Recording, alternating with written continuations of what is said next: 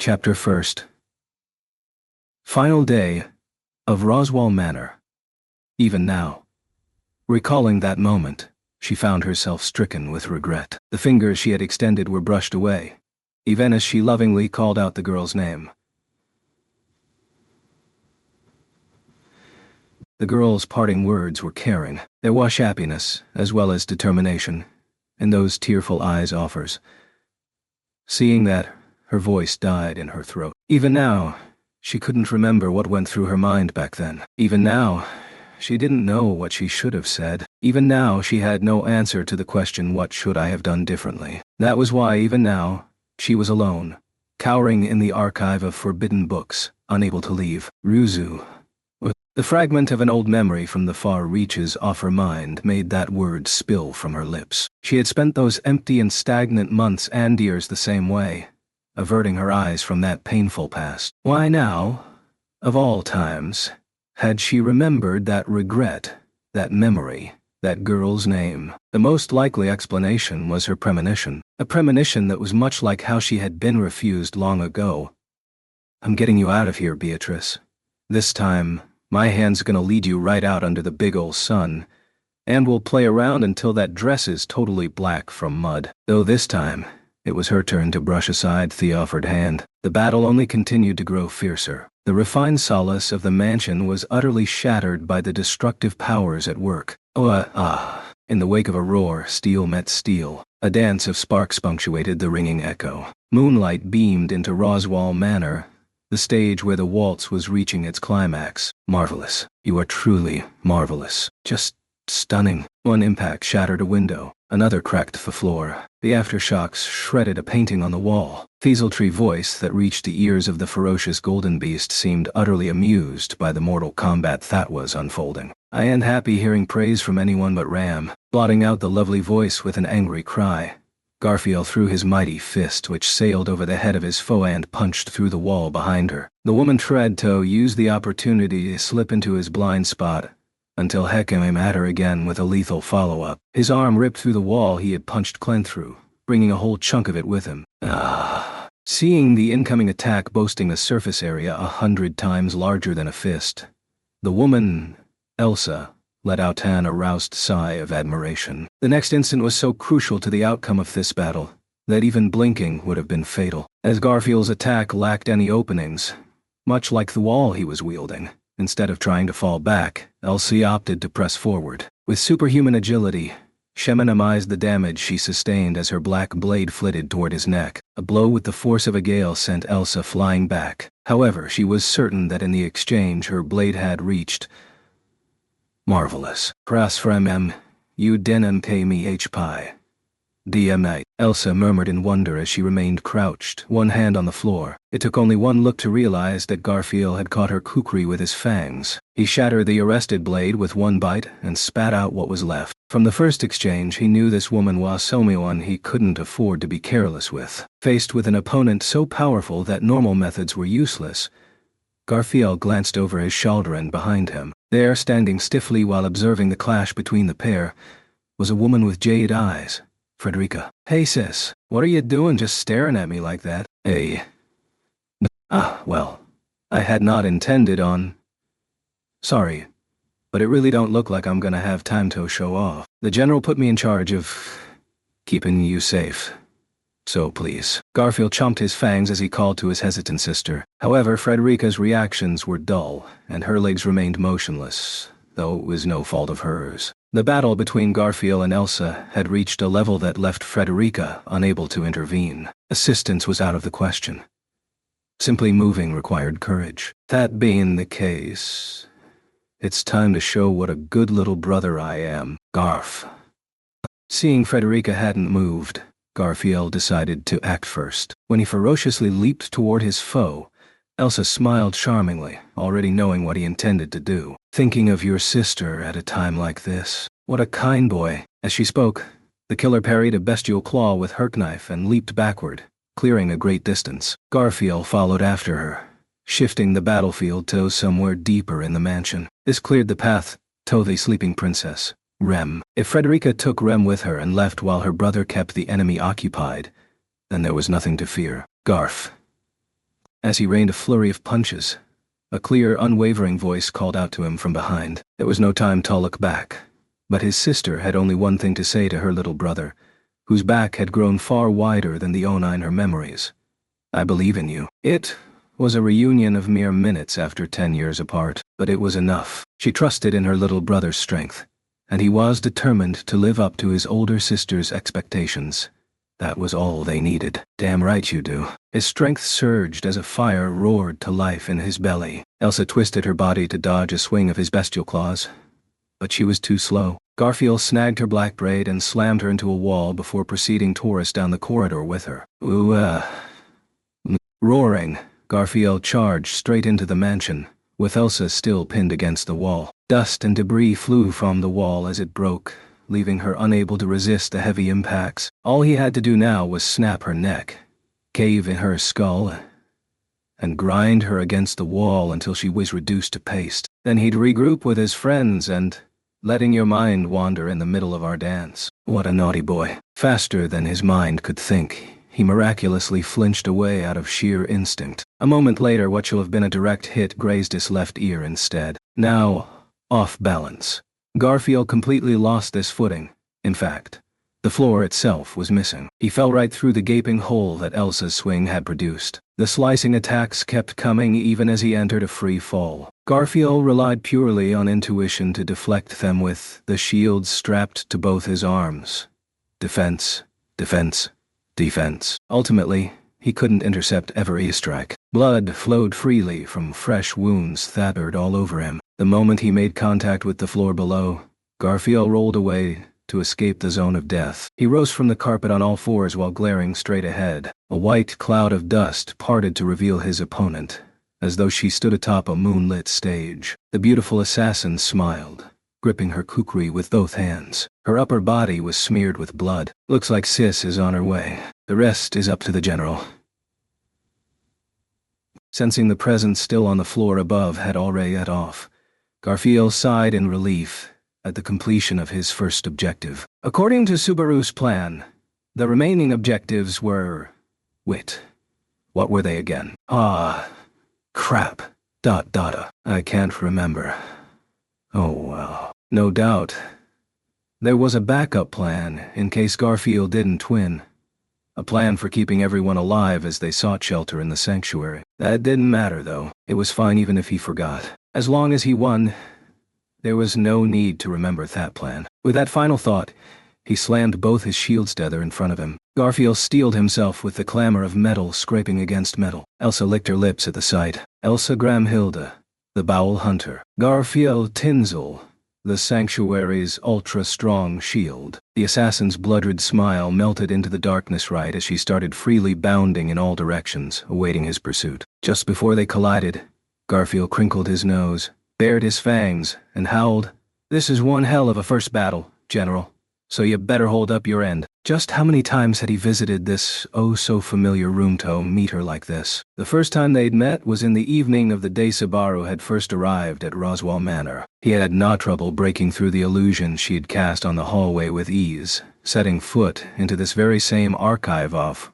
forbidden books. There was little doubt that both of them had made the worst impressions imaginable during their first encounter. After she robbed his still recovering body of mana, Subaru went down without even putting up a fight. Burning with the need for revenge, he later went on to prod and annoy her at every opportunity, continuously interfering with her alone time. He spent 2 months at Roswell Manor like this. During that time, Subaru and the girl, Beatrice, argued and fought on numerous occasions, getting along rather childishly. When they saw each other, a commotion was bound to occur. Yet, curiously, their likes and tastes matched in the strangest and most unexpected of ways. Why?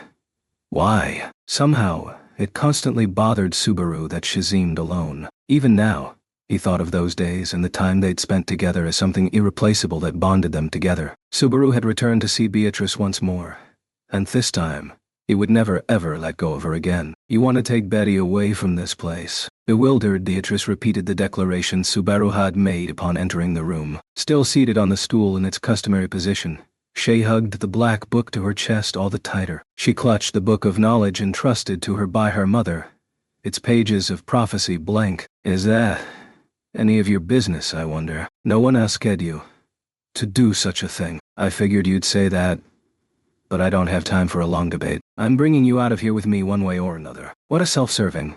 Would you leave this instant, I wonder? Leave and have a good cry on that girl's lap. You're trying to start a fight. You keep that up, and it's gonna be war. Subaru's lips trembled in shame as she brought up memories of him making a fool of himself. If anything, Amelia's lap pillows were an enormous blessing. But Heck couldn't rely on her at the moment. Amelia was currently giving her all in the sanctuary. It was Subaru's job to do the same at the mansion. Anyway, there's no time for chit-chat. You know what's going on outside, don't you? I understand there are intruders in the mansion. I suppose. Still, why should Betty get involved in this dispute? Anyone who wishes to scuffle in the dirt should do as they please. Unfortunately, the situation isn't friendly enough to be called a scuffle. I left the fight against tough enemy number 1 to a promising newcomer, but he's too much of a softy. Shaking his head at Beatrice's words, Subaru racked his brain as he mulled over how their allies had been deployed throughout the estate. The greatest asset they had, Garfield, was almost certainly already engaging the main threat, Elsa. Both possessed superhuman strength, so they could be considered evenly matched. Or at least, Subaru hoped so. He couldn't be certain.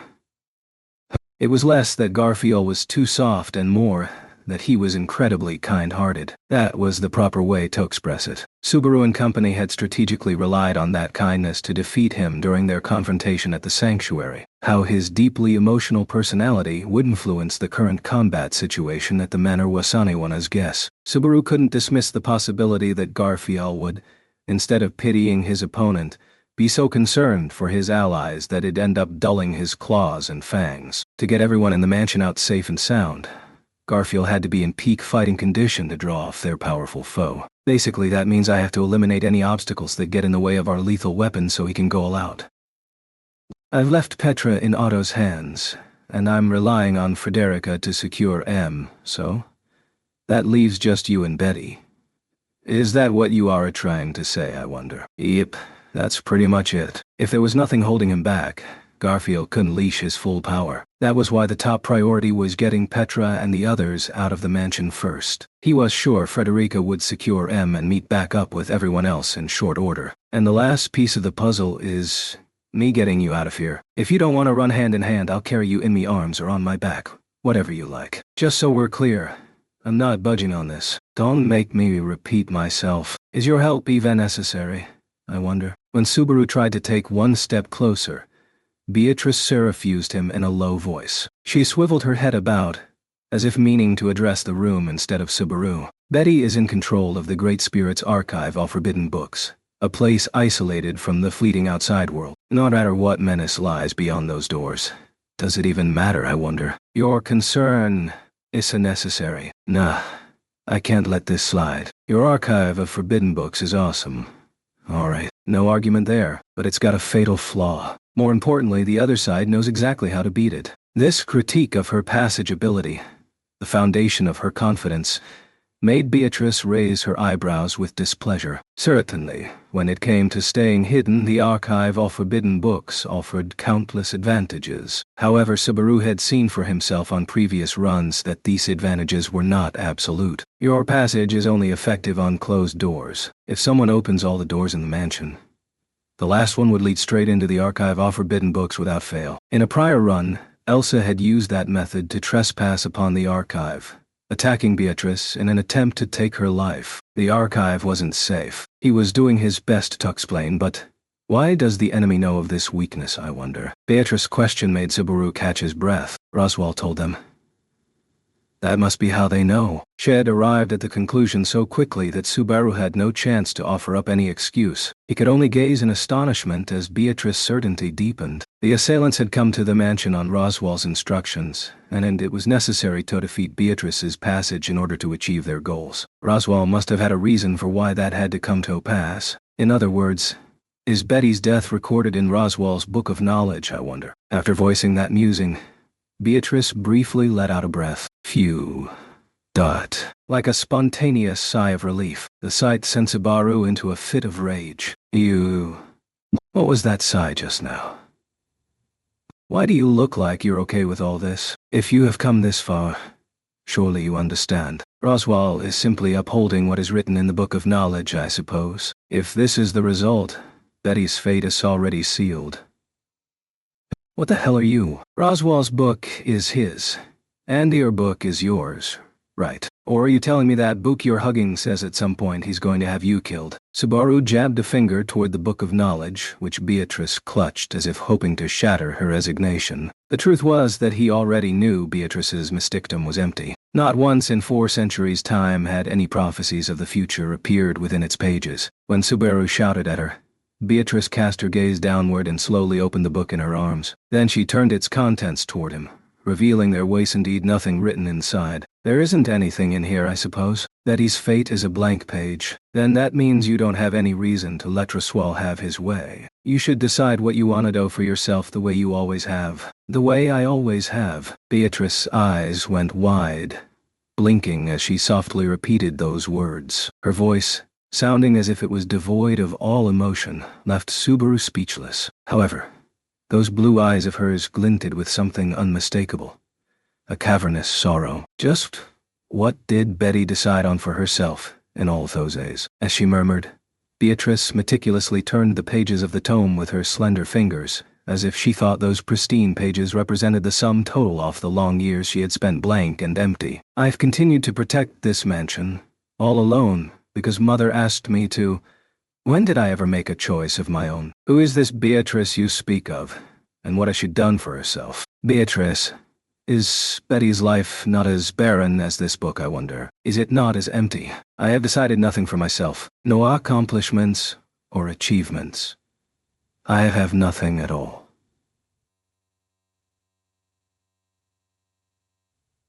Softly, she closed the Book of Knowledge. Beatrice slowly stroked the front cover of the tome that bore no title. She caressed it gently, enviously. Then she quietly spoke again. Truly, it would have been better if Betty were simply a book, unable to indulge in even fleeting fantasy.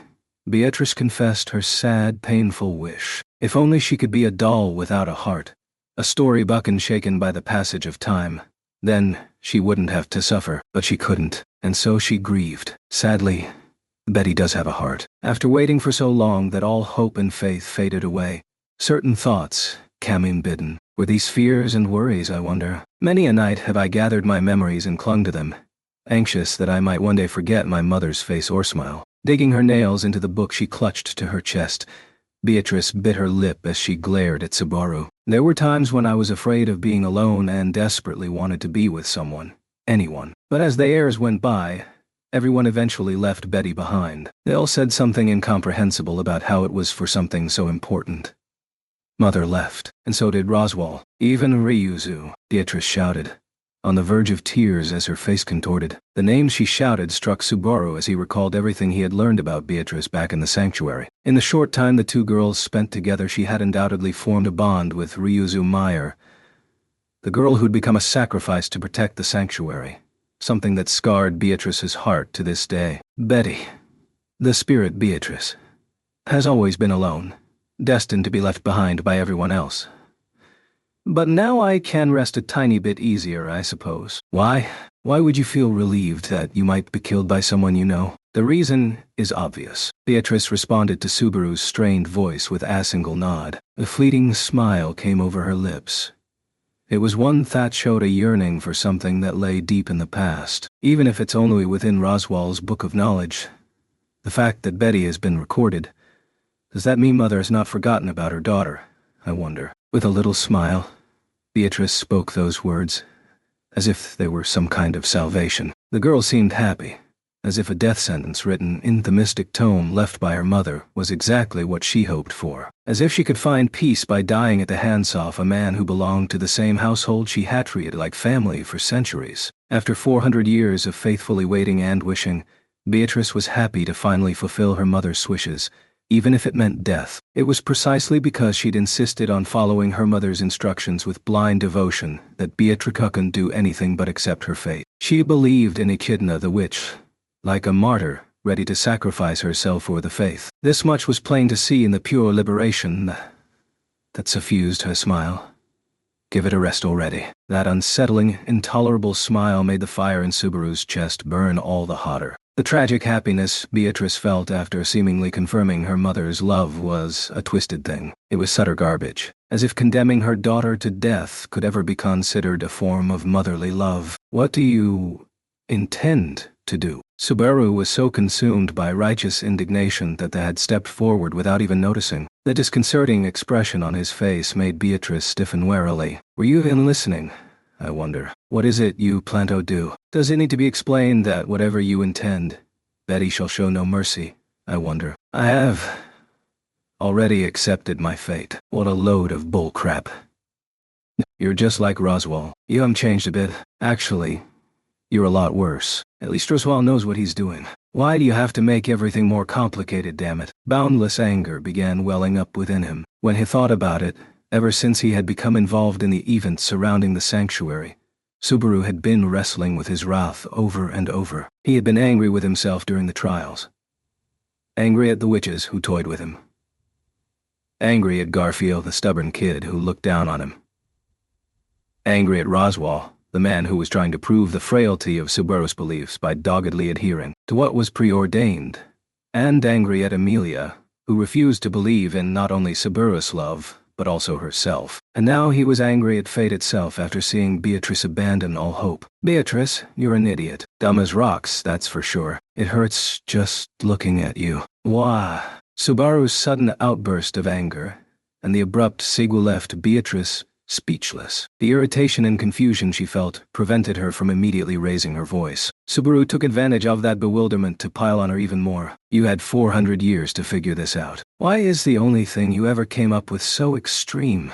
Why do I think of only one plan? There are so many other things you could have done, damn it. Oh, of course.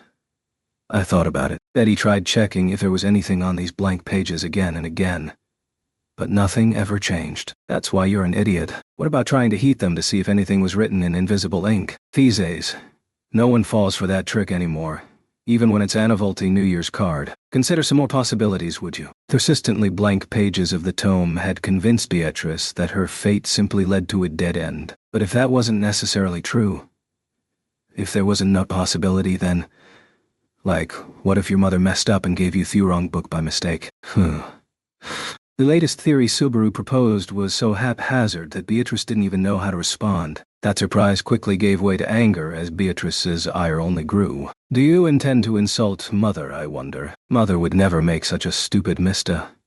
Can you say for sure it absolutely couldn't happen? You don't have even the slightest doubt. Are you so certain the only possible explanation is that your mother deliberately handed her own daughter a book with nothing but blank pages? Subaru used fallacies and questionable logic to massage it and obfuscate the truth. It was still a mystery to him what Echidna's true intentions had been when she gave Beatrice the Book of Knowledge. He wouldn't put it past the foul witch to trust someone with it just to mess with their head. But after hearing about the past of the sanctuary from Ryuzu, he felt like the Echidna in that tale was different than the twisted person he met. The truth continued to elude him. That said, the truth wasn't important here. What he needed to do now was knock down the walls surrounding Beatrice's heart and say the magic words that would pull her toward him. Why would you put it that way? Overwhelmed by Subaru's force of will, Beatrice's voice wavered, her eyes losing focus. She firmly believed in her mother. The mother she loved and respected would never try to ensnare her on purpose. And yet, Beatrice stubbornly shook her head. When she weighed blind faith against love and respect, she chose blind faith. It was as if she wanted to continue clinging to her mother's words, which she never once doubted over the course of 400 years. Mother surely would never make such a mistake. Is that not obvious?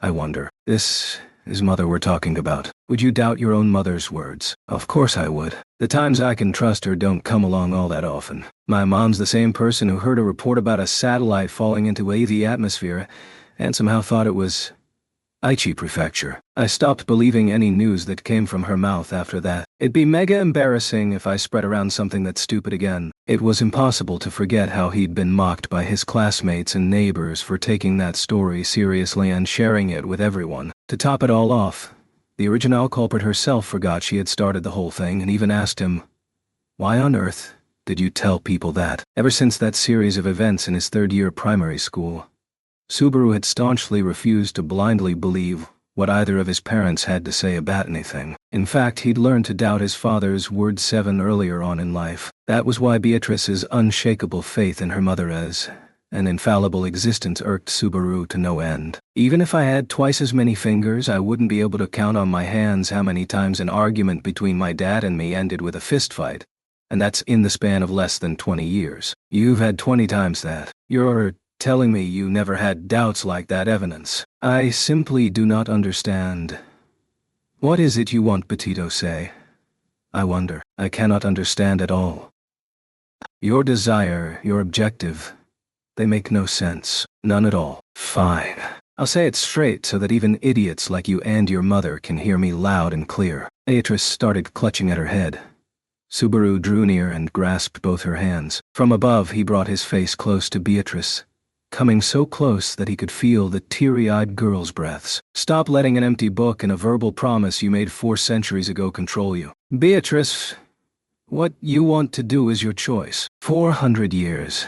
Isn't that more than enough time to justify at least one rebellious phase? Because she loved her mother, Beatrice had stayed bound by loneliness and emptiness. Perhaps Echidna considered even her own daughter's mental anguish to be an exquisite delicacy. But what was left of a person's heart when they'd forgotten what it was like to want to cry? Or even how? It made Subaru want to hurl from the bottom of his heart. With both her hands still in his grasp as she sat atop the stool, Beatrice averted her face from Subaru. Considering the height of the stool, her eyes were roughly at the same height as Subaru's. Beatrice cast her gaze downward, her lips trembling as she looked at the book on her lap. No matter what you say, a pact is a pact. And a pact is absolute. That's why. Big talk from a girl looking for a loophole in that Sam pact, ready to go straight to her death so long as that pact isn't broken in the process. Beatrice shied away from his piercing stare until Hiskament made her eyes shoot wide. It seemed he had hit the mark. After having her inner thoughts laid out so plainly, a shudder ran through her as she began to tear up. That was only natural. Subaru had heard those exactlaments straight from Beatrice's own mouth once before. Now, across time and space, he'd make up for how helpless he felt and for everything he had been unable to convey. What you're saying is all messed up, Beatrice. Haven't you noticed the inconsistencies? There's no way you haven't. You got a good head on your shoulders. Would you just be silent, I wonder? No, I won't. You want to stop upholding the pact? That'd be fine by me. You're the one who hates keeping your promise so much that you literally want to die. No one would blame you for wanting to break it. I would blame myself. Why can you not seem to understand this? You're the one who doesn't understand. If keeping that promise you made means dying, you should just break Thepramis and live. That's what I'd do. Is it so weird I'd make that choice? Beatrice, who continued obsessing over the pact, looked at Subaru like he were some kind of monster beyond all comprehension. Subaru found it pretty baffling to be perceived that way. Of course, he knew keeping your word was important. He'd been scolded by Amelia more than once for breaking his promises, and he'd learned that the hard way after enduring quite a few painful experiences. That's why even someone like him had taken to heart how important it was to not go back on a promise. Despite that, Subaru didn't feel any reluctance whatsoever in telling Beatrice to break hers. He'd already explained his reasoning. It didn't even merit a second thought. How can you be so impudent and devious, I wonder? I know I'm the brazen sort, and I've reflected on how that's gotten me into trouble before. Still, I'll never budge in the important stuff. Subaru's answer would not change. From the beginning, the issue at hand was Beatrice's heart. She could not conceal her shock and confusion as he told her to ignore her pact. That much was expected. In this world, pacts bore enormous weight to the beings known as spirits. He was in love with a spirit mage himself, so Subaru was well aware of the gravity of the situation. He understood completely. And even so, Subaru told Beatrice to prioritize herself over the pact. If you were the one I've been waiting for, then maybe. As Subaru continued to stand close by, Beatrice gazed at him, slowly shaking her head side to side. A single duty had remained entwined around Beatrice Shard, chaining her down for 400 years even as the blank pages of her mother's keepsake whittled her heart away. This mission of hers was the greatest reason she had not relinquished the pact despite all her suffering. If she only completed this duty, Beatrice could finally be free. Accordingly, Beatrice peered into Subaru's black eyes, Asif clinging to them, as if giving her heart to them. Would you... As if out of breath, she exhaled slowly, seemingly trying to forgive herself.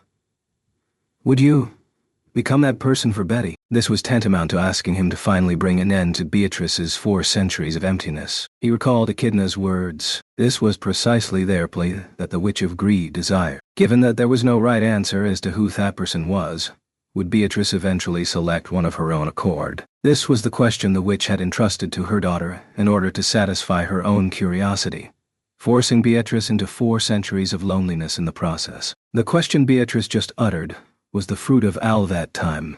The end result, after 400 excruciating years. Beatrice swallowed, awaiting his reply. Gazing straight back into the girl's eyes, Subaru answered loud and clear. You really are an idiot. There's no way in hell that I'd be this stupid person, or whatever you've been waiting for. Subaru slammed into the wall, swooning in agony as it crumpled from the impact. After he hit his side hard on a column in the hallway, he raised a soundless cry as he writhed around on the floor.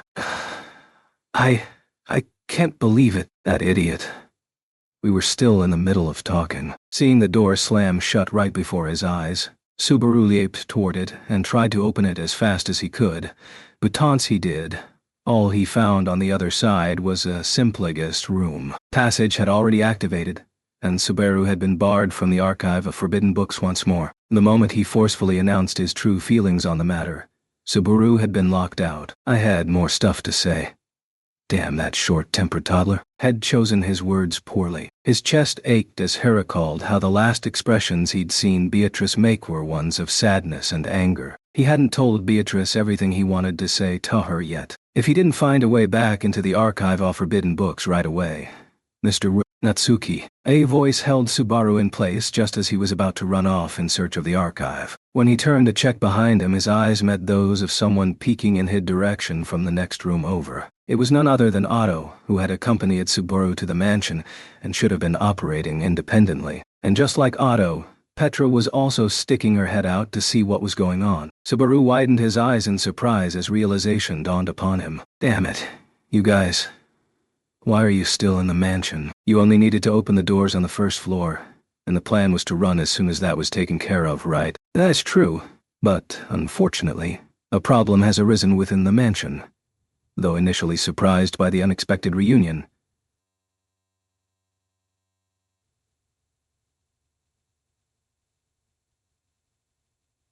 Subaru's face went pale when Otto mentioned some trouble was afoot. Securing an escape route out of the mansion and using Ito elude the enemy was the crux of their plan. Accordingly, Subaru had entrusted that duty to Otto. If he couldn't do it, no one could. If even Otto had deemed it too difficult, then there was no choice but to accept it was an impossible task. What happened? The short version, please. This is the work of the Beastmaster you spoke of, I presume. The interior of the mansion is already filled with demon beasts. That must mean Meili's here, huh? But she already should have been accounted for. Otto's hushed report left deep creases in Subaru's brow. The 2 assailants, Elsa the Bowel Hunter and Meili the Beastmaster, were basically sisters of slaughter. The danger Elsa posed was painfully obvious, but Meili's command over demon beasts was something that could not be taken lightly if they wanted to make it out of this encounter in one piece. So of course, he'd readied a countermeasure. But there are demon beasts the repel stones don't work on at all. Even in the darkness he could tell Petra's face was red as she shouted and beat Subaru's question to the punch. The girl was gripping a glowing blue crystal, a phosphorescent stone for warding off demon beasts. This was what Subaru and the others had prepared to neutralize the Beastmaster. Wait. Seriously? I was sure that if we had these demon beast repel stones, they'd keep them away like during Thiragaram incident.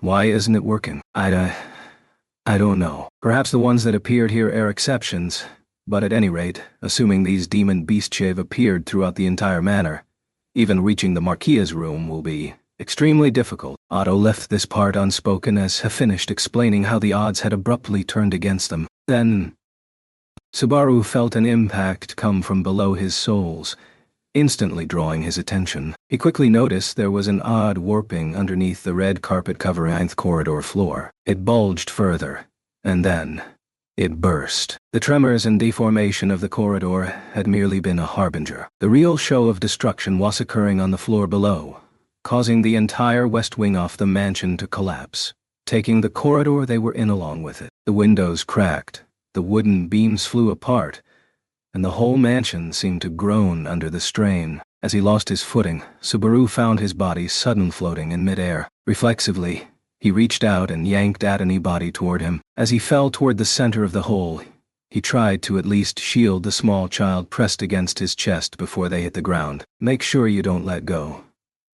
When that thunderous voice rang in his eardrums amid all the destruction, Subaru did everything he could to obey. A moment later, he felt his body being pulled by the scruff off his neck. Then he was unceremoniously tossed to the ground, which made for an admittedly much softer landing. He felt his cheek brushing up against grass. When Subaru looked around, he saw he had rolled onto the green, open yard outside the mansion. Now, that was Miss Frederica. When Subaru shook his head and looked up, Petralia ebbed out of his arms. Her gaze was focused on someone whose blonde hair was beautifully flapping in the wind. It was none other than Frederica herself. Petra's eyes glimmered as the older maid elegantly brushed the young girl's hair back and gently wiped the grime off her cheek. Even if this is an emergency, please forgive my impropriety. Frederica Baumann has returned. Frederica. Overcome with emotion, Petra threw herself toward Frederica, who smiled as she gently caught her adorable junior and held the girl close to her chest. Consequently, Otto, who Frederica had been supporting on her right side, was unceremoniously dumped onto the grass. Ow. No. Wait a minute. I'm grateful you saved my life. But what is this rough handling? I am very sorry, Master Otto. He was simply higher on my list of priorities. Women and children. The elderly, men, and then Otto who. Have I been exiled from even the ranks of men? Setting Otto's complaints aside, their group quickly confirmed they were all unharmed. Thanks to Frederica, everyone present had emerged from the manor safely. This was not limited to Subaru, Otto, and Petra, either. Master Subaru, I have brought her here with me, as requested. Still holding Petra, Frederica turned around to show Subaru what she meant. There, firmly secured to her back with bedsheets, was a sleeping girl. Rem. Instantly, Subaru's breath caught in his throat, but that initial stiffness almost immediately gave way. Torleaf. You did. Thank you. For getting her out safe and sound. I mean it. It was the natural thing to do. More importantly, we have a pressing problem to deal with. Subaru brushed a finger against Rem's cheek as she continued to sleep. While he did that, he looked intently at Frederica to convey his thanks. Then he followed her gazebo the west wing of the mansion, which was spectacularly wrecked. The sheer extent of the damage made it seem like Agent Truck had crashed right into the building. To be fair, that metaphor wasn't that much of an exaggeration. The only difference was that instead of a truck... What is that? Otto stood up and brushed off his knees as he posed the question. It was something everyone present wondered, with the exception of the sleeping IM. If Subaru had to, I guess, it looks like a really huge hippo to me. The creature they were staring at was enormous. Color and texture of its hide resembled a boulder, and the 4 limbs it boasted seemed as thick and stout as millstones. It had a dreadful, vile face, red eyes that brimmed with hostility, and a broken horn perched on the tip of its nose. Moreover, this demon beast had a tiny figure riding on its back. That's amazing. I'm kinda shocked our attack just now didn't take anybody out. Straddling the back of the enormous demon beast, the little girl waved her legs all about as she addressed them with an amused voice. The cruel, innocent ring to her words was familiar to Subaru, and to Petra as well. She was clad in black clothing, while her deep blue hair was tied up in a braid. Miley. Oh. None of you folks seems to be all that surprised. I'm just a little disappointed. When Subaru shouted her name, Miley drew her lips back, unhappy that she'd failed to surprise them with what was supposed to be her big reveal. Unfortunately, Subaru and company had no reason to humor her. You busting up the mansion like this is a way bigger deal. The hell you think you're doing? Well, I couldn't find the maids who were our target. So, he had Rock Piggy Kitchen. And thanks to that I ended up finding all of you, right? Miley touched a finger to her cheek, showing not a single shred of guilt as she sized up her prey. While it certainly had been the fastest way to draw them out, They would have all been annihilated if Frederica had not been there. But you really surprised me. I mean, this job should have been easy. Now everything's behind schedule. That's so. If you're off schedule, you should report Toyar Superior and await further instructions. If you use your own on-site judgment, there's no telling what huge and terrible problems might happen. Tee-hee-hee. Nope. You can't trick me. Despite the alien encounter and being cornered by demon beasts, Subaru carried on an exceedingly normal-sounding exchange with Miley. Compared with Elsa, Miley was an improvement. She didn't take potshots at his innards mid-conversation. But unsurprisingly, she was similarly immune to his attempts at persuasion. Even as they shared what seemed like a friendly chat, he could sense demon beasts gradually closing in on the yard. The group had successfully gotten out of the building, but it'd be a mistake to call it an escape. It had not changed the fact that they were surrounded by demon beasts. If anything, their situation seemed far more precarious than before. I feel sorry for Elsa, but I'm going to take all the mates for myself. No need to worry. I'll be gentle to Petra. We're friends after all. Yay, I'm so happy. If we're friends, that means you'll let us go, right? Tee-hee-hee. Of course we're friends. That's why we'll get along until the very end. Right. Subaru. Sorry. But I tried my best, and it still didn't work.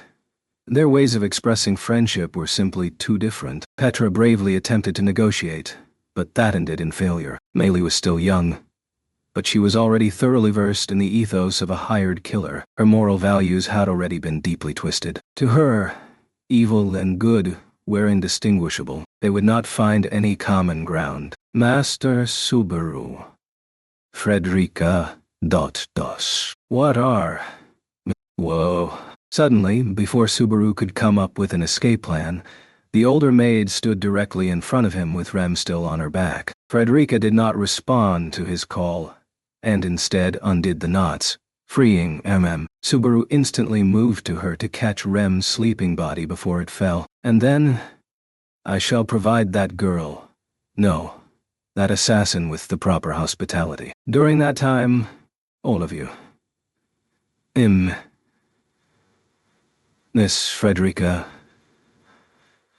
You mustn't. Petra clung to Frederica, who had boldly declared she would act as a rear guard for the party. Subaru had simply gone silent. Frederica gently turned her gaze toward the young maid, who refused to let go of her waist. Stop, Miss Frederica. This is exactly the same as before.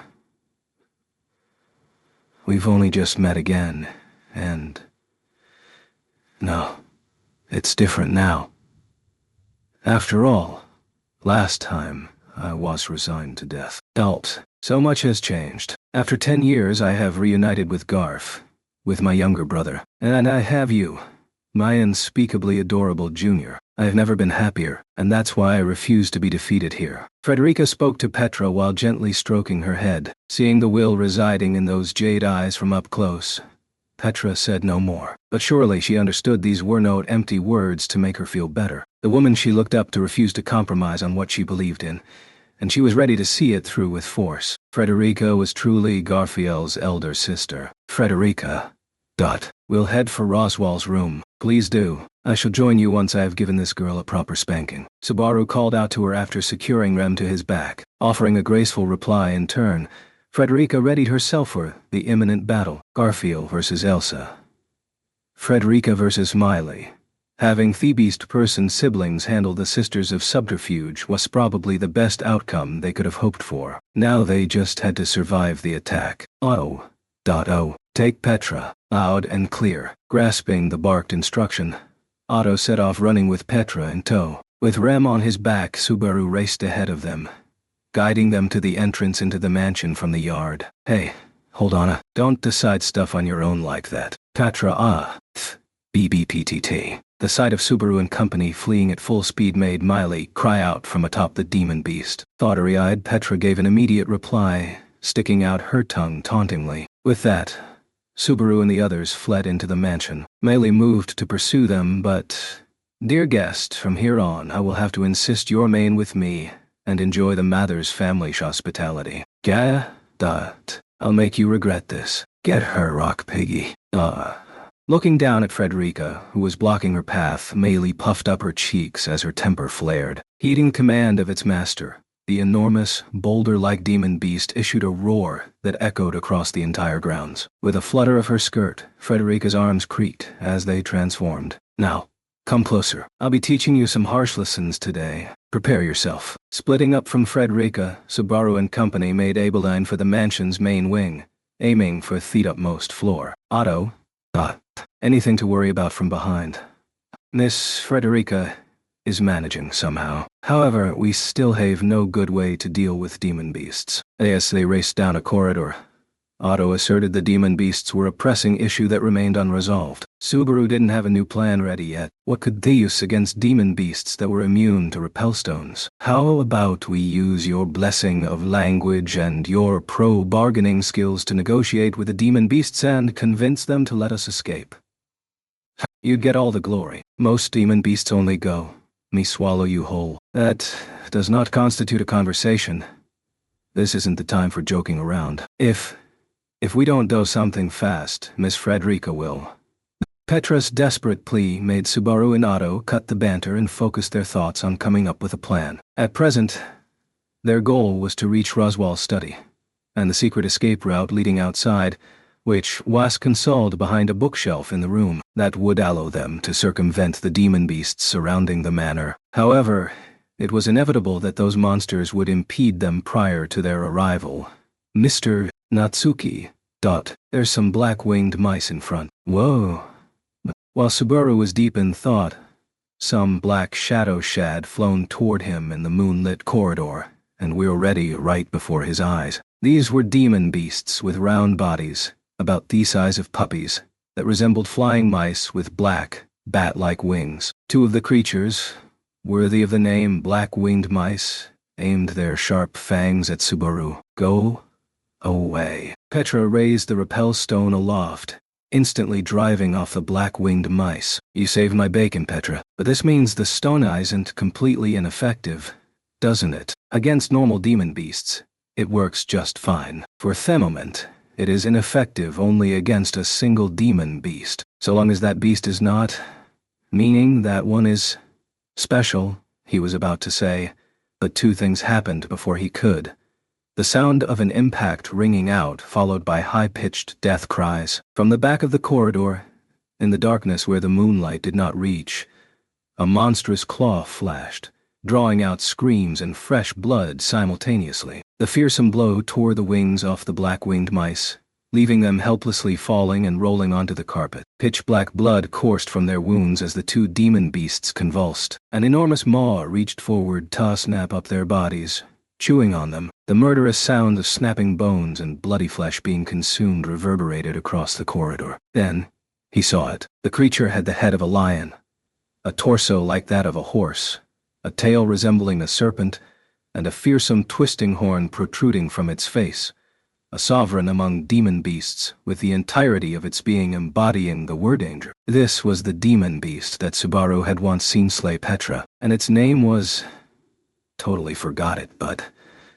So we meet again, you shitty demon beast. As if responding to Subaru venting his rage, the black demon beast raised a roar that seemed to shake the entire mansion, bathed in a sense of awe like being buffeted in blast winds. Subaru adjusted Rem upon his back and clenched his teeth. Otto. Give that bastard a taste of the repel stow. No, it won't work, Subaru. That demon beast is a... Petra shook her head side to side, her face pale as she pleaded with Subaru. Her words brought him to a sudden realization. He'd already guessed what Otto was about to shout. Guilty row. The repel stone will not work on it. The beast is our worst enemy right now. Instantly, the demon beast, the guilty row, lowered its body, aimed itself toward the group, and charged. Its claws rent the carpet. Its roar made the very foundations tremble. With a snarling battle cry, it came barreling toward them. With this, 3 battles had erupted simultaneously. The Battle of Roswell Manor had begun. Chapter 2. Happiness reflected upon the water surface. Leah. Tom pursuing the water surface. Leah, duh. Don't wobble your head like that and sit still, would you? Before she opened her eyes, the first thing she heard was a soft, lovely voice. Slowly, as if guided by the voice, her consciousness floated to the surface. Her vision was hazy. In the span of several blinks, she realized she was sitting in a chair. And this was her own house. It was their house, built from the hollow of a great tree in the forest. She was sitting in her own chair in the living room. Goodness, how long are you going to be such a spoiled little child? You're really incorrigible, you know. From so close that she could feel her breath, she heard a voice so gentle it seemed to embrace her. It caused such a stirring in her chest that the girl, Amelia, hurriedly looked over. She immediately spotted a woman with short silver hair, a foul look in her eyes, and who, to Amelia, was the ideal woman. Mom, you turned so quickly it surprised me.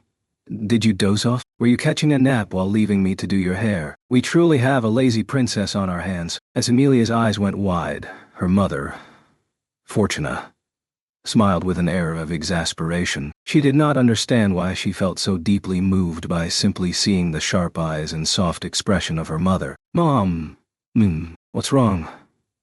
If something happened, you can tell me anything. You're really dressed up today, huh, Mom? It's really cute. Is that all? And here I was getting worried only for you to tease me. With just a hint of a blush, Fortuna flicked Amelia's forehead with a finger. Putting a hand on her forehead, Amelia went and grinned. Amelia was always proud of her mother, but she thought Fortuna looked especially beautiful that day. This was because she was actually wearing a skirt for once instead of her usual easy-to-move-in attire. Though her clothes had minimal adornment, the color matched fresh-looking outfit suited Fortuna very well. Oh, look at you. Even though you have such a cute face, it's quite a mess today. You really do seem like you're still half asleep. I thought I sent you to wash your hair at the watering hole earlier. Did you just have a drink and come back? Mom's making fun of me again. There isn't even the tiniest smidgen of carelessness in my whole body. Everyone else always says that I'm really well behaved, too. Even though you still use such ridiculous phrases, I'm really worried other people are filling your head with silly ideas. I better have a little chat with Archie after this. The way she pressed her lips together seemed to indicate dissatisfaction, but the way Fortuna pressed a palm against her forehead clashed with that image. Her mother proceeded to move in front of the sullen Amelia and dress him, doing her hair once more. She had long hair, silver just like Fortuna's. Her mother braided it up with practiced ease like she used magic. Okay, now it's all nice and beautiful. Go look in the mirror. Thanks, Mom. The mirror. When Fortuna patted her on the shoulder, Amelia stood up with a big grin to do as she was told. The little girl proceeded to turn toward the full-length mirror, but then she stopped. Amelia, Fortuna called out to her daughter with a questioning voice, but Amelia did not reply. For some reason she could not approach the full-length mirror. Even she did not know the reason why. Her legs were cramped. As Amelia stewed in melancholy, salvation came to her from a different direction. She heard the sound of someone knocking on the door to their home. Lifting her head with a gasp, Amelia went, aghast, and whirled around, her legs hastily taking her in that direction. And then, "Good morning to you, Lady Amelia. I am overjoyed that you came to greet me." When she opened the door in a fair bit of a hurry, Amelia's breath caught as the tall visitor on the other side greeted her. The man, with green hair and soft features, smiled at her. Seeing the tranquil benevolence residing in this individual's eyes, Amelia could not help but break into a broad smile. "Juice. Gee, good morning to you." "Yes, it has been some time, Lady Amelia. I hope you will treat me kindly today." Today. Hearing words of greeting from the visiting man, Juice, made Amelia tilt her head in confusion. That curious reaction elicited an "oh my" from Juice, who raised a curious eyebrow. "Are you not aware? I had thought we had sent word beforehand." "Juice, don't take her seriously. Leah's just being a sleepyhead this morning." "Grr, I can't believe Mom's still saying stuff like that." Fortuna's exasperated voice made Amelia look over. Other words caught in her throat. Fortuna was not dressed like normal, and she was holding a basket clearly meant for going out and about. Amelia could faintly smell herb-grilled meat sandwiched between cuts of her mother's handmade bread. In other words, "Ah, we're going to the lake. Why, This girl looks like she only just remembered even though she's the one who asked to go. Did I really? Maybe I did ask. If that's true, then I just get to be twice as happy. When she thought back on it, she felt like she had made a request just like that, and having forgotten it, the instant she remembered made her feel like she'd gotten to enjoy it 2 times over. Juice, what do you think of her? It is rather in character for Lady Amelia, I believe. She specializes in doubling her happiness. Perhaps we have a thing or two to learn from her. You spoiling her irresponsibly puts me in a bind, though. Goodness. It must be sister's blood in her. Fortuna sighed as she touched a hand to her forehead. Then, when she noticed Juice training his gaze firmly upon her, she gave him a sharp look as if asking, "What?" No, it would be better not to worsen your mood. We've known each other long enough. There's nothing you can say that will shake me now, Juice. Then I shall speak the words. Lady Fortuna, your clothing choices this day are dazzling. I find myself rather enchanted by the sight of you. When Juice spoke his mind with a guileless look on his face, Fortuna stiffened for a brief moment.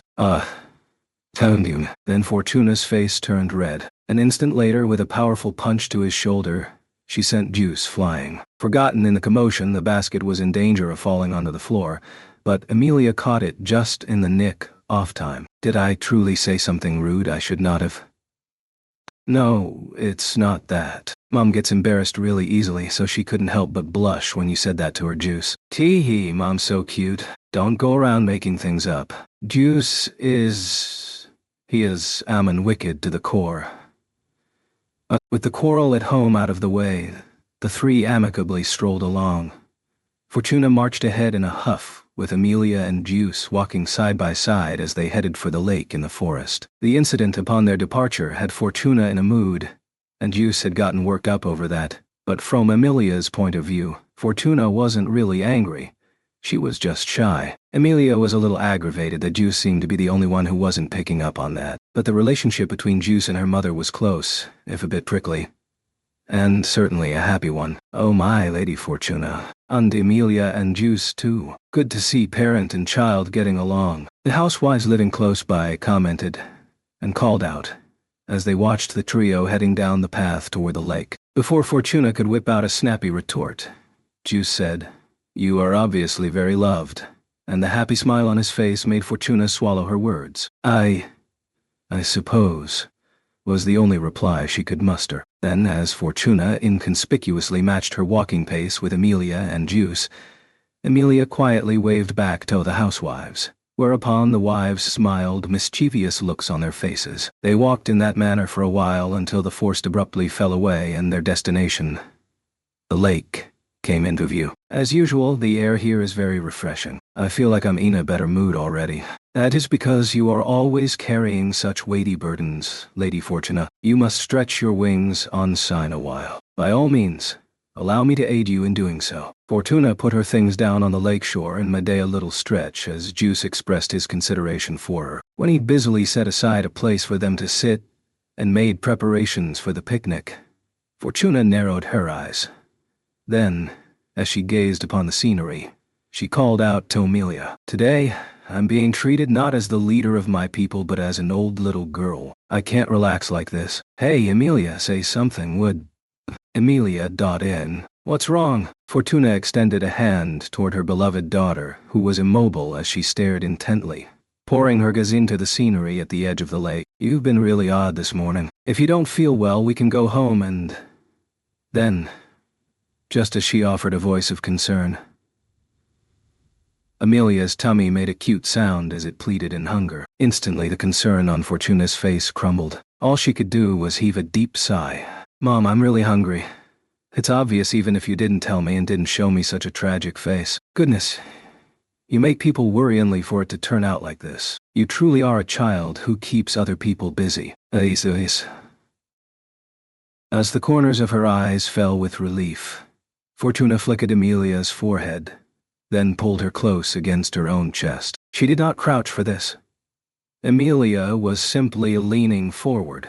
They were, after all, roughly the same height. The two of you always get along so well. Watching it up close is truly enough to put a smile on my face. Want to join in, Juice? Don't say stupid things. Juice, Go ahead and open the basket. It's a little early, but we shall have our meal, for our princess demands it." With that declaration, Fortuna kept holding Amelia close. They walked over to join Juice. The basket's contents were spread atop a flat, grassy spot. Her mother was good at cooking over a fire, and this was her specialty. Food grilled with herbs was one of Amelia's favorites, as well as, "I am always humbled that you would share this with me."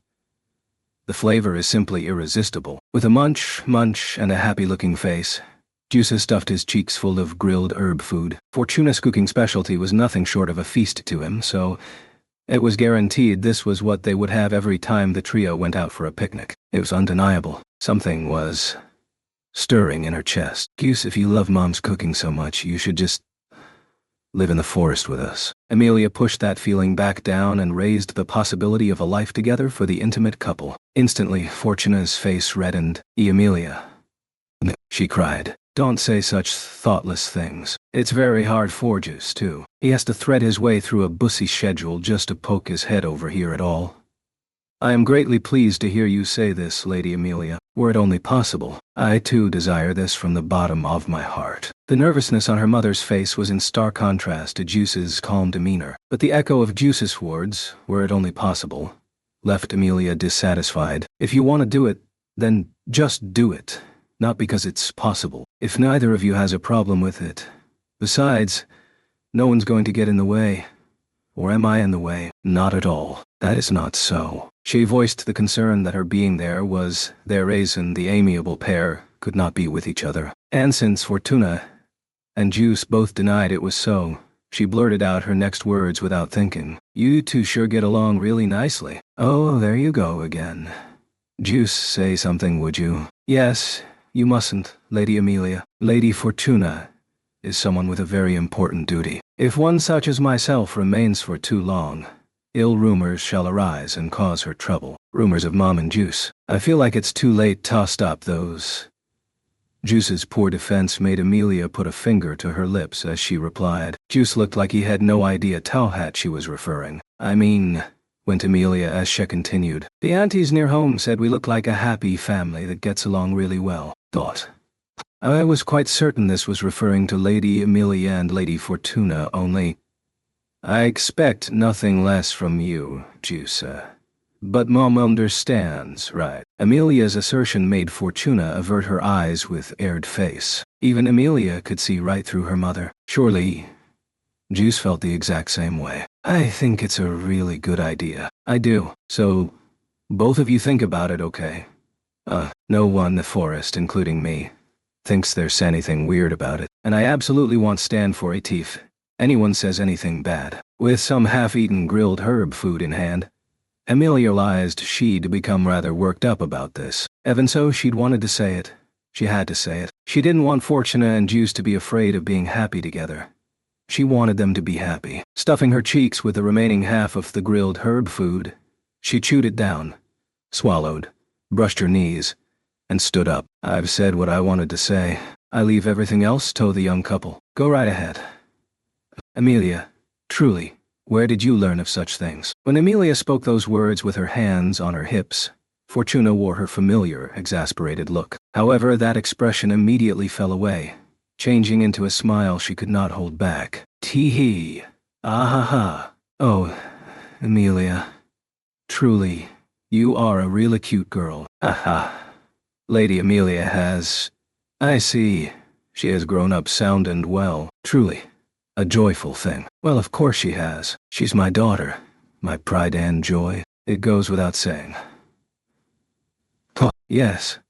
So I see." Watching the two laughing and looking at each other's smiling faces filled Amelia's chest with a palpable sense of warmth. From the bottom of her heart she wanted to gazette the scene for a long time, immersing herself in it, probably because there was no greater happiness than this. "Amelia." When Fortuna suddenly called out to her, Amelia hurriedly covered her face with her hands. She belatedly realized she'd spontaneously broken into tears. "Hey," came her voice as she desperately tried to hold them back. "I might have gotten a speck of dust in my eye. A really big speck of dust. That big. Are you alright?" "I'm fine. I'm in completely tip-top shape. As much as that rock over there. That enormous boulder. Are you truly alright?" I said I'm fine. Responding to the concerned pair, Emilia rubbed her eyes as she turned to face the lake. I'm going to wash my eyes out a bit. After, I think I'll go around the lake once. Make sure you don't drop your eyeballs by mistake. They're such a pretty color. Pretty violet eyes, just like brothers. Well, Mom's eyes are just as pretty. Perhaps Fortuna never considered that, for Emilia's reply took her completely by surprise. Seeing that the unusual side of hers made Juice laugh, Emilia laughed as well. She kept laughing as she advanced toward the lake. Then she glanced back, looking at Fortuna and Juice. Get along nicely and wait, okay?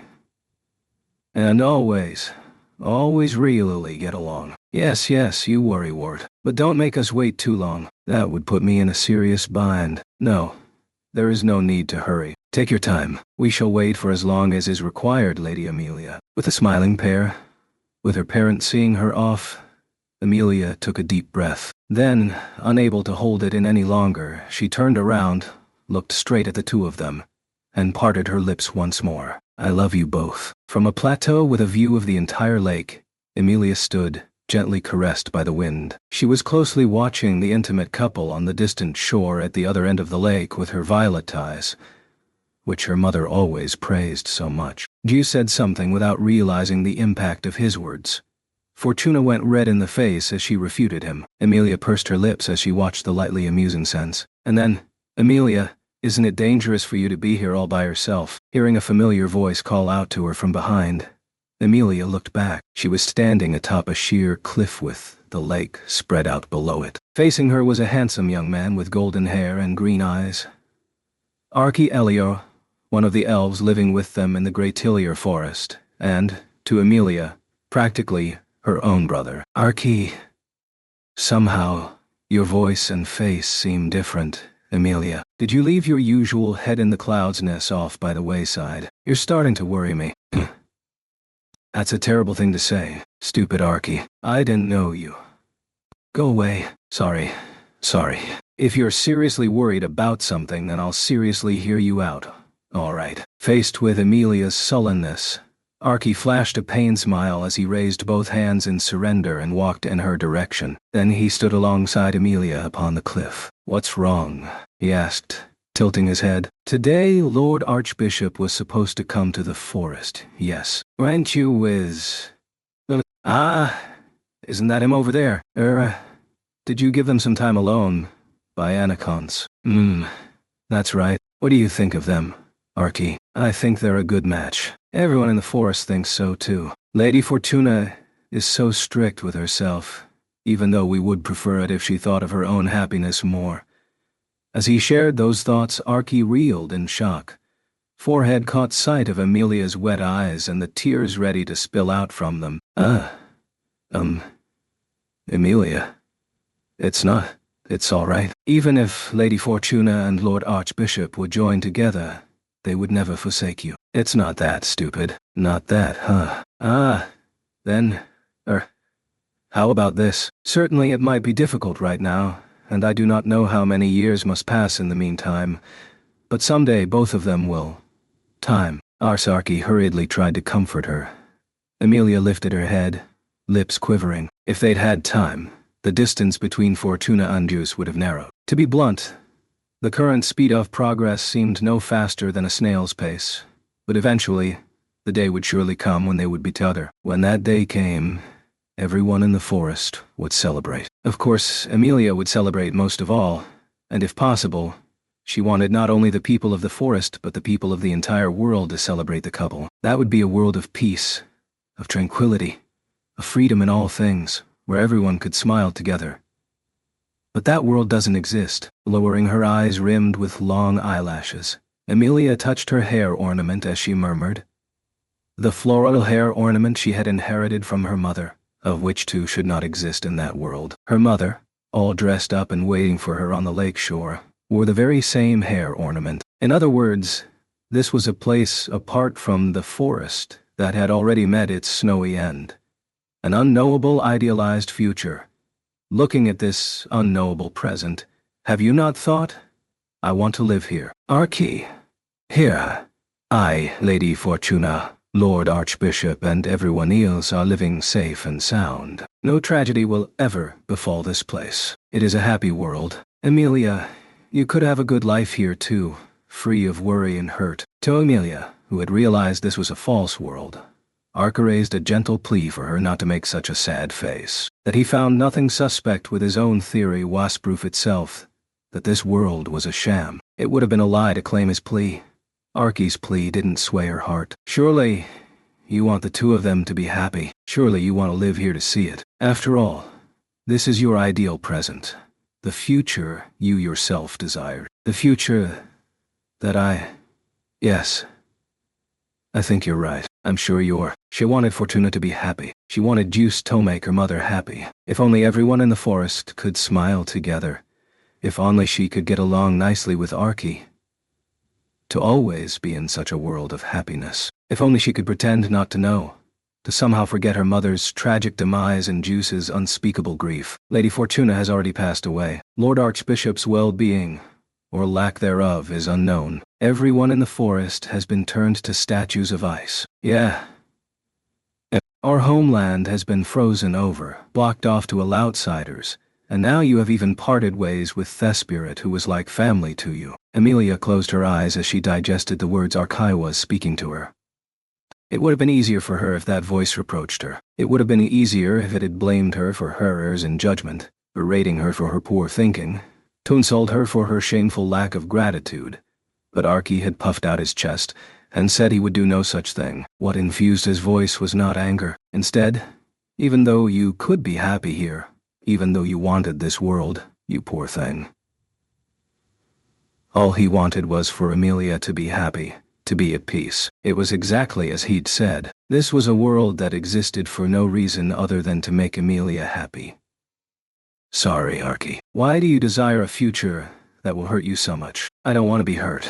I'm searching for a future where I don't have to be hurt, where I don't have to run, hide, or push things away, where I can hold hands with others. And the wounds you suffer, the pain, what you have lost will never return. Will you search for such a thing even so? Even Emilia had thought of what it would be like to have no one think of her as detestable. Many times over, she'd wanted to cast all the pain and suffering by the wayside. The earnestness in Archie's words gently and deeply touched upon scars that covered Emilia's weak heart. I want people to think I look cool. Emilia dot. Doubt crept into his voice. Archie seemed like he did not believe his own ears. Emilia lifted her head, staring straight at her kin, at Theman, who was practically a brother to her, and spoke with the determination she felt. I want to be like Mom, who I look up to so much. I want to be gentle and strong, like Juice. I want to be like Granny Tance and the others, who were never mean to me even once. I want to be like Archie, who smiled to the very, very end so that I wouldn't get scared. I want to be like Puck, who kept protecting me so I wouldn't be alone. I want to be like Ram, who wants to work harder than anyone else for the person she holds dearest. I want to be like Otto, doing his utmost for the sake of his friend. I want to be like Garfield, who refuses to speak one timid word or complaint. Emilia. And I want to be like Subaru, who suffers and gets all beat up, who's always reckless, who told me he loves me. Emilia was weak and pathetic and always failing. But even so, she wanted to do everything she could for the people she wanted to be with. For the people inside and outside the forest. For those who once walked alongside her and for those who would stand by her from now on. I want those people to think I look cool.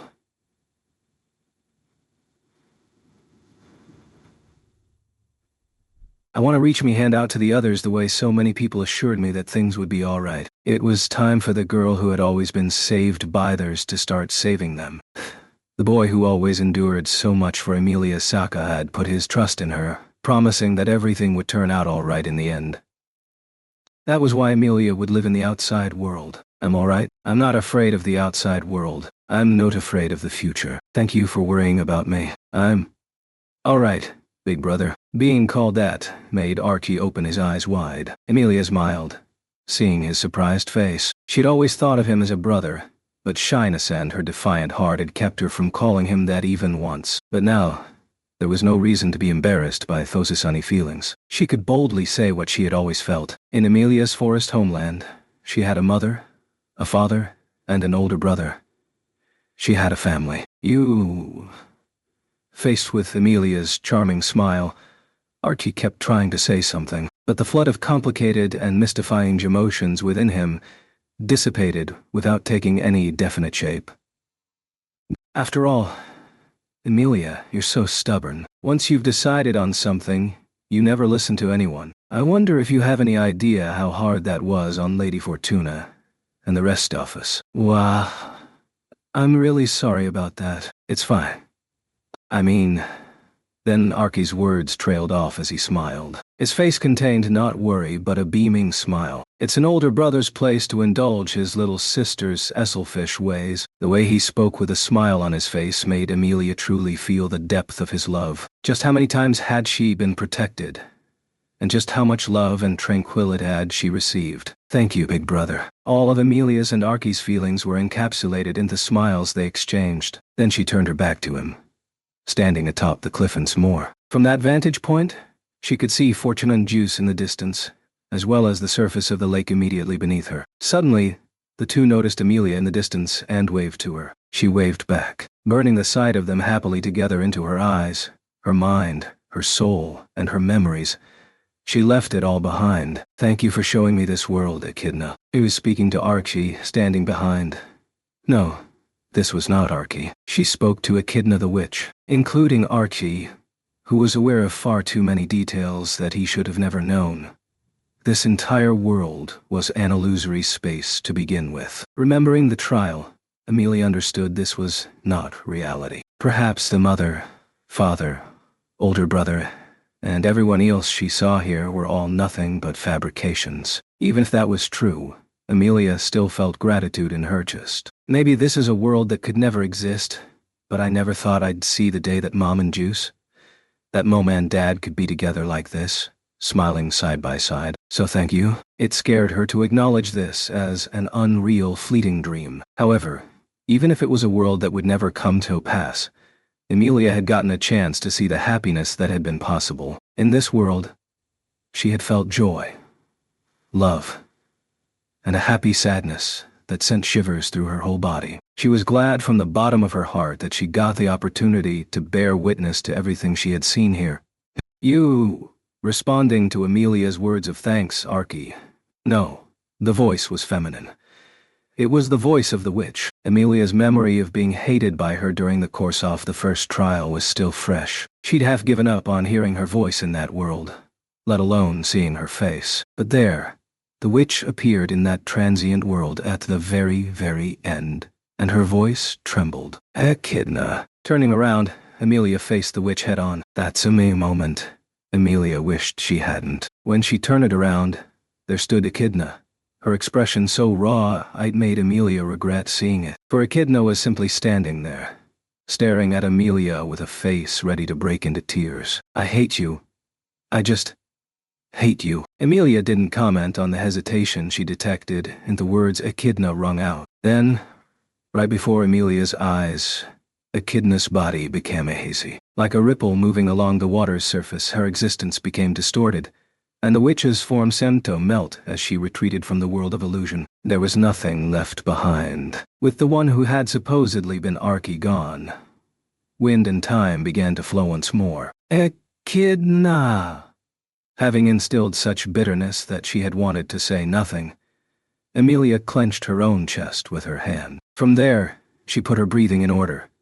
Then she turned back toward the cliff one more time, peering into the water below. She saw her reflection on the distant surface of the clear, shallow lake. Her heartbeats grew stronger, faster. Simultaneously, she instinctively understood how to bring the second trial to an end. Between this world and the one she really belonged to, what part was different yet the same? The only answer was Emilia herself. She was the only foreign element in either world. The way to end the trial was for Emilia to find herself and seek out a way to acknowledge, accept, understand that self. Her memories of the past ended when her homeland froze over, and she fell into a deep slumber. Until the present day, over a century had passed, and in all that time, Emilia had never once set eyes upon her grown-up self. The reason was simple. She was simply afraid. She was too afraid to look. When she awoke, the aging her body had undergone conflicted with the memories she had lost. Her clumsy, unfamiliar body terrified her immature heart,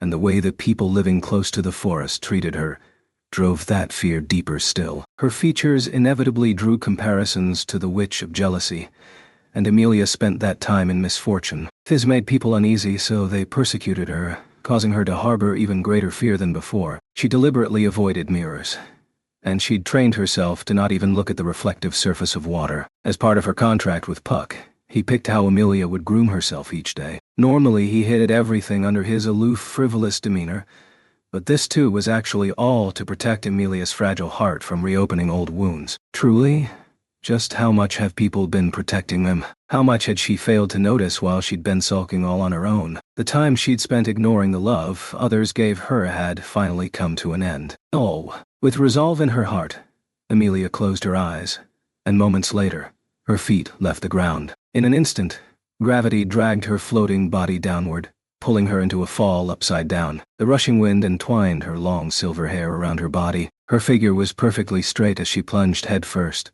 hurtling toward the water below. She felt goosebumps on her skin. Sensing the surface of the water was close by, Emilia opened her eyes. It was just in time for her to drink in the sight of the silver-haired, violet-eyed girl reflected by the clear lake surface. It was as if she was resolved to greet the end of the world head-on. Then, quietly, she widened her eyes further. A disappointed voice trickled out. Her face reflected in the water. The face of the little girl who had grown so big drew nearer and nearer with every passing moment. Emilia let out a soft sigh and muttered, "That's too bad. I look less like Mom than I thought." An instant after that sulky murmur, Emilia crashed into the watery mirror. She would never let go of the happiness she found. However, the world of dreams from which she had towed apart had finally come to an end.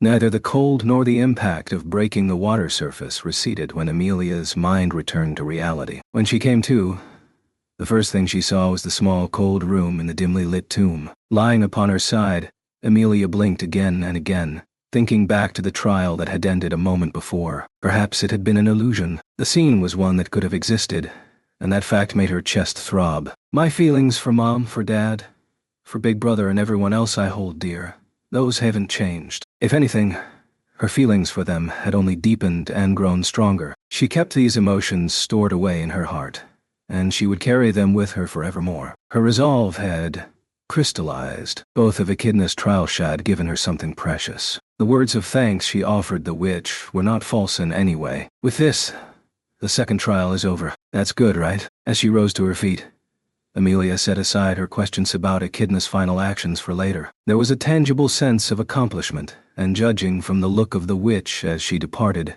it was no mistake to think the second trial had indeed ended. She'd had so much overcome it, as she had seen things through to the end. Even with the sight of her father and mother, an illusory emotional scene she'd supposedly put behind her, tugging at the back of her mind, Emilia turned her back to the room, heading outside the tomb to prepare to challenge the third trial. Just as it had been for the second trial, exiting and entering the tomb was no doubt a condition for switching to the next trial to come. Even were that not the case, she had to inform Ram, who was waiting outside for her success or failure in the trial, and put her worries at ease. Save him. That was the plea Ram had stated to Emilia. When the strong girl had shown her what lay deep within her heart, Emilia wanted to respond and act upon that from the bottom of her heart. And for that sake, sorry to keep you waiting, Ram. Accompanied by that powerful resolve, Emilia tried to convey the results of the latest stage of the trials, but she ended up cocking her head instead. Under a night sky with the silver moon high above, waiting for Emilia at the entrance to the tomb was not a lone maid, but a great throng of people. She's come out. Someone noticed the surprised Emilia and raised a cry. Instantly, the crowd shifted their gazes toward her as one, and the sheer force of it made Emilia wince. But she recognized them instantly. There stood the people of Earlham Village who had evacuated to the sanctuary and taken shelter at the cathedral. Their return to their homes had been delayed, now hinging on the lifting of the sanctuary's barrier. It was none other than Emilia who had promised she would definitely free them. Still unable to make good on her promise just yet, Emilia held her breath. She fully expected them to accuse her of being all talk and no substance. And yet, it's good you are safe and sound. Were you hurt at all? Simply going in there put our Lord at death's door. The first words she heard were filled with nothing but reverence for Emilia, which made her brain seize up. However, Emilia immediately shook her head to clear it, and then from the stairs, she deeply bowed toward them. For an instant, the people murmured, but they immediately fell silent as they awaited Amelia's words. "Thank you for worrying about me. I am completely fine and not hurt whatsoever." "Oh, I'm so glad." "Good. That's what's important." Master Subaru got all worried for nothing, huh? "It's just... I'm very sorry. I still have not completed all the required trials. But everyone here must have already heard from Subaru and the others, right?" Amelia kept harboring apologetic feelings toward the group of worried people as she continued. "There is no longer any reason for you to remain in the sanctuary. I will definitely lift the barrier, but it would be best for all of you to return to your families. As part of the negotiations, the villagers were originally supposed to remain in the sanctuary until its barrier was lifted. But now that Garfield had rescinded his previous demands, there was not a single reason for them to remain. The villagers already knew that. Amelia had heard Ram that Subaru and company explained it to them prior to leaving for the mansion. Therefore, there was no reason for them to await Amelia's success or failure in the trials. However, Master Subaru... Hey, what did he tell us anyway? Oh, I wonder. Lately, I have been quite forgetful. I simply can't recall. Goodness, the way you said that seemed so real that I honestly scared me for a minute. Well, not that it isn't true. Looking at one another's faces, the villagers began exchanging unbelievable words. It was not simply one or two people either. Every last person had joined in on the act, pretending like they had no idea what Amelia was talking about. Naturally, Amelia was agape at such transparent behavior. They were all clearly playing dumb, acting as if this was the first they'd heard of it. As for the reason why, Amelia just couldn't understand. "And so, Lady Amelia, we will wait here as promised. We cannot return to the village until Lady Amelia has lifted the barrier. We're not budging from that one bit." The old woman with a stooped hip who served as head over Alham village spoke those words with a smiling face. Amelia drew in her breath. By this point, even someone as slow on the uptake as Amelia could understand what their intention was. All of them were waiting for her to fulfill her promise. No doubt they wanted to return to their families without a moment to spare, but they were suppressing that urge in order to honor their promise to her. That was because Amelia had sworn to do the same for these very people. Besides, we are not the only ones expecting much from Lady Amelia's efforts. Yes, Amelia, deeply moved by the unexpected turn events, felt her chest grow hot. The elderly woman made a mischievous smile as she nodded. When Amelia looked over, drawn by the gesture, the people of Earlham village were all lined up. And behind them, with a swaying of thethicats, she saw even more people entering the clearing. Somehow, the group seemed to be walking hesitantly, and at their head stood a girl with long pink hair, a black robe draped over her, and a staff in hand. Miss Ruzu and... the people of the sanctuary. From the looks of things, it would seem that you have returned after completing the second trial. Lining up beside the head of Earlham village, Ryuza sighed as if to say, "We made it in time." Everyone present gathered together into two groups, dividing the open ground up between them. Amelia, who had a view of the whole scene from her vantage point atop the stairs of the tomb, was deeply moved, letting out an "Ah!" There were this many people living in the sanctuary. She'd heard there were maybe 50 Earlham village evacuees who had taken shelter here. The residents of the sanctuary in the clearing numbered just as many, about as much as a very large family, bringing the total number of souls gathered in this place to about 100. Yet, despite that, in all the time Amelia had spent here, she had practically never come face to face with Anna Sanctuary residents beyond Ruzu and Garfield, let alone spoken to any of them. Please know, that is no fault of yours, Lady Amelia. It was the residents' will. Really, it was my own stubbornness that prevented me from allowing you to meet the residents. Miss Ruzu...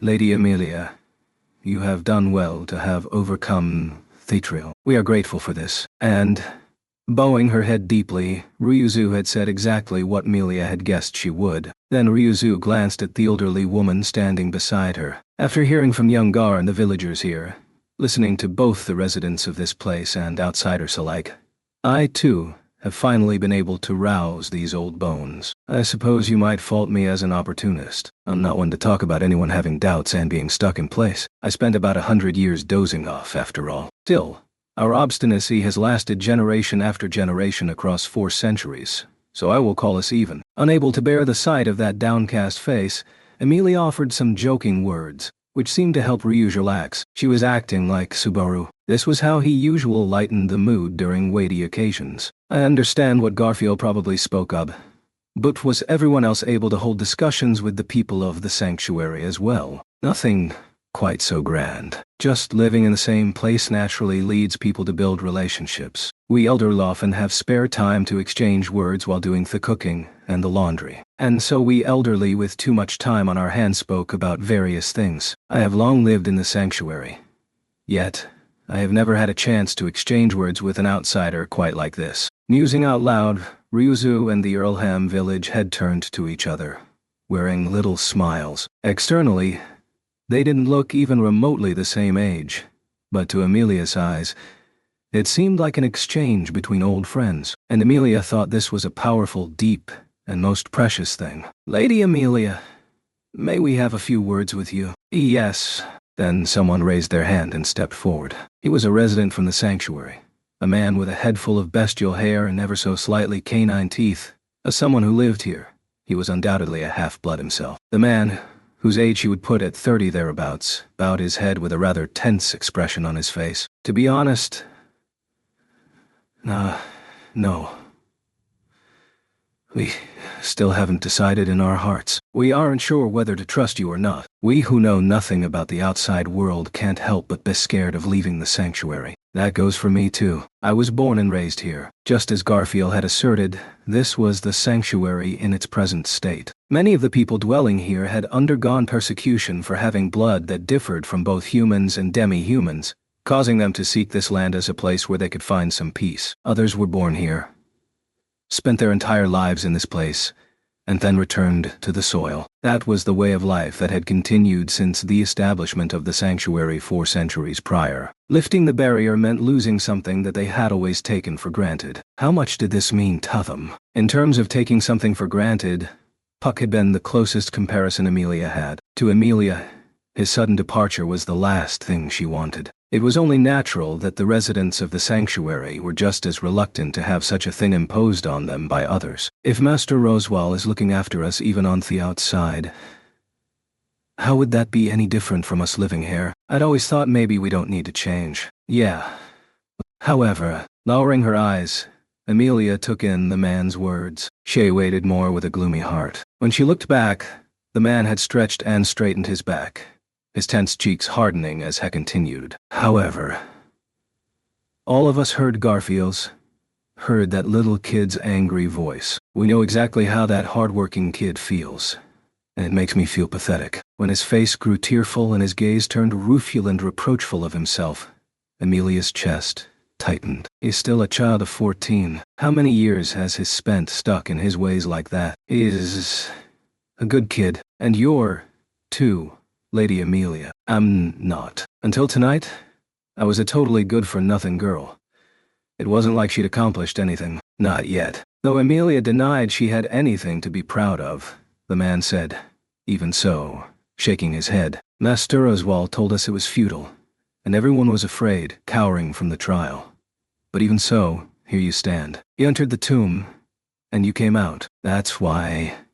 Yes, whatever happens in the end, what you are trying, Toto, is already incredible and worthy of praise. I won't go so far as to say every last person here shares those feelings, and even I can't say I'm completely on your side just yet. But please allow us to watch over you to the end." Emilia was silent as she received the man's. No. It was not the man alone, but the gazes from all the various people behind him were trained upon her. Receiving these, Emilia stood straight and strong. "I understand. I'm certain I will see this through. When that time comes, we can speak properly." "Yes, it's a promise. Actually, for me and the rest to be shunning anyone based on their looks and position without in talking exactly the best.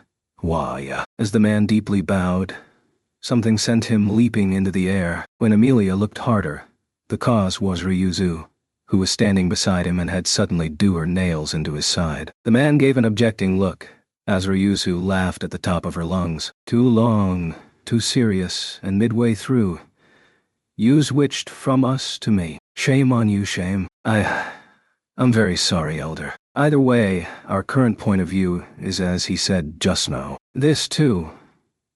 What is the matter? Ryuzu was in the midst of lightly teasing the man when the wide-eyed Emilia tilted her head. Miss Ryuzu, it's a little surprising to hear someone call you Elder like that. And I was thinking, wow, I really haven't seen her speaking with anyone except Garfiel, have I? Think about that, went Emilia, sticking her tongue out. Ryuzu, taken aback, looked at the man's face, and he, hers. From there, they let up voices of kwa-ha-ha, and laughed. The laugh was not merely between Ryuzu and the man. It spread to the various people of the sanctuary and even the residents of Earlham village. For a time, the entire clearing was filled with laughter. Somehow it doesn't seem quite right to laugh. But, Miss Ryuzu, thank you. Also, Miss Mild, it seems like you really put some work into this. Lady Emilia, you remembered my name. Aya spoke words of thanks. The elderly woman beside Ryuzu, Milda Earlham, made a surprised face. Seeing this, Emilia went, and puffed out her chest. I may not look like it, but I am in the middle of studying to become king. Remembering names is the least I can do. I do not believe a king needs to remember the name of each and every subject, but you've probably been dealing with kings with poor memory. I'm very good at learning things. Hearing Emilia's reply, Mild slightly narrowed her eyes. Then she offered a deep bow. Glancing sidelong at this, Ryuzu went, now then, indicating the tomb with her chin. Lady Emilia, I am pleased that we could be of service to you. Next is the final trial, but yes, I intend to challenge it immediately. Well, I was intending to... Miss Ryuzu, do you know where Ram is? The impact of being greeted by such a large throng instant.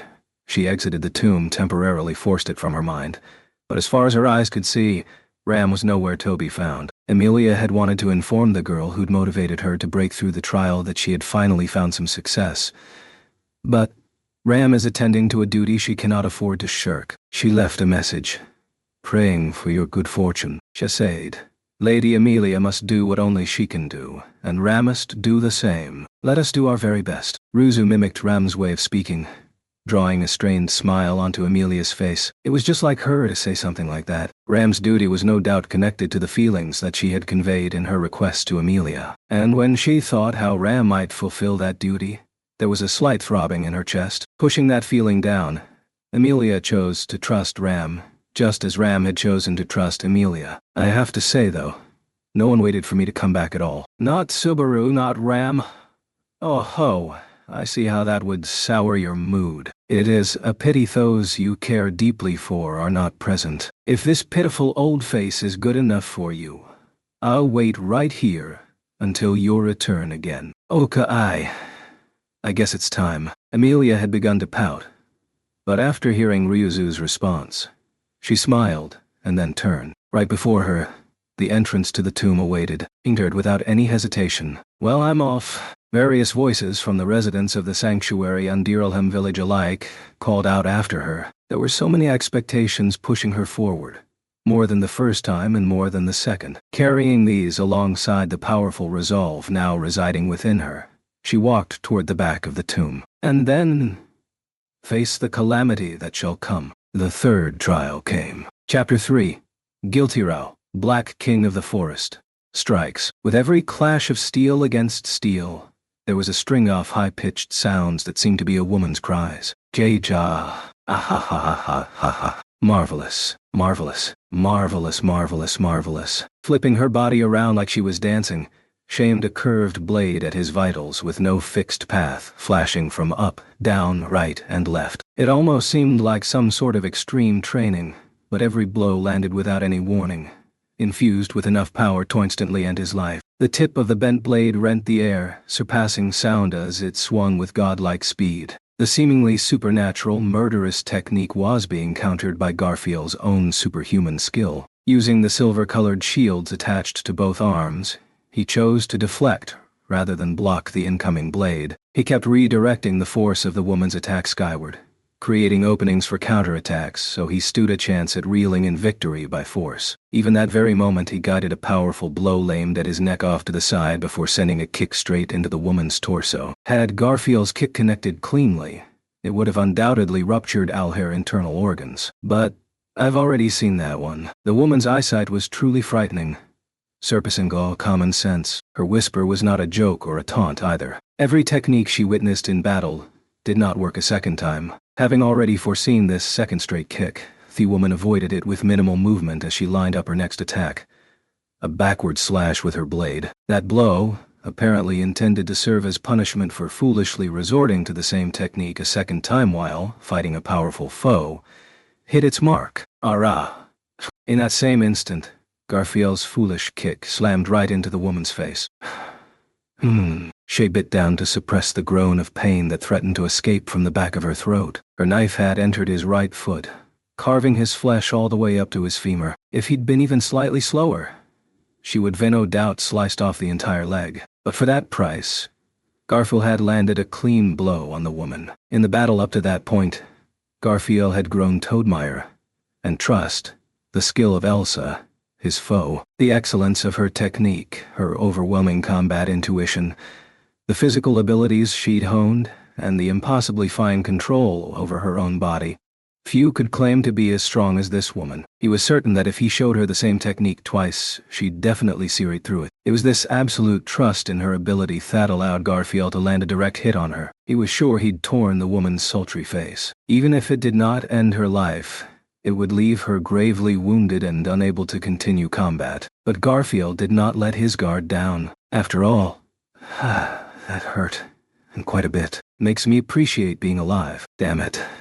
This ain't no joke. What is that body of yours made out of? As Garfield sighed, Elsa let out a heated breath of excitement. She was touching her left hand to her face as if to suppress the bleeding, and when she slowly lowered it, anyone watching would have expected a wound underneath terrible enough to make the faint of heart avert their eyes. But it was not so. When she removed her left hand, Elsa revealed her face didn't even have a scratch, let alone any bleeding. The general called ya a woman who wouldn't die even if one killed her. But this is just messed up. I suppose it is. Even I feel slightly apologetic about my physical nature. It seems to be robbing everything you do for all meaning. I wonder, do you hate women like me? Hearing how disconcerted Garfield was made Elsa slightly incline her head. Tone of the question made Garfield abruptly furrow his brows. It was slight, minute, but he felt some part of Elsa's tone-off voice was filled with sadness. Even as I move about, my wounds heal, and I feel neither pain nor fatigue, allowing me to continue fighting without limit. Do you feel fighting such a woman lacks any meaning? I wonder, do you really think of me as someone you can test the results of your training against? Hell if I care. Throwaway tone of Garfield's voice made Elsa widen her eyes in apparent surprise. She blinked hard, which momentarily made her seem much younger. Garfield crinkled his nose as he spoke again. You're my enemy. And me. I'm the super strongest shield who's been assigned the toughest enemy. I got the general and the woman I fell for expecting a lot from me. You ain't giving up from a little setback like this. I'm gonna blow you away, Elsa Gramhilda. Don't matter how many times you come back. Baring his fangs and keeping his legs wide apart, Garfield adopted a fighting stance as he howled. Garfield's caustic words left Elsa silent for a time. She let her refined eyelashes fall just a tiny bit as she touched a hand to her own mouth. He heard a laughing voice.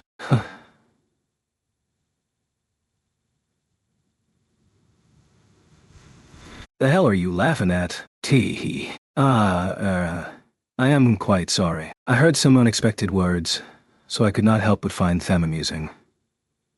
Yes, you seem to be a very good boy. Don't treat me like some little kid. Me? I'm a fine man, a grown male. You. Oh really now? You hardly look fully developed to me, either as an adult or a man.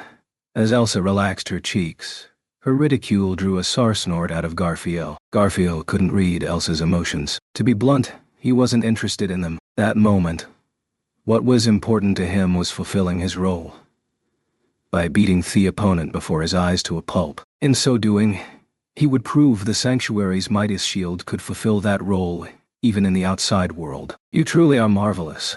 But that makes this more theppity. The hell you talking about? Right now, your attention is directed toward me and nothing else. I wonder how your older sister and the others faring. You've been wondering the whole time, haven't you? Elsa's comment concerned Frederica, as well as Subaru and Otto, as they scurried across the mansion. She wasn't wrong. Certainly, Garfield was worried for his friends. He could not deny that they'd remained in the corner of his mind throughout the fight. I wonder, if the cause of your fear was cut away, would you look at me and only me? In any case, your friends can't escape from this mansion. You've realized this too, haven't you? Seems like there are demon beasts crawling all over this place. The work of your little helper, huh? My little sister. So long as her perimeter is intact, there is no way to escape. She worked hard and brought an entire horde of demon beasts. At this point, everyone could very well have been eaten down to the last morsel. The entirety of Roswell Manor was buried in disgust, incense, and auras. He'd heard beforehand of the existence of a beastmaster who controlled demon beasts. Subaru and company must have tried using that repel crystal for barriers as a countermeasure.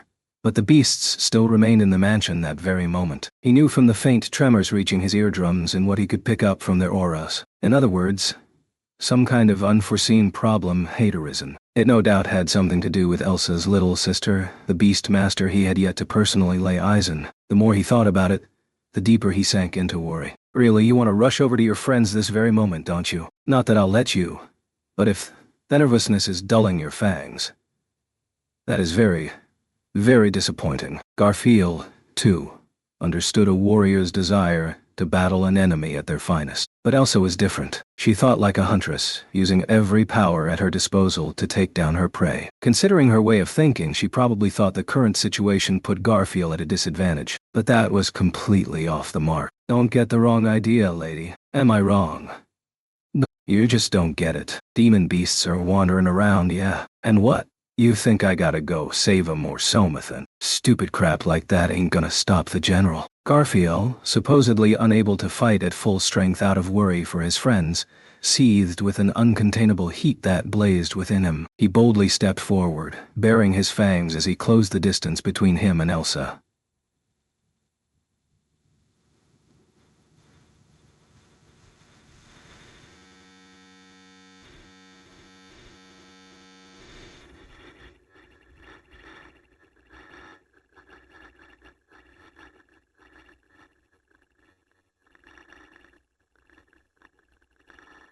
The general and his crew are the ones who gave me a royal pounding. No matter how many demon beasts get in their way, they'll just laugh and kill 'em all. No way, no way, no way. Seriously, no way, seriously, no way.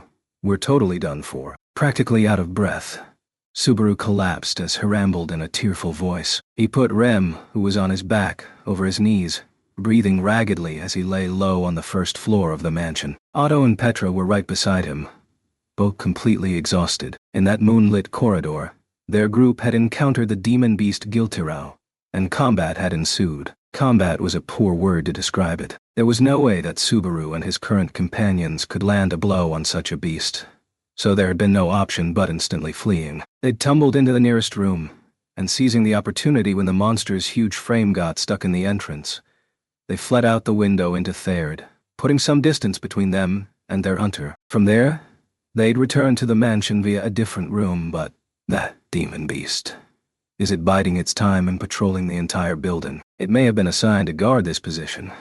When we poked our heads out earlier, it was right here in the main wing. Combining the magic stones I had on hand with a spell to muffle our footsteps allowed us to somehow get away, but even when resorting to such tricks to throw the monstrous guard off their trail, it would be difficult to avoid encountering the creature if they wanted to secure a reliable escape route. In addition to the abominable Giltirao, there were numerous demon beasts milling about the mansion. These lesser creatures could be driven off with repel stones, but if they encountered any opposition, the Giltirao would undoubtedly notice, leaving them in a vicious cycle. This is what I get for operating separately from Garfield. Please do not speak such timid words. After all, this very moment, Garfield may well be howling in high spirits that we must be all right. We should at least respond with expectations equal to his. You're so big on returning favors. You really aren't cut out to be a merchant. Hearing these words from Otto, who was in the best physical condition among them, Subaru flashed a wry smile as he stood up with renewed resolve. Returning Rem to his back, he found her body despairingly light. Carrying an unconscious person was a heavy burden, a fact that he'd personally experienced in this world several times over. But in her current state, Rem was the exception to the rule. He couldn't feel her warmth, or weight, or much of anything at all. Her tenuous hold on existence even affected her physical body. Only the faint sounds of her heart and her sleeping breaths told him that she truly existed in her current state. If she fell off his back, he probably wouldn't even notice. Fearful of this exact possibility, he put even more strength into supporting Rem's body. Subaru. Petra moved closer to him, gently tugging on his sleeve with a somber expression. Petra, still so very young, had resolutely raced alongside them throughout the night of their lives without a single word of complaint, despite the great danger. Are you all right? Her pink lips were pursed as she posed a question, not out of concern for her own life but with words of concern for Subaru, so earnestly bearing Rem on his back.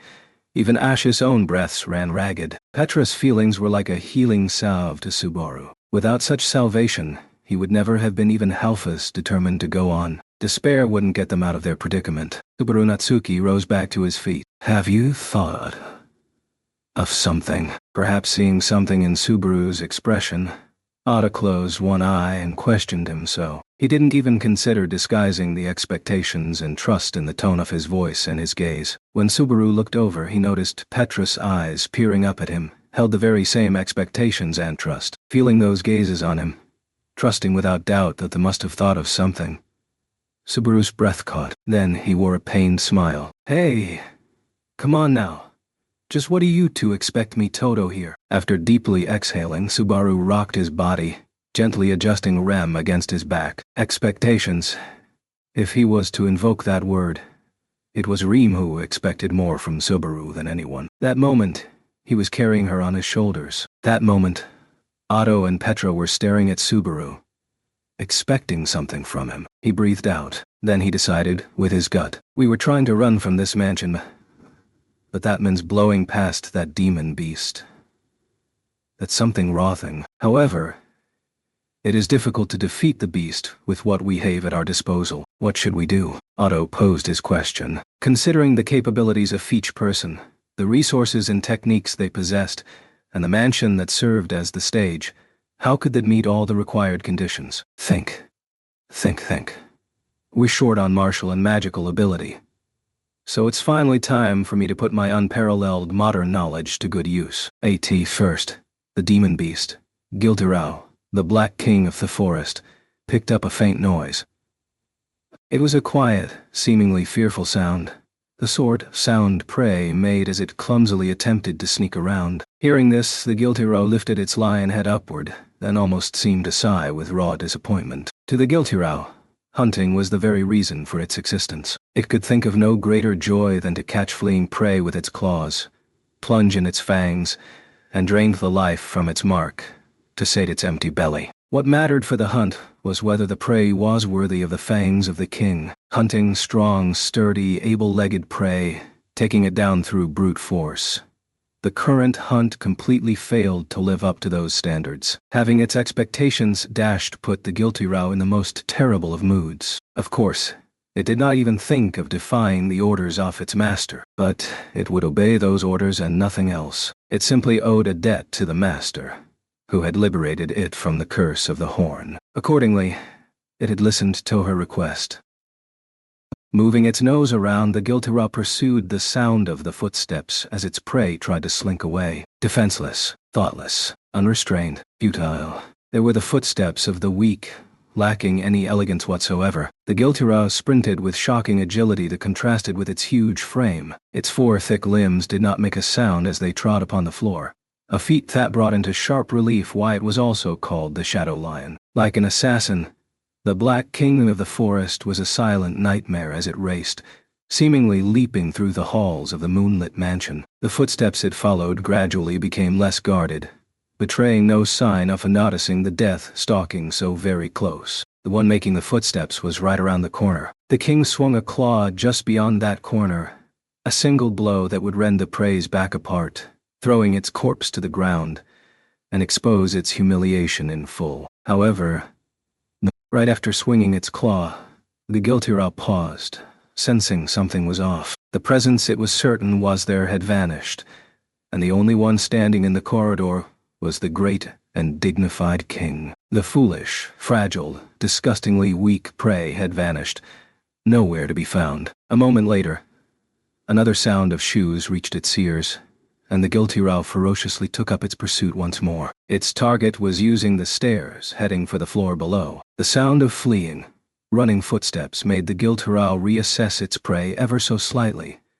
It had gone from intolerably weak to a fool worthy of killing. If its quarry had merely been running wildly, the beast would have settled for ending things with a single claw swipe, cruelly slashing the fool apart. However, this prey had refused the king's mercy, willingly rejecting a quick death, and so it would die 1,000 deaths instead. The Giltirao kicked off the wall of a landing, its huge frame seemingly dancing as it leaped down the stairs. The hulking monster gave chase, reaching the second floor before going down one more, pursuing its prey to the lowest floor. In the distance, somewhere beyond the building, it heard the voice of its master trying to call it back. For an instant, the Giltirao pondered that voice, but it prioritized the prey right before its eyes. It was this very prey that had earned the master's ire. It would swiftly dispose of the fool, and then rejoin her. Die, foolish prey. This is the greatest glory for those who defy the master. Feeling a surge of emotion,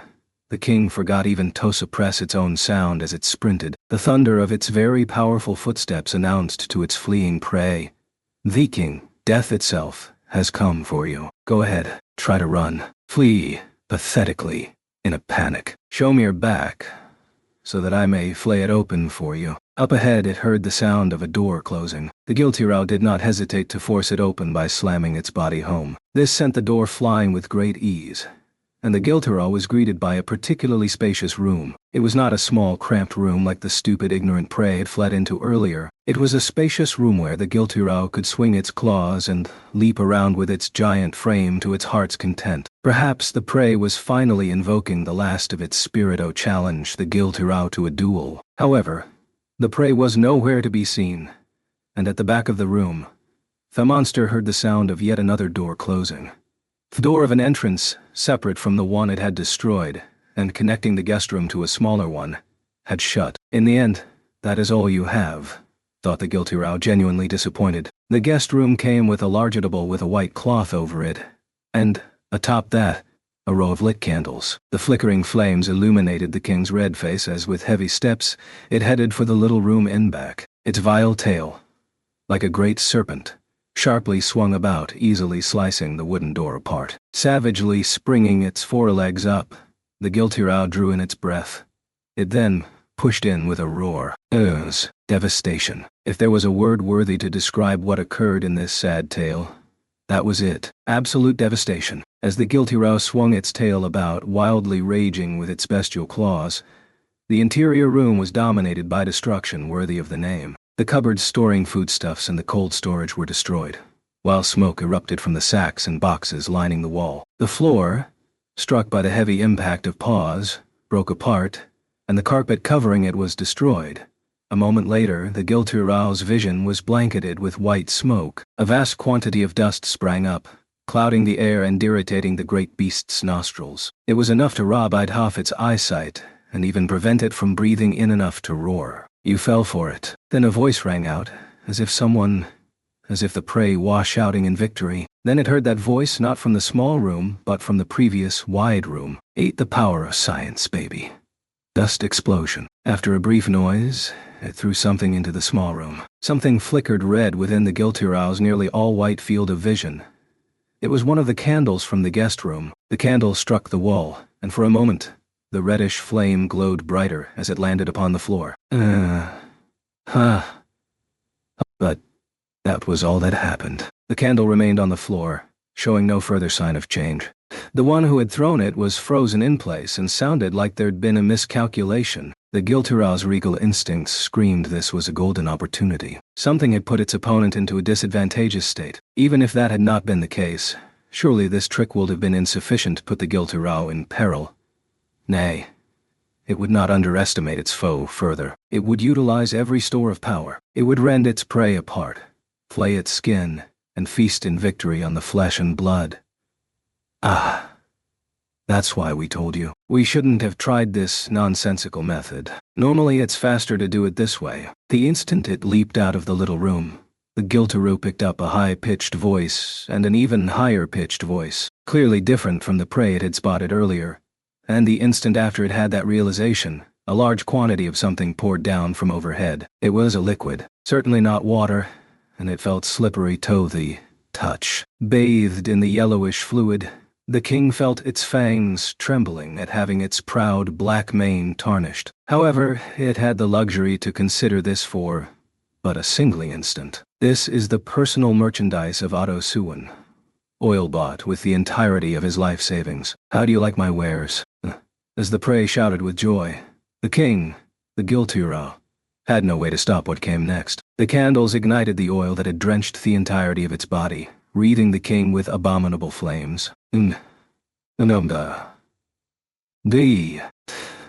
Black King of the Forest had left the wilds, gaining a master, and, to the very end, wondered about the throne Ithad, left vacant. Still unaware of what had defeated it, the demon beast was enveloped by flame the same color as its burning humiliation, scorching its body black, torching it until Ithad had been reduced to ash. So you can throw the sound of just footsteps, a luminescence.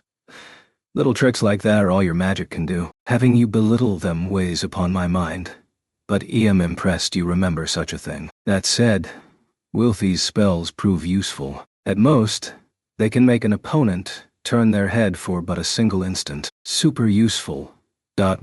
We can use this to lure it into the trap. After that, I'll use the power of science to blow it away. You certainly seem extremely confident, but this so-called power of science, a dust explosion, the strongest trick in the book. Using foodstuffs makes it really simple to boot. With a bit of flora and an open flame, it'll work great. From what I know, it's guaranteed to send a single monster flying. We went along with your plan because you sounded so confident. And now look at what's happened. Oh, ... Scientific progress comes with sacrifices, you know. Damn, why'd it fail? Not enough dust. Not enough flame. Or do the laws of physics in this world just not work the same way? Stop talking about that, and keep up.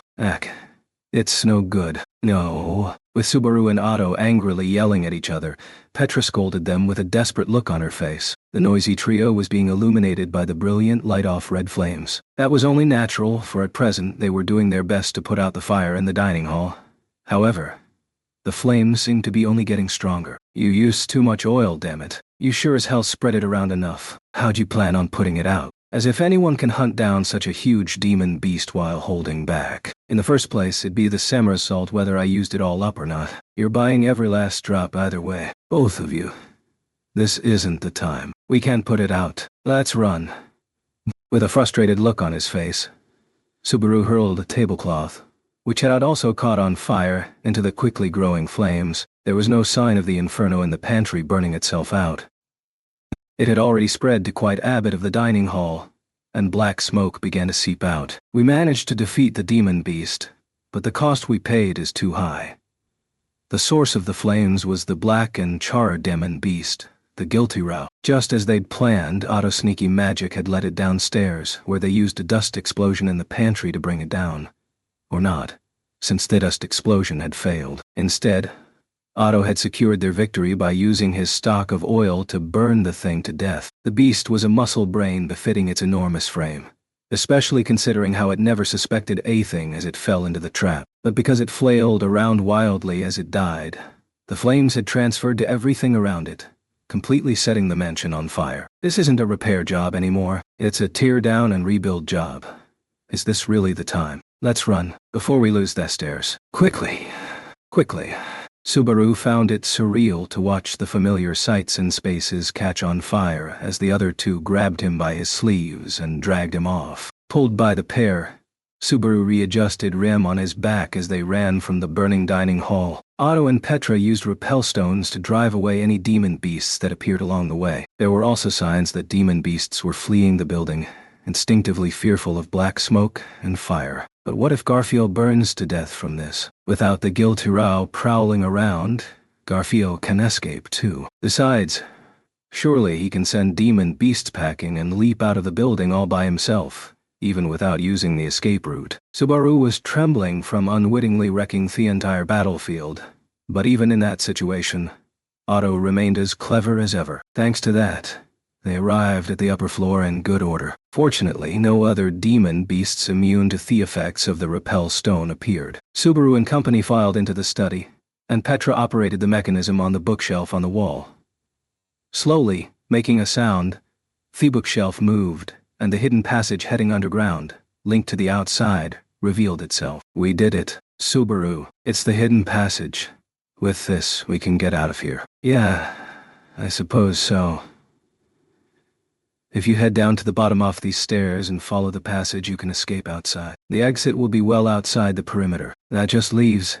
Here, Otto, take Rim. Yes, I understand. I will take very good care of her. Nodding to Petra, who was overjoyed they had made it, Subaru turned his back to Otto next. Then he slowly, gently passed Rem from his back onto Otto's. His movements were careful, so as not to let her fall. Do not drop her, do not let her get hurt, and do not touch her in strange ways. Setting your concerns aside, your possessiveness comes across as quite bothersome. Hey, you two, why are you talking like that? With Otto now carrying Rem on his back, Subaru flippantly warned to be careful. Hearing this exchange, Petra raised a question with a worried face. From the way you're talking right now, it sounds like Subaru isn't coming with us.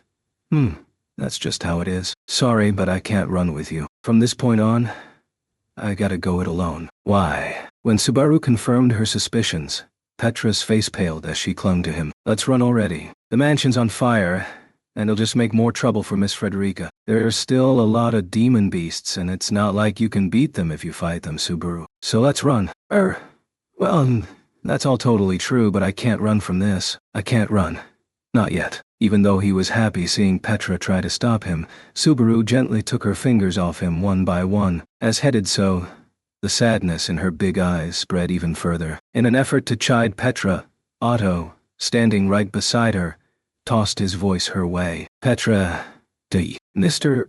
Natsuki still has something he needs to do. Until he accomplishes it, Mr. Natsuki will not falter. You understand this well, yes. But Subaru's weak. It's dangerous. You should stay with him, Mr. Otto. The way you said that doesn't make it sound as if you have much faith in my strength, though. Otto's voice made Petra shake her head. There were tears welling in her eyes as she looked up at Subaru. Subaru got onto his knees so he was on her eye level and then gently stroked her head. Sorry, Petra. I'm getting you, Rem, and Frederica out of this mansion safe and sound. But it's not just you three. There's one more person I have to bring out of here.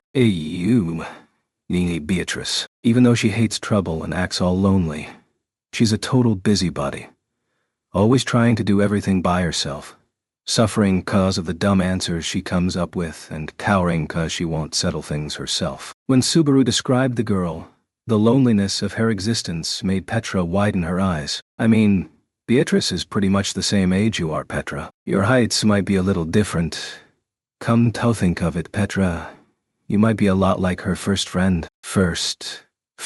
Beatrice's first and foremost friend had been Ryuzu Meyer. There had to have been a tangible friendship between her and Beatrice. If Beatrice carried the scars that remained all that time, then maybe, after I come back with Beatrice, you'll probably become friends with her. I'm sure you'll like her, Petra. She's awesomely fun to tease. More than Mr. Otto.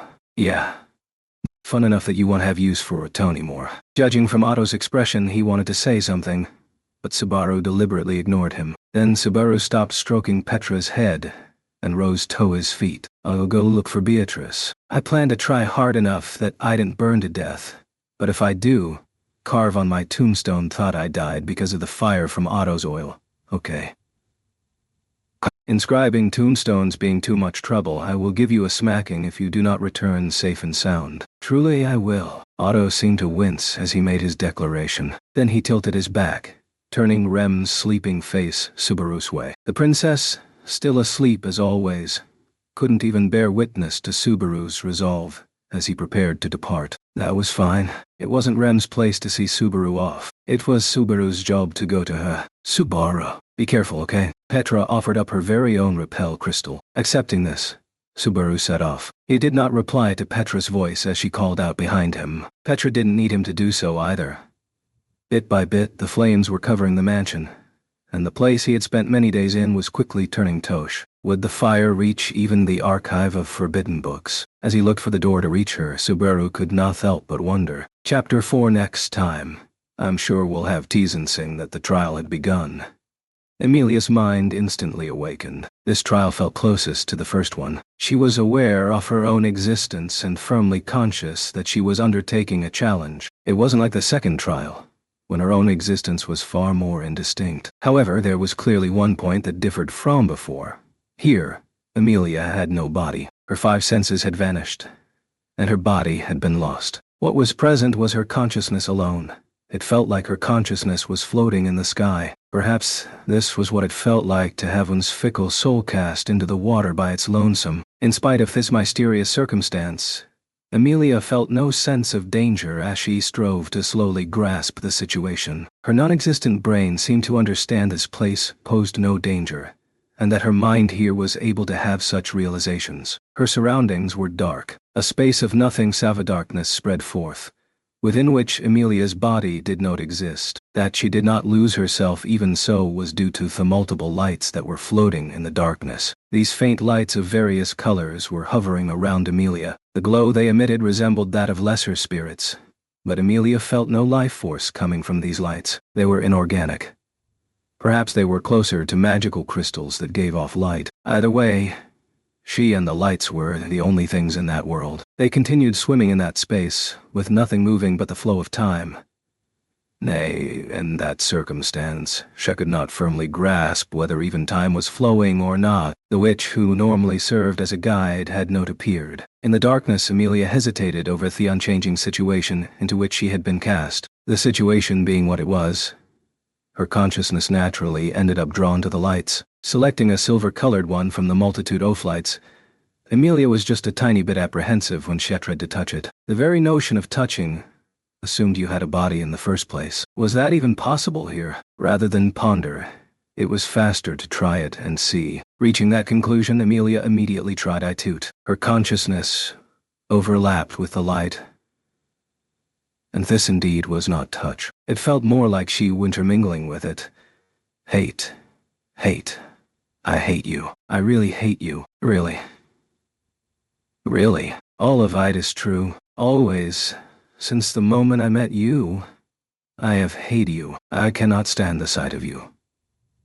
The instant she came into contact with the light, a voice echoed directly into her consciousness. Simultaneously, a powerful, reddish scene leaped toward her. She'd switched spaces, and a moment she had never witnessed played out before her. The sun was unnaturally large. Smoke was rising from the scorched plains, and standing right beside an enormous, decrepit structure, bathed directly in the scarlet sunlight, was a silver-haired girl marred with blood. Emilia. The grown-up version of herself she had only just seen in the second trial was standing there, blood-ridden. I've thought this many times, and I've denied it many times, but the nightmare truly has come. So I will say it. A smile came over her bloodied face. It was a smile toward the person she hated most in that world. Perhaps it is true. We should never have met. At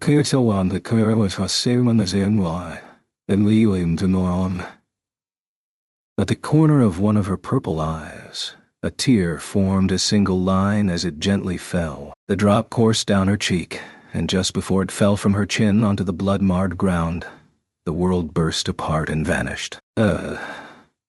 Her consciousness, lacking a body, could not draw in its breath. All she could do was endure the desperate urge to do so with all her might. As Emilia returned to the darkness once more, she found herself in a world with nothing but her consciousness, and the lights floating around her. What was that blood-ridden Emilia in the scene she saw beyond the light just then? Thus far, she had seen her own appearance only twice, but she had definitely seen herself in that moment. The problem was that she had no recollection of anything like that ever happening, or perhaps that was some kind of future that would never exist. No, Amelia instinctively thought. Calming her chaotic consciousness, Amelia searched within her memories, turning back toward the very beginning. The trials had always indicated at the start what the challenger was to accomplish. In the first, it was, first, face your past. In the second, it was, behold the unknowable present. And this third time, it was, face the calamity that shall come. The calamity that shall come. Did that mean it was the future? The trials first showed a past linked to one's greatest regret. Then they showed a present that did not and could not exist.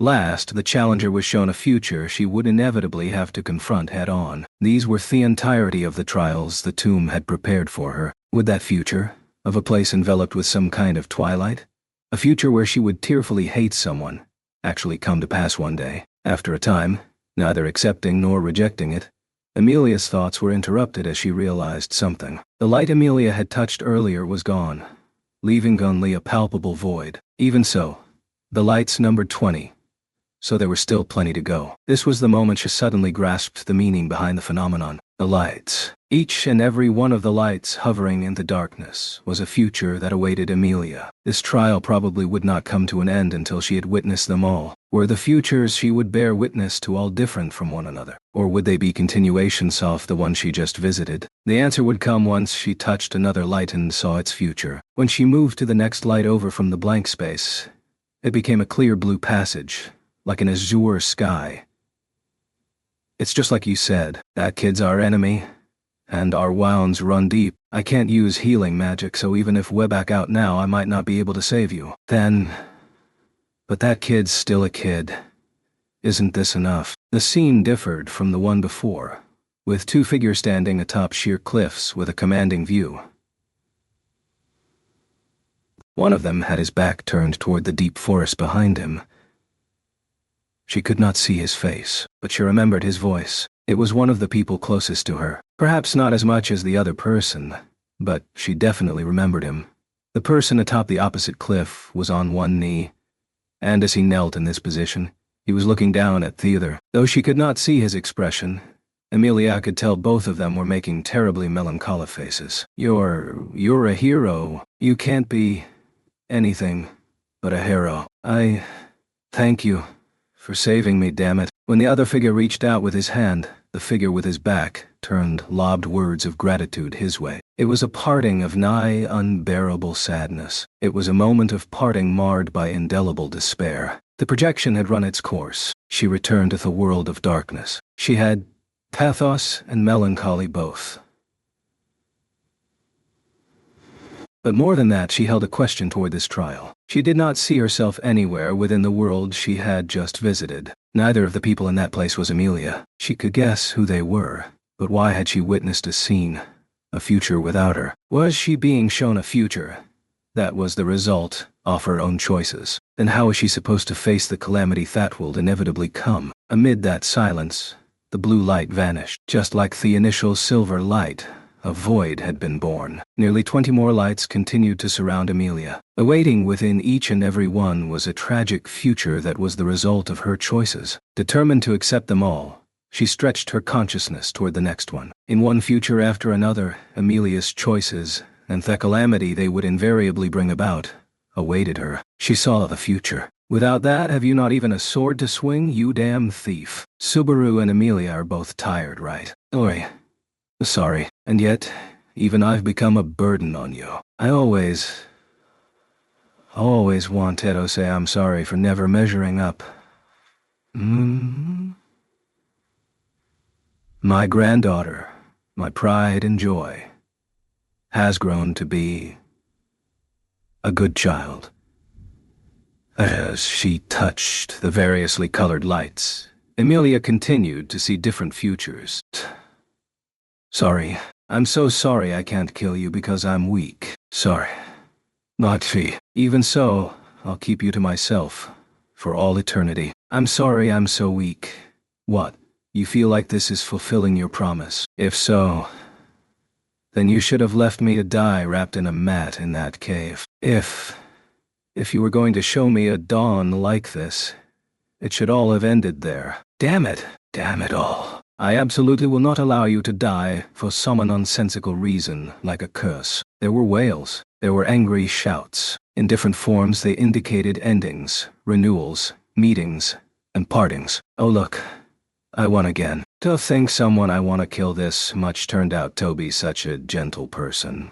What a nightmare. You have bent your knees before irresistible despair. And you have lost even your sword. Just what is it you still cling to? She asked herself whether the things awaiting her, the futures at which she would arrive, were not some kind of mistake. Am I really that greedy? Do I really ask so much? I just don't want to be alone. I don't want to become alone. Is that so hard to understand? I'll kill you, just as I promised. Got that? Subaru Natsuki. Was there really nothing but despair in these futures? Was there anything beyond the sadness, beyond the suffering? I merely realized something. The days I've spent until now were by no means days I walked alone. In the end, 'twould seem we must atone with every last drop of our blood, does it not? What had gone wrong? Did she wish for the wrong things? Why? Why won't the soul take? Whether it's with justice or villainy, you can't solve every problem under the sun. That's what you just stepped in. If you block our path, I don't care if you're a witch or a dragon, I'll crush you. She was being shown untold tragedies and calamities. Amid that deluge of despair, which was enough to make her want to cry, she came to doubt everything she had done. If all that awaited the end of her journey was tragedy, that was simply...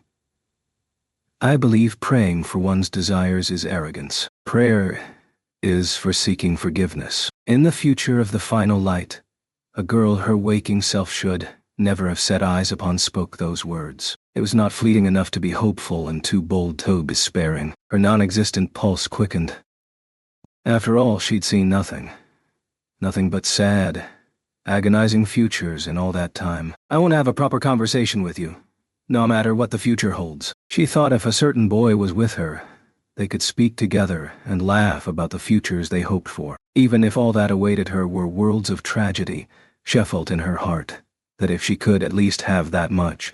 When her vision opened up, Amelia was standing right in the middle of grass rustling in the wind. She had arrived immediately after the darkness, and the continually switching worlds had stopped. At first, Amelia thought she was being shown yet another future, but she immediately realized this was something else. I have actual hands and feet, and my voice is coming out. So this must be... Clenching both hands into fists, Amelia confirmed she possessed physical flesh. Then she surveyed her surroundings, realizing this grassland was unfamiliar, and the presence of a little hill right behind her. Atop the hill, a large parasol was spread. Naturally, this drew her to go closer. Climbing up the hill, she found a white table and chairs under the parasol, and the faint whiff of warm tea wafted in the air. Naturally, she surmised Echidna might be here. So Amelia was on guard, but no one's here. There were 6 chairs arranged by the round table. Set atop the table were confections and cups, equal in number to the chairs, leaving the distinct sense that she had shown up right before some kind of tea party. Yet it seemed as if everything had been abandoned midway without even cleaning up, leaving nothing of the participants but empty seats. When she touched a cup, which still had some tea in it, she felt a faint trace of warmth. It felt like anyone would be shaken if they saw what Amelia was up to. Echidna was having tea with someone, and then... She understood as much already, but for a dead person, Echidna sure had considerable freedom of action in this place. She was amazed that beyond her work as the administrator of the trials, she'd go as far as to invite her guests to tea. Here, the dead, or their ghosts, were, to the greatest extent, free. Deeply moved by that fact, Amelia reached a hand toward one of the sweets without particular thought. You might be trying to act like a witch, but put so much as a finger on those, and you'll regret it. Shocked by the unfamiliar voice suddenly calling out to her from behind, Amelia tried to instantly turn around, and her shock deepened further, for a finger touch to the back of her head rendered her body completely immobile. It wasn't that she was being restrained by force. She was held in place by the sheer overwhelming pressure. The person standing right behind Amelia was a being beyond her comprehension. Gleaning this just from her aura and the touch of her finger, Amelia felt her entire body rapidly go numb. She sensed if she turned around, or at the slightest whim of the person behind her, she would be instantly and utterly annihilated. Good girl. You are correct not to look back, for I am, well, you know, a witch so terrifying she makes every hair on your body stand on end. Witch. That single word entwined tightly around Amelia's heart, making it even harder to breathe. Amelia, often slandered as a witch because of her appearance, had complex feelings where the term was concerned. However, even so, the being she was standing in front of seemed completely beyond all her preconceptions. Were all the beings worthy of being called true witches shrouded in such immense miasma? I guess that's that then. It really is the boy with the foul look in his eyes who's the strange one. Foul look. Are you talking about Subaru? Letting out a snort, the witch admired Amelia's ability to wring out her voice. The instant you hear that boy's name, you perk up. That's marvelous. But you don't really have a good grasp of the situation, do you? And what do you think of that boy anyway? Subaru told me he loves me. He's a very precious boy to me, but... Oh, so that's it. Well, really it's all the same to me. To Amelia, it was not at all clear why she would dismiss with ragged breath the question she herself had just posed. However, at the same time, she felt her fear toward the witch at her back faintly diminish. She did not know the reason. Perhaps she could simply tell the being was not impervious to dialogue. Relying upon that sense, Amelia swallowed once. Then, hardening her will, she began to speak. You're a witch, aren't you? Does that mean you're one of the friends Echidna spoke of? It's not like that girl ever called us free. Wait, I bet she did. And with a smug face too, I'm sure. I don't know about a smug look. But if you're here, where's Echidna? In the first place, Echidna had been in a foul mood every time she'd come into contact with Amelia. Therefore, shuffled when Echidna had let slip about her friends. It hadn't been with pride, or with a boastful face at all. Hearing Amelia's reply, the witch went, Now hold on, the tone of her voice lowering just a bit. She said she doesn't want to meet you. It looked like she had a prettier time in the trials. It seems that way. Echidna seemed really hurt the last time I met her. Amelia couldn't forget the hatred that filled Echidna's voice and expression at the end of the second trial. If that was truly the last time she would speak with Echidna, Amelia would be left with terrible regret. Even so, the relationship between Amelia and Echidna had been one of accepting the results head-on without anyone else's intervention. Even if Amelia ended up being hated, she wanted to take responsibility for her choices. It's not that she doesn't care, it's that she's accepted the results. You're quite admirable, you know. Even though that rascal said nothing but mean things to you, that's because Echidna spoke with me. I find it much harder to deal with the people who won't talk to me. If it could, I'd love to face you and talk with you too, but you absolutely cannot do that. If you do that, my fists, which have let so many people die, will cry out. She spoke in a hard voice, but it was one that betrayed no hint of fabrication. Goosebumps broke out over Amelia once more. The witch's words truly did carry the weight of having let a great many people die. That weight remained as Thewitch led off by saying, One really should fulfill her duty, though. Echidna tossed the duty of administrator away, so Iam taking it up in her place. What did you see in the third trial? I saw many sad worlds. The voice said this was the calamity that would inevitably come. Will everything I've seen really happen? Are they really the future? In Echidna's view, it is possible they might happen. The witch made a heavy sigh as she replied to the question Amelia harbored. It was close to confirmation, yet vague enough that one could not say for sure. If they had been mere fabrications, it would have been easier on her heart, but the futures you saw could all come true one day, or you might not see a single one happen ever. However, they are not fabrications. That girl is very fair about these kinds of things. Well, the fact that she showed you only futures that leave a bad taste in your mouth is definitely because she has a bone to pick with you. Fair, but Echidna is a really naughty girl, isn't she? Does naughty even cover it? The witch offered a wry comment in response to Amelia's assessment of Echidna, but said no more of the matter. Also, from Amelia's perspective, the current witch's explanation was good news. Why do you seem so relieved? I'm asking, how can you act relieved after what you just heard? That's strange, isn't it? I mean, You've been shown nothing but terrible futures. Yet, in spite of that.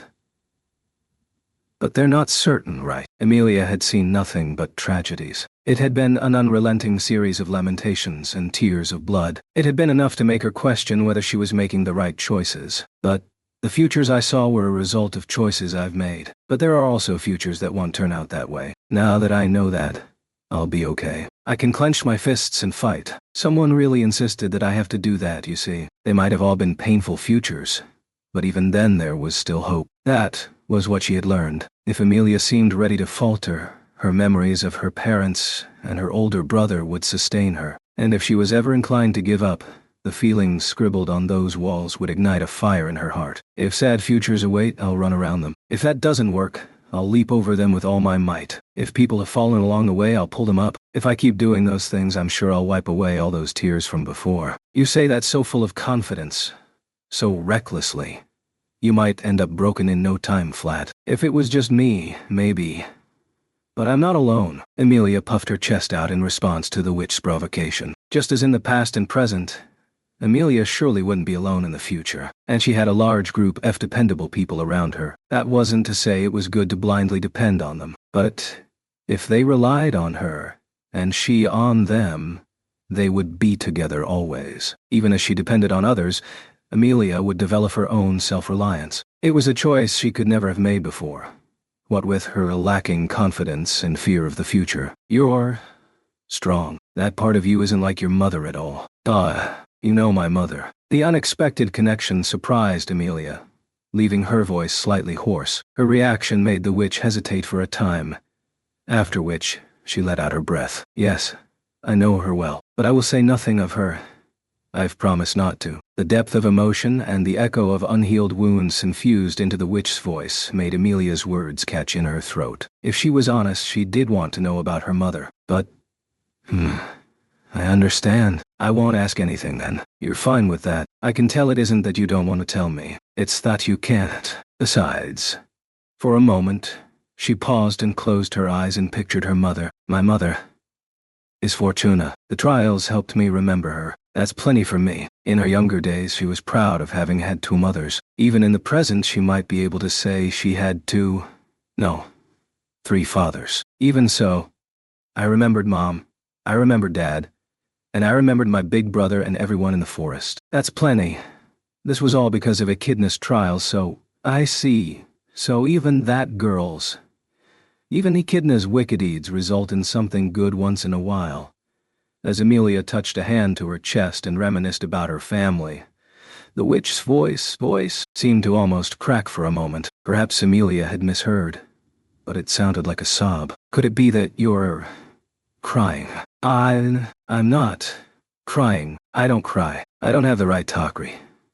Not it anymore. No one needs a right to cry, Emilia was about to say as she turned, wanting to wipe away the witch's tears. She no longer felt the grand, overwhelming presence that had dominated her first meeting with the witch. She wanted to stand with her on equal footing. But when Emilia tried to turn to face her, the witch, Emilia turned, an arm wrapped around her head, holding her face close against something soft. She immediately realized she had been pulled into a hug. Her face was pinned against the witch's chest, completely preventing her from moving. I told you.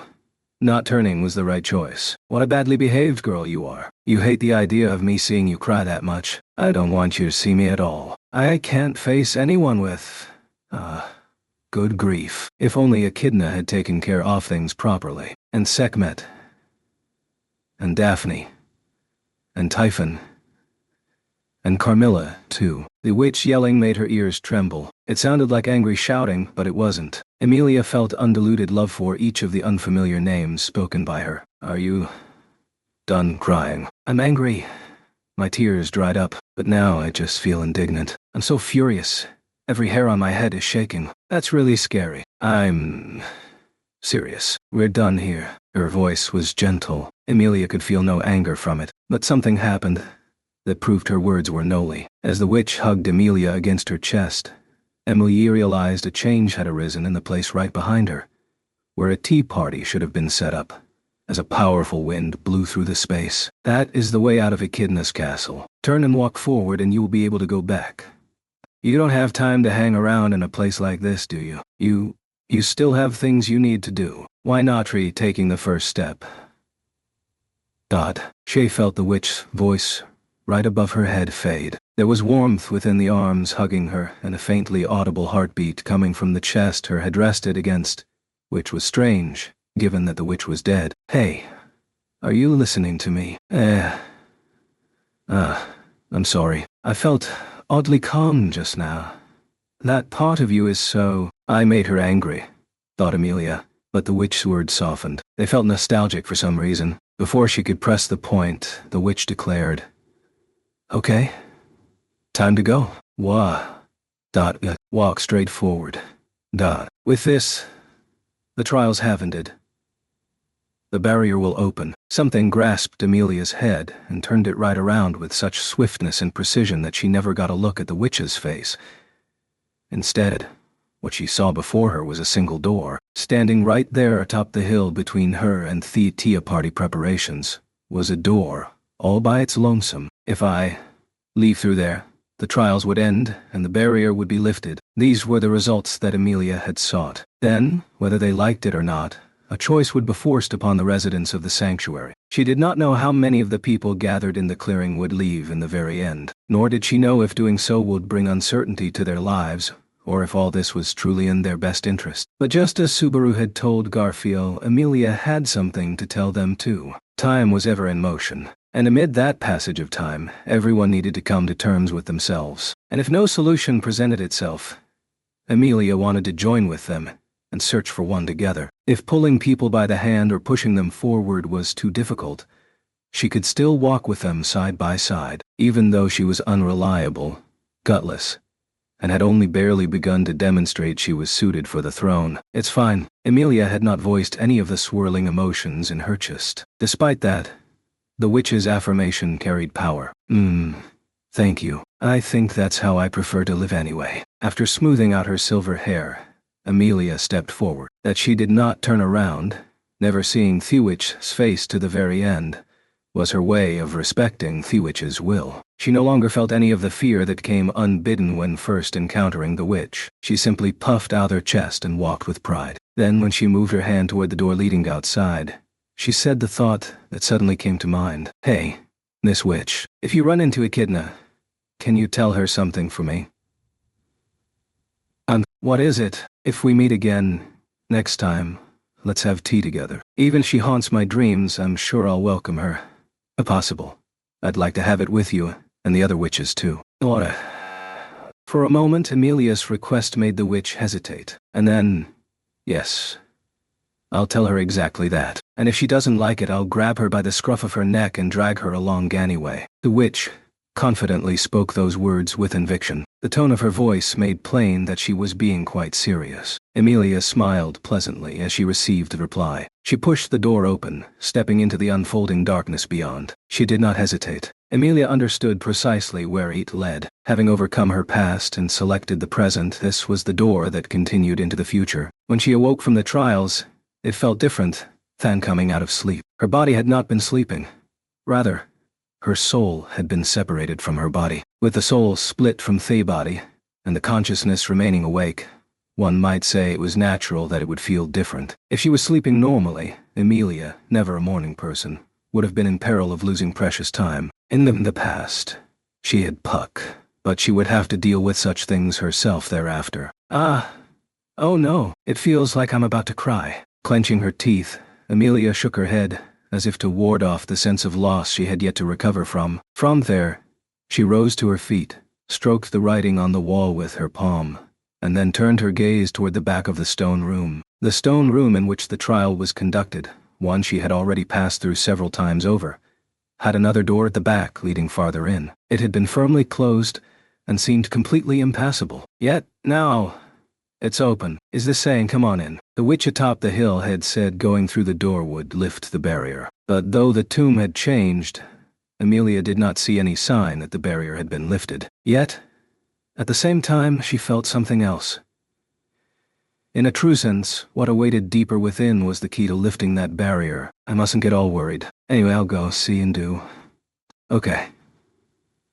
Let's go. Pushing back against the faint unease in her chest, Amelia spurred herself on and passed through the door. Inside was a path that was more cramped than the one that led from the entrance to the stone room, which Amelia could pass through because of her relatively low stature. It was not long until she arrived at a new stone room. This was a little chamber substantially smaller than Theon, in which the trials had been conducted. The other stone room had by no means been large, but a scant 2 off the large beds from Roswall Manor would have left no room whatsoever. But such stray thoughts vanished as soon as she saw what was placed in the center of the room. To Amelia's eyes, it looked like a coffin. The coffin was transparent, probably made from magic crystals of some sort. The purity was so high, it made her shudder from a single glance, rivaling, or even exceeding that of the stone Puck had used as his icon. Within the coffin, constructed from magic crystals of such abnormal composition, rested a single woman.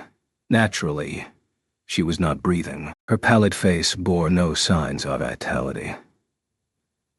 This was an empty shell devoid of life. She had long, glossy hair as pure as any snow. Her skin was reminiscent of porcelain, and her face was so lovely that just seeing it was enchanting. Her torso and limbs were covered in a dress that seemed pitch black, making her a woman of black and white, the extremes of the world, with her ethereal beauty unmarred by anything extraneous. Without thinking, Amelia let a sigh of admiration trickle from her lips. If she looked in a mirror, she would be greeted by one of the beauties of the age.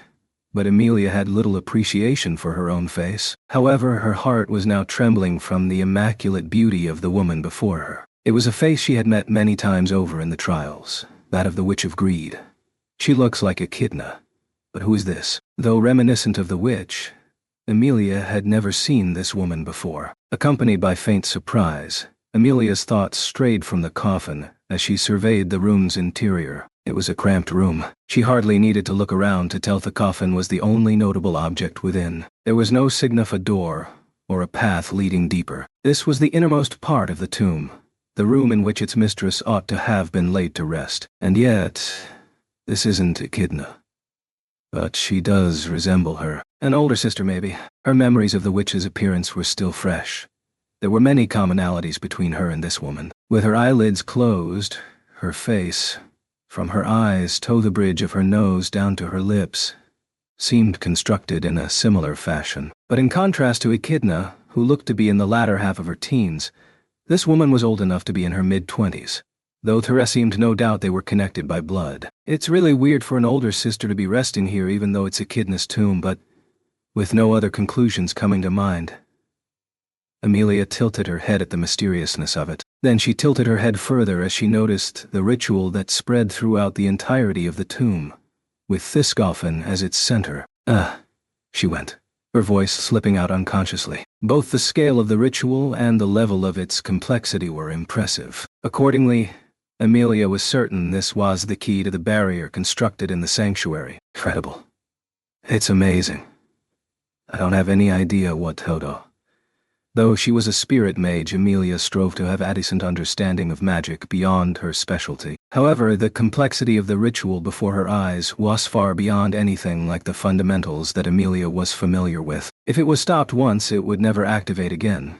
Of course, there was no need to do so regardless.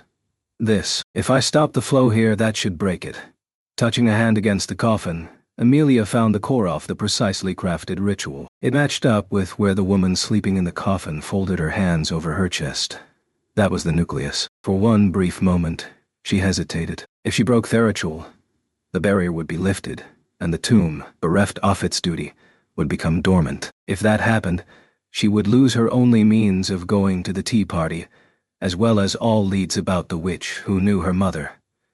That has nothing to do with any of this. Amelia slammed a fist against the coffin, seemingly to drive her hesitance away. That instant, the core of the ritual shattered, and cracks spread across the crystalline lid of the coffin like a spider's web. The shattering of the core made the flow of mana go completely out of control, sending a torrent of dazzling light surging within the room. This light disturbed the serene atmosphere, making Amelia's silver hair glimmer before finally, it suddenly vanished. The tomb's functions had come to a halt. That was what Amelia read from the shift in the air. This time, it's over. It has to be. There was no change visible to the eye. Yet, something was unmistakably different. Clenching her teeth, Amelia was certain that the room had become a simple resting place for a coffin. That the tomb itself had become a mere structure. With this, the barrier imprisoning the residents of the sanctuary was gone. The choice whether to accept Thatrasult and live outside the sanctuary was now theirs. Of course, with Roswal's support at her back, Amelia intended to respect the decision the people made, no matter who they might be. Come to think of it, Roswal mentioned a teacher. Is this person his teacher? Is this person his teacher? Roswal had spoken the word when he'd directed biting sarcasm and ferocious insults at Amelia just prior to her challenging the tomb. He'd said, in the beginning it was just him and his teacher. She didn't know any details of what it was the two of them had started. But if he meant the sanctuary itself, the ties between this woman and Roswal ran deep. On that note, I need to speak to everyone. To Rem Andraswal especially. The woman in the coffin was secondary. Her top priority was to tell everyone the fact that the barrier had been lifted and to get the people remaining in the sanctuary out. Subaru hadn't explained the fine details, but he had said this was necessary, and that probably had something to do with Roswal's odd behavior. She needed to hurry. Turning, Amelia slipped through the passage with urgent steps, heading through the stone room on her way outside. The people of the sanctuary and Earlham village should have still been in the clearing, with Ruzu and Milder representing them. Then, as Amelia raced out of the tomb, the skin-stabbing cold and the ferociously blowing snow covering the sanctuary made Amelia let out a white breath. Chapter 5e. Love you down to your blood and guts. The scent of smoke and fire filling his nostrils stole Garfiel's attention for only an instant. He had a vague awareness of scorching heat in the distance. Slowly but surely the burning was spreading, which meant the fire was gradually consuming the mansion. Just who had unleashed it? Getting distracted again. Not letting a single moment of stagnancy slip by, Elsa closed in and swung, pursuing Garfield with her blade. Seeking to take his life as the price of looking away was a rather greedy thing. Even more so where Garfield, on a tiny apostle of the Witch of Greed, was concerned. But having severed all ties with the Witch of Greed, he was unmoved by such avarice. As if. That's too bad. Once more, Garfield caught a slashing knife by his fangs before biting down and shattering it. Having lost her weapon to the power of his jaws, Elsa instantly let go of the handle and leaped backward. Garfield remained planted at a medium distance as she put a fresh kukri into her hand, tilting her head. You pretended to be distracted. Quite an actor you are. Or perhaps that was an invitation. You don't need to make every single thing you say suggestive. Would you stop playing dumb already? About what? The smile on Elsa's glossy lips only deepened Garfield's suspicions. From her reaction, he concluded there was no connection between Elsa and the fire. The time they'd spent together in Mortal Kombat had established she wasn't toned to rely on trickery or seduction. In that case, the chance that someone on his side was responsible for the fire, probably spawning from one of Subaru's plans, was high. That's pretty extreme, but it sure as hell is effective. Way to go, General. I'm a little unsure what this is about, but don't you put a little too much stock in him. Save the sour grapes. I told ya, those demon beasts standing in the way ain't no match for the General. Piece of cake. If Subaru was the mastermind behind the fire, the objective was probably to drive off the demon beasts. Whether the proposal came from Subaru or Otto, it was exactly the kind of thing they would resort to.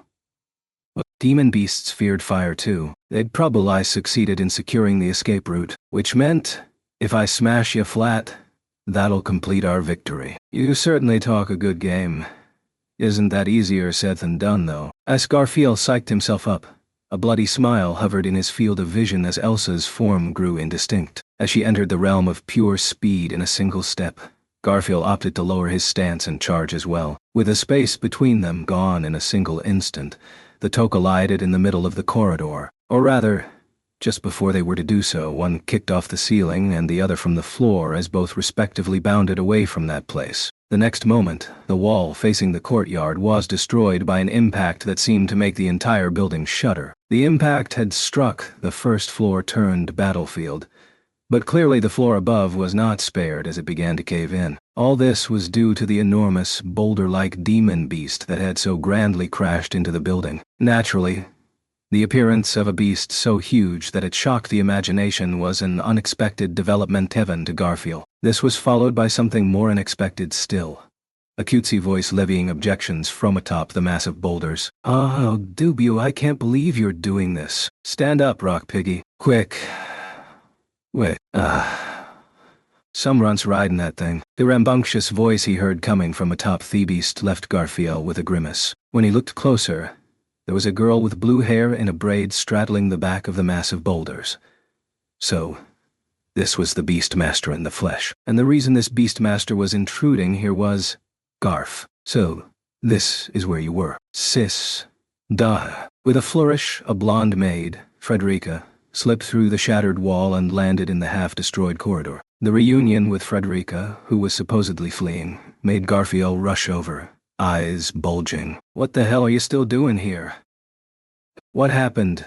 Torum, sis, the general, and the rest. I fulfilled the duty entrusted to me. You understand there reason I remain behind, don't you?" Seeing Frederica close one eye as she spoke these words shut Garfield right up. He could see a number of wounds Frederica had sustained. Of course he could. In keeping the Beastmaster at bay, she must have taken on countless demon beasts in the process. Unlike Garfield, who'd trained and trained as he kept struggling to become stronger, his elder sister had no doubt spent many days that had nothing to do with fighting. Just how deeply had this battle cut into his sister's flesh and bones? "Don't make such a pathetic face." Noticing Garfield's gloomy expression, Frederica landed an open palm chop right on his wide-open forehead. Though it didn't hurt, Garfield let out a reflexive, "Oh," glaring at his older sister. "Garf, I understand you are being considerate, but I too am a servant of the Mathers family.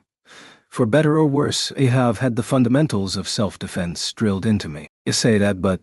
Then again, Ramsdam strong. 8, you've convinced me. The fact that you chose her as the most relevant point of comparison puts me in a slightly awkward position."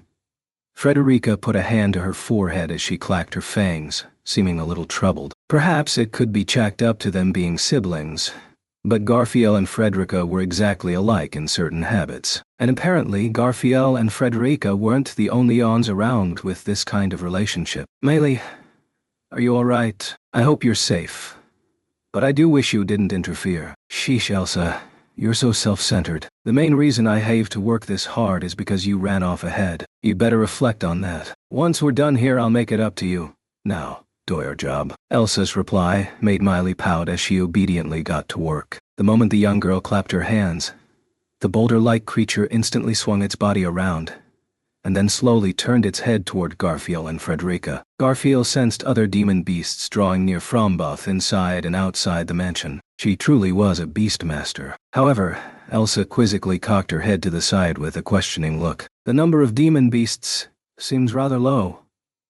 The big maid nailed a bunch of them before we got there. Besides, the mansion's been set on fire. On top of that, it seems like the Shadow Lion died." Melee, answering Elsa's question with a sour look on her face, continued, "It was a rare one that obeyed me despite still having its horn, but its short temper was the flaw in that jewel, and it failed me right when I needed it most. I have trouble understanding why you brought such a difficult demon beast along to begin with, because no one else could keep the others in line. Anyway, Elsa, what about your opponent?" Looking down at the corridor from atop the demon beast, Miley caught sight of Garfield. She went, letting out a breath of deep interest with a passionate smile that was extremely strange for a girl of her age on numerous levels. "Elsa has her eyes on you, Mr. Scary Face. You poor thing. If it's a nasty face you want, there's no topping the general. So what, you sisters gonna come at me together?" Garfield's reply earned him a look of surprise, not only on Mela's face, but Elsa's as well. They weren't shocked at being called sisters. Certainly the two didn't seem connected by blood. The pair might have been similar in appearance, but it was far more difficult to claim a family resemblance. But they were most definitely sisters. That was what Garfield's intuition told him. Sisters. Yes, I suppose you're right. So now that we have sisters gathered on one side and siblings on the other, I think it's time we got back to business, don't you? Standing beside the demon beast, Elsa posed the question as she pointed the tip of her kukri toward him. With a quick glance, Garfield checked on Frederica's stays. She stood beside him. Her breathing was ragged. Her face was pale from blood loss, and her visible wounds were, on average, ones that could not simply be shrugged off. Garf. Noticing his gaze, Frederica called out to him. Garfield could not help but force out a smile at the emotions infused within her simple mention of his name. "Don't be disappointed in me," Frederica's gaze begged. Quietly, Garfield stepped forward. This was where everything would be settled. The mansion's on fire. We got a horde of demon beasts outside, and my older sister behind me is trying to put up a strong front, as battered as she is. I'm got a bunch of people I gotta save and some powerful enemies whose teeth I gotta kick in. The general said he's counting on me. And the girl I love chewed me out real good too.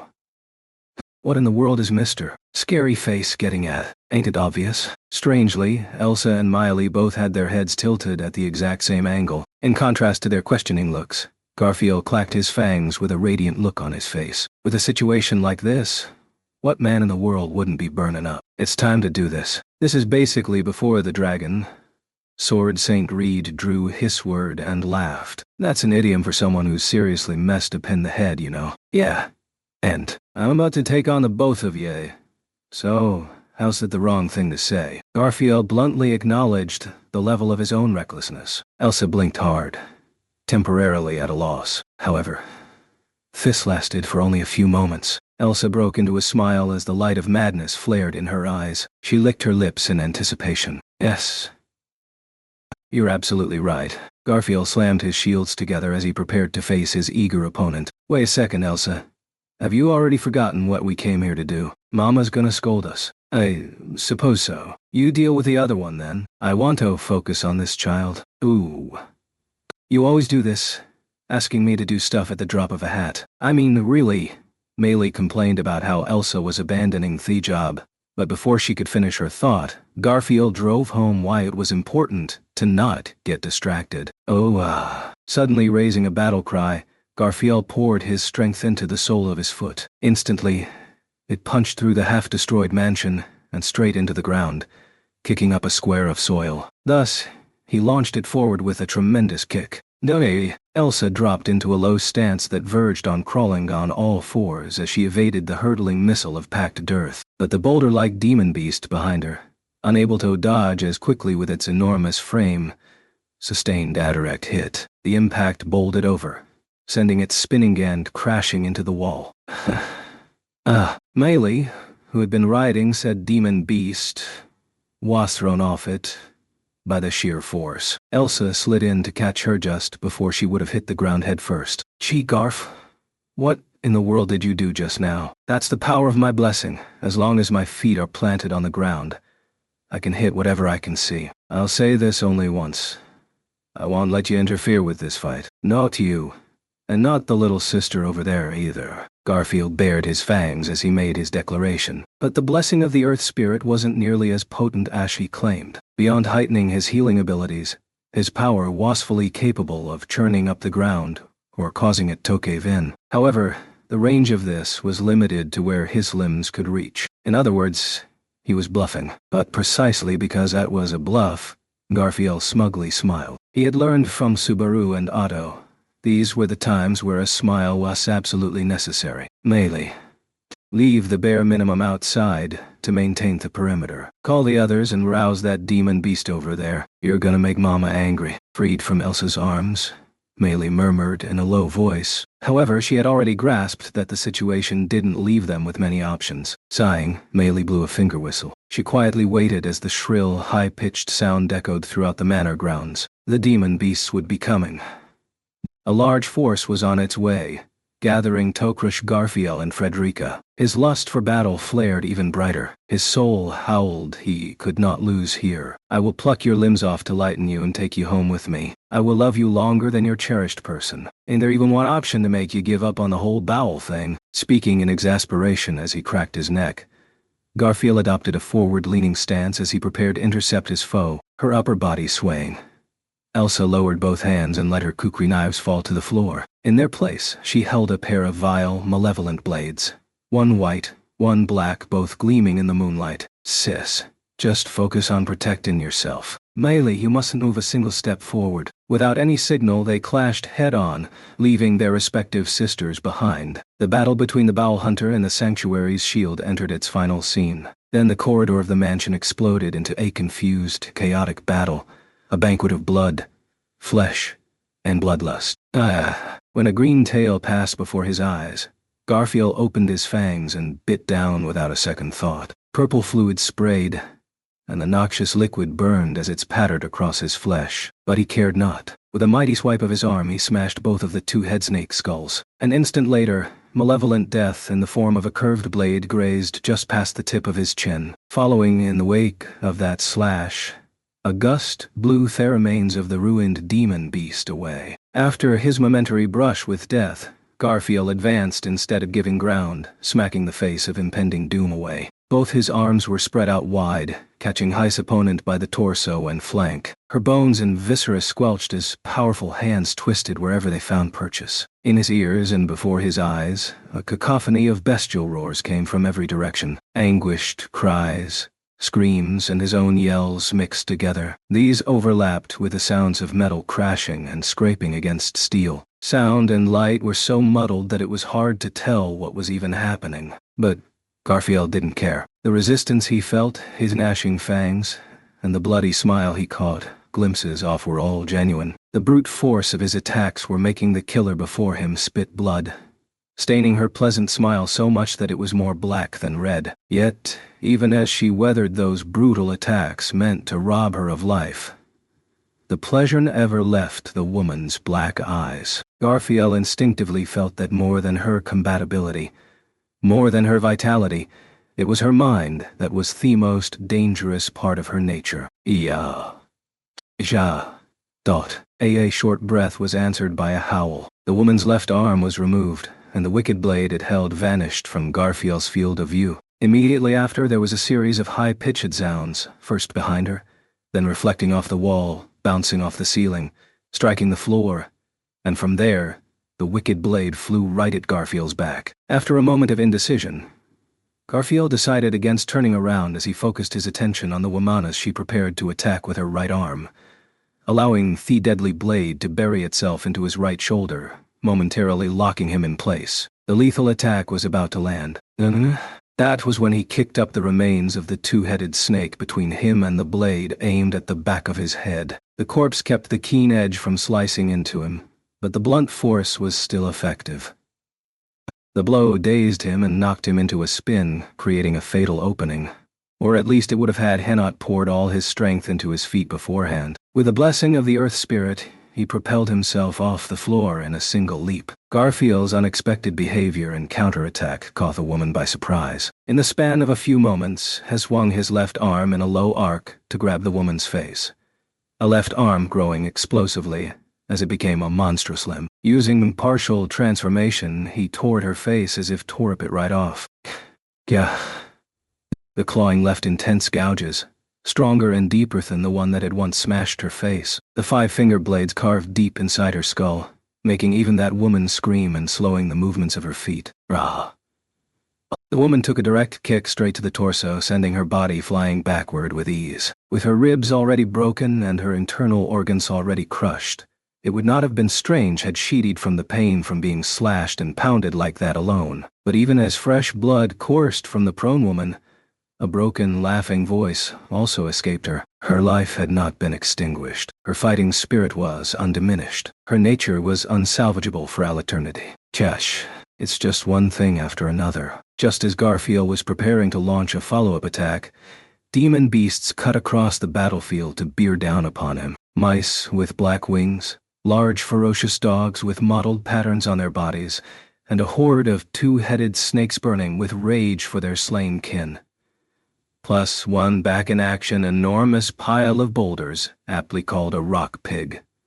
All came rushing at him. Garf. I'll handle those. Right as Garfield braced himself against the demon beast aiming to land a surprise attack, the monsters were ripped asunder somewhere behind him. There was no time to turn around, but he could still tell that Frederica's ferocious attacks were mowing their foes down. All that remained was for Garfield to deal with the on-charging at him with a frame large enough to rival the whole mansion. Get pancaked. Receiving Melee's command, the rock pig bounded forward with its woefully short forelegs, leaping toward him. No longer was this simply a charging beast.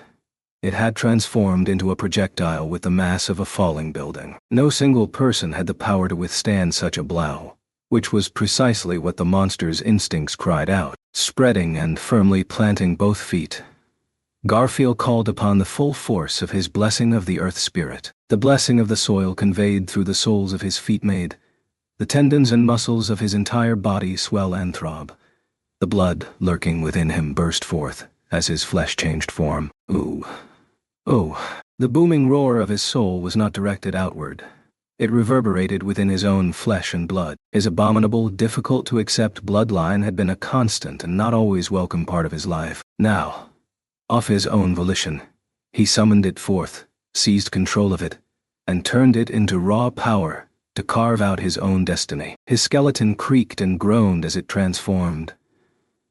His neck, his torso, and his head were changing into those of a beast. A great golden tiger's mane sprouted as his clothes burst apart, unable to withstand the pressure. But the shields attached to both his arms remained in place, now looking like bangles on swelling arms that appeared to be violence incarnate, rivaling even the rock pig in stature.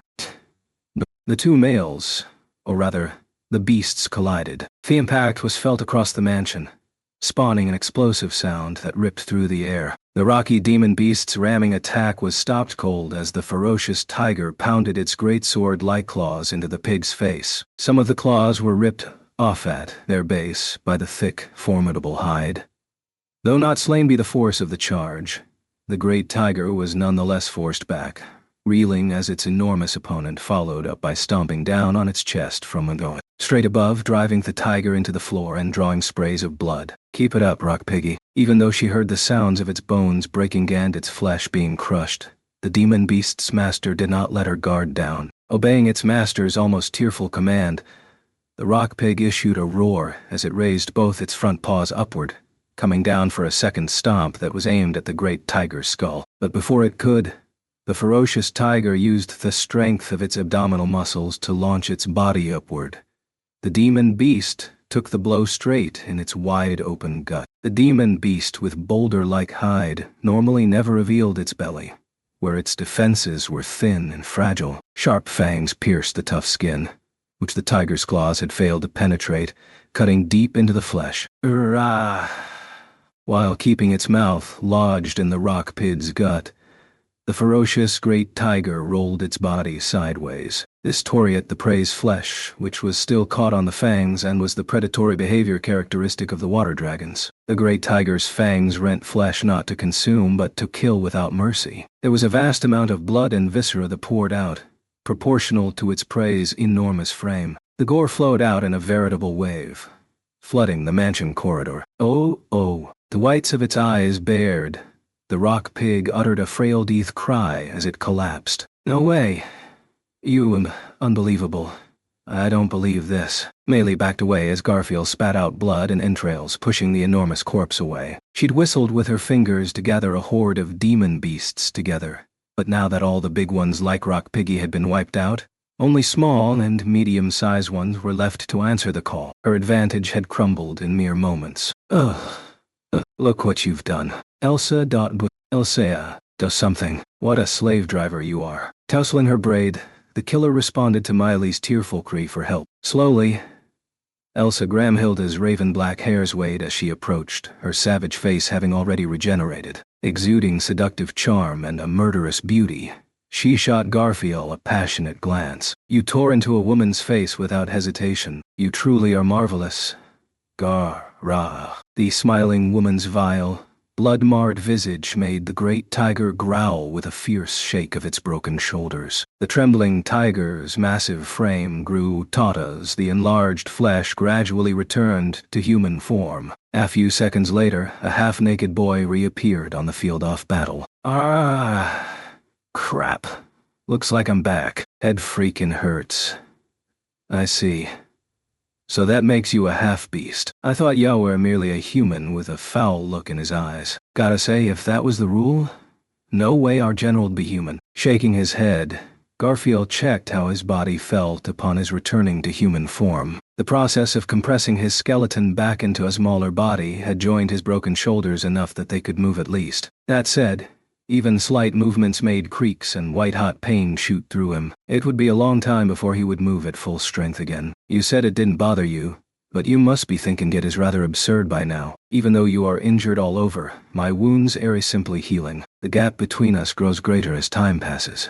Do you not think it is unfair? There was not a single scratch to be seen on Elsa's long, slender limbs. If the blood was wiped off, the luster of her white skin would be unmarred underneath. In contrast, Garfield's wounds were only becoming graver. Perhaps it was logical to condemn that so-called immortality as an unfair advantage. I ain't ready to give up, and I ain't taking back what I said. Shaking his head, he rejected such timid thoughts. He never needed them to begin with. You ain't immortal. It's that you won't die till someone kills you, right? Ain't that right, vampire? You knew. I had a hunch.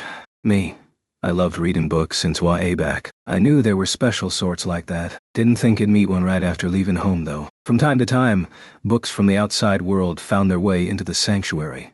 Though Garfield had no idea who the sender might have been, nor could he tell from the types of books what they hoped he might learn from them. Garfield read anything he could, so that he might one day find a way to butcher whatever it was that saddened the woman he'd fallen for. It was in the course of those studies that he had read somewhere that the beings known as vampires possessed special characteristics. Apparently one of the old witches was one too. That witch is dead, and that means you can die too. Garfield had already dealt Elsa what were supposed to be fatal wounds 4 times and counting. Even if she'd inherited that characteristic from an immortal monster of legend, her regenerative power had to have limits. It'd take probably 1 or 2 more times and that'd settle things. But before it came to that, if your little sister swears to never do evil ever again, I ain't unwilling to let her go. You truly are an adorable child. With a smile, she dashed the final bouquet of compassion he offered her. That was his signal. With an explosive step, Garfield leaped straight forward. A wicked blade sliced directly down to intercept him, aiming to cleave his head. The force of the attack tore the mansion corridor apart. Catching the attack on his shield, the blade cut shallowly into his breast. Heedless of the spatter of blood, he pressed in, continuing to advance.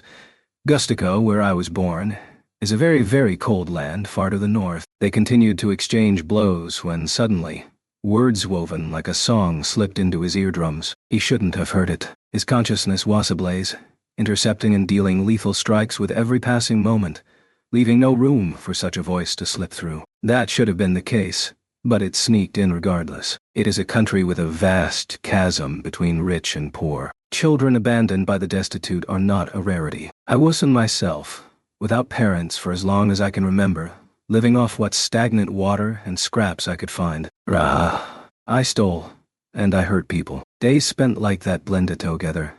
What was I living for?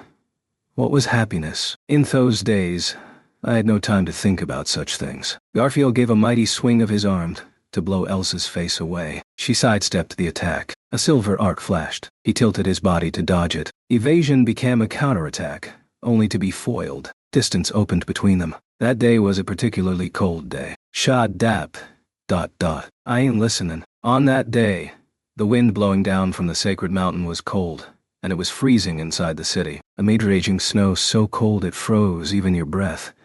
I was working as a thief when a shop owner caught me.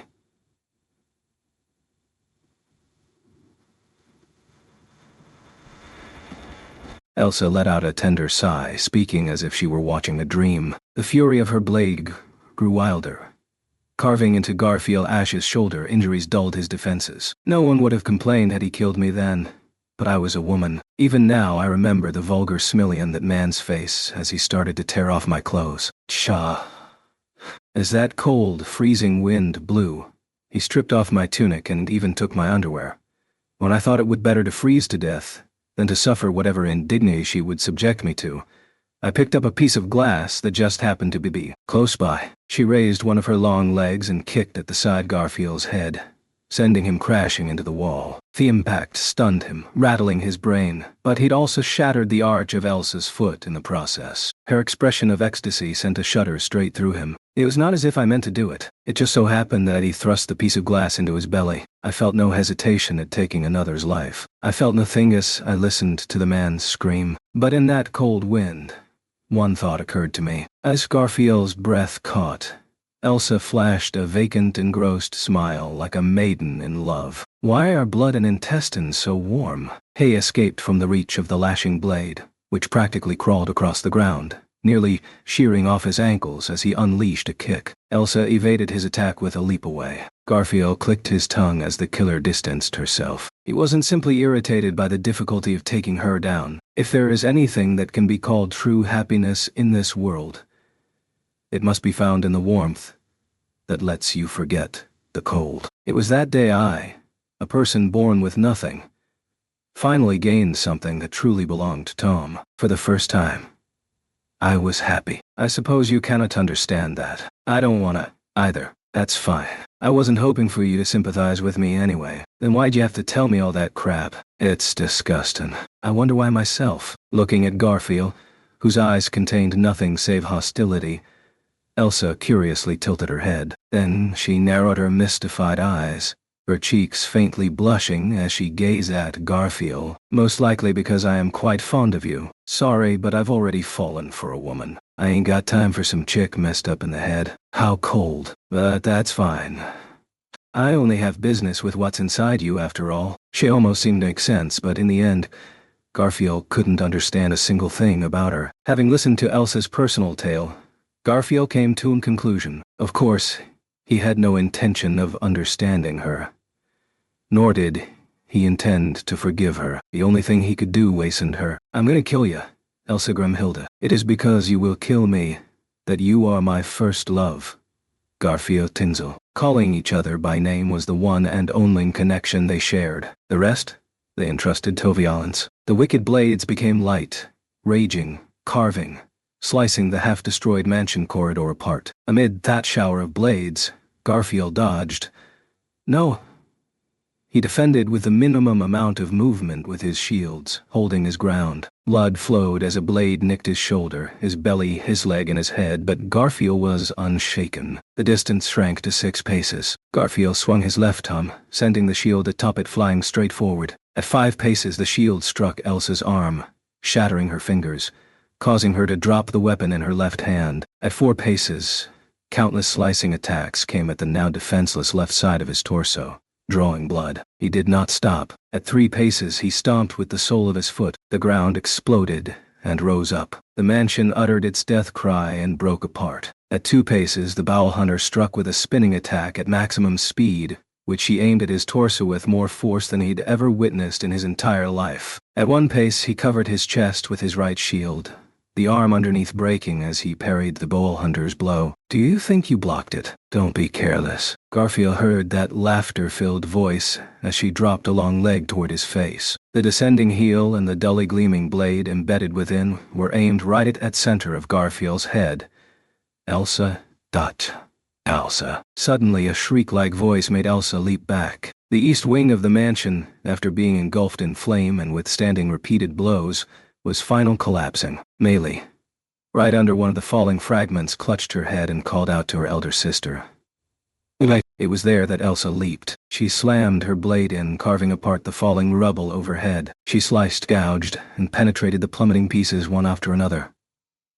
And yet, the cascade of debris never ceased. Without warning, a gust rushed past her feet. The wind, sporting a beautiful and supple beast with a golden mane, grabbed the girl in danger of being crushed by fallen rubble, carrying her to safety. Elsa.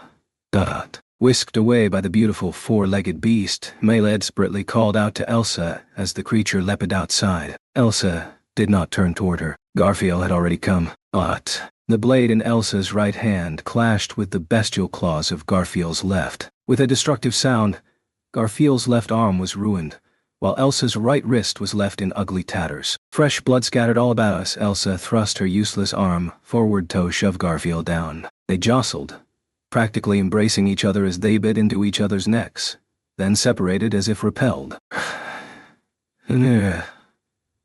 The left side of her neck was hot. Elsa was unable to even put a hand on the wound, which was bleeding freely, but her cheeks were flushed nonetheless. Her breath was so hot that it almost seemed like it changed color. Her eyes were filled with unquenchable passion. Then she watched as Garfield hoisted up the rock pid's massive body and hurled it. The boy's eyes blazed with ferocious emotion even as his neck bled from the wound her teeth had left behind. Though she knew where the arc of the hurled mass of rock would end, Elsa continued to gaze at the man she longed for until the very end. Her labored breaths came unsteadily. As she gazed at the golden-haired boy who aroused such excitement deep in her chest, she said only one thing. So thrilling. The woman, the murderess, the vampire, the bowel hunter was completely and utterly crushed by the incredible mass. Fresh blood splattered, mixing with the demon beast's bodily fluids. There was no sign of revival, only the aroma of death. Garfield let up a war cry,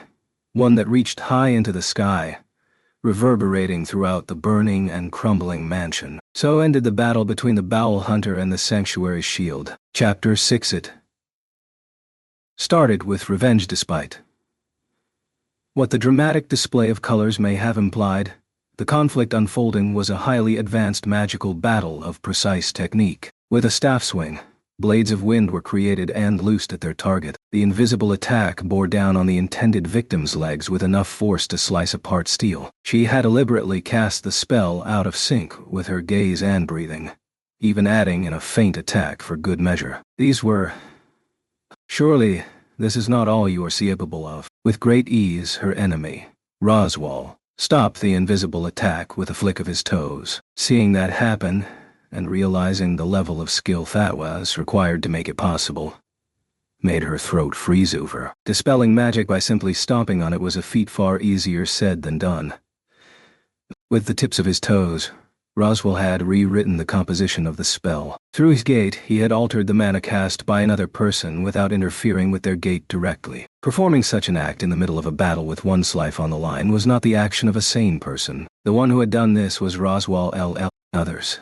Famed magic user, current lord of the House of Roswaal, and the man who still desired the title of the greatest court magician of the age. Now I'll send one right back at you. Speaking in a casual tone, Roswaal moved both his hands and his mouth, deploying a trio of incantations from his fingers and lips alike. This was not a simple combining of elements but simultaneously casting 3 different spells at once, a technique that verged on the realm of gods. It was an insane technique that all but required 3 brains to accomplish. And even this was not the true limits of his potential. It was because she understood this more than anyone that the girl, Ram, was filled with energy as she evaded the resulting downpour of flames. It was then, when he was still not taking this seriously and using the full extent of his powers, that she had a chance of victory. Ram responded to the 3 incoming fireballs, respectively colored red, blue, and green, by leaping backward and then intercepting them with more blades offwind. She would slice them away before shifting to a counterattack. But before she could, something upset her plans. The red flame accepted her wind, acting as if she poured oil onto it. The force of the flames increased as it transformed into a pillar of fire. The wind split the blue flame apart, scattering it in all directions, which only further spread its destructive reach. The green flame absorbed her wind, transforming into a snake of fire that crawled across the earth, causing havoc in its wake. She responded to everyone with all her strength. She vaulted over the intense flaming pillar, kicked off a large tree to evade the curtain of blue flames, and as the green flaming snake opened its jaws to catch Ram with its fangs on, she landed. Goodness, what petty tricks, Roswaal. You should know better. A moment before being engulfed by the flaming snake, a calm voice slid into Ram's eardrums. In contrast to the quiet words, what occurred next was virtually overwhelming. With its mouth still open, the burning snake froze over. The flying flames and the blazing pillar met similar ends. This was the antithesis of employing multiple spells simultaneously, using a single unstoppable spell to snuff everything out. And the one who had accomplished this was the little cat floating in the sky. Short arms folded, the great spirit Puck. The little cat cocked his head, turning his tail, which was as long as his body, toward Roswaal as he laughed. You might have learned a lot of tricks, but you'll need to go big to deal with the likes of me. How harsh. I take it that Lady Amelia developed her tendency to favor brute force approaches from you. No comment. Crossing his arms in front of him, Puck did not give Roswell's inconvenient assertion a reply. After that, Puck slowly lowered his altitude, landing on the shoulder of Offram, who was breathing hard, as he lined up right beside her head. Are you all right? Pushing yourself too hard will be bad for your body. You may save your concern. After all, it is thanks to the Great Spirit's assistance that I can now manage this battle. No need to act tough. But when push comes to shove, manage is putting it nicely. You're an Oni girl without a horn, and I'm a handsome wild spirit without a host. But even with both of us at half strength, double-teaming him is still toying with us. Wiping some soot from her brow with a sleeve, Ram internally concurred with Puck's analysis. Earlier, she'd considered counterattacking while he was still toying with them, but she was a long way from even that much. Yes, she was depleted from the battle with Garfiel, and Puck was in poor condition to assist, but more importantly, you're strong, Roswaal. I have to admire how far a merry human has come after honing themselves. I am honored to receive your praise. Roswaal offered an elegant bow in response to his assessment. It was a theatrical gesture, but by showing that he still had the poise to put on such a display, Roswaal demonstrated that even in this situation, the advantage was still very much his. The battle that had kicked off at the Witch's experimental facility deep in the forest of Crimaldi had shifted, moving away from the building and into the woods. The traces of the battle had already left the area around the facility a sorry-looking wasteland. There were scorch marks all over, blades of wind had toppled one tree after another, and countless trees had been flash-frozen. Looking at all this, Roswaal then turned one eye, his yellow eye, toward Ram. I was indeed correct to bring this outside. If we had rampaged like this inside that facility, or rather, magic crystal would have been broken, which would have been quite inconvenient. Of course, you would have accomplished your goal even so, for was that not your aim? Are you claiming I asked the Great Spirit to delay you while I destroyed the facility? Surely you jest. Ram laughed off the assertion, causing Roswaal to raise an eyebrow in surprise. His reaction made Ram loosen her lips. After all, she went, spinning her words. By doing such a thing, Ram's objective would go forever unfulfilled. All that said, continuing this indefinitely will work to no one's advantage. Yes, you strove for a means to fill the gap between our combat capabilities, but the Great Spirit you have beseeched is far from peak condition. Yes, I suppose so. He is more useless than expected. Not even Ram can conceal her disappointment. You really don't sugarcoat your words, huh? Not that it disliked that part of you. Puck wore a wry smile as he endured Ram's sharp tone. Though, I have to admit, the little cat remarked, his long tail swaying as he looked Roswaal's way, I'm impressed by how meticulous you are. How and when did you cast that spell on Leah? Spell. Great Spirit.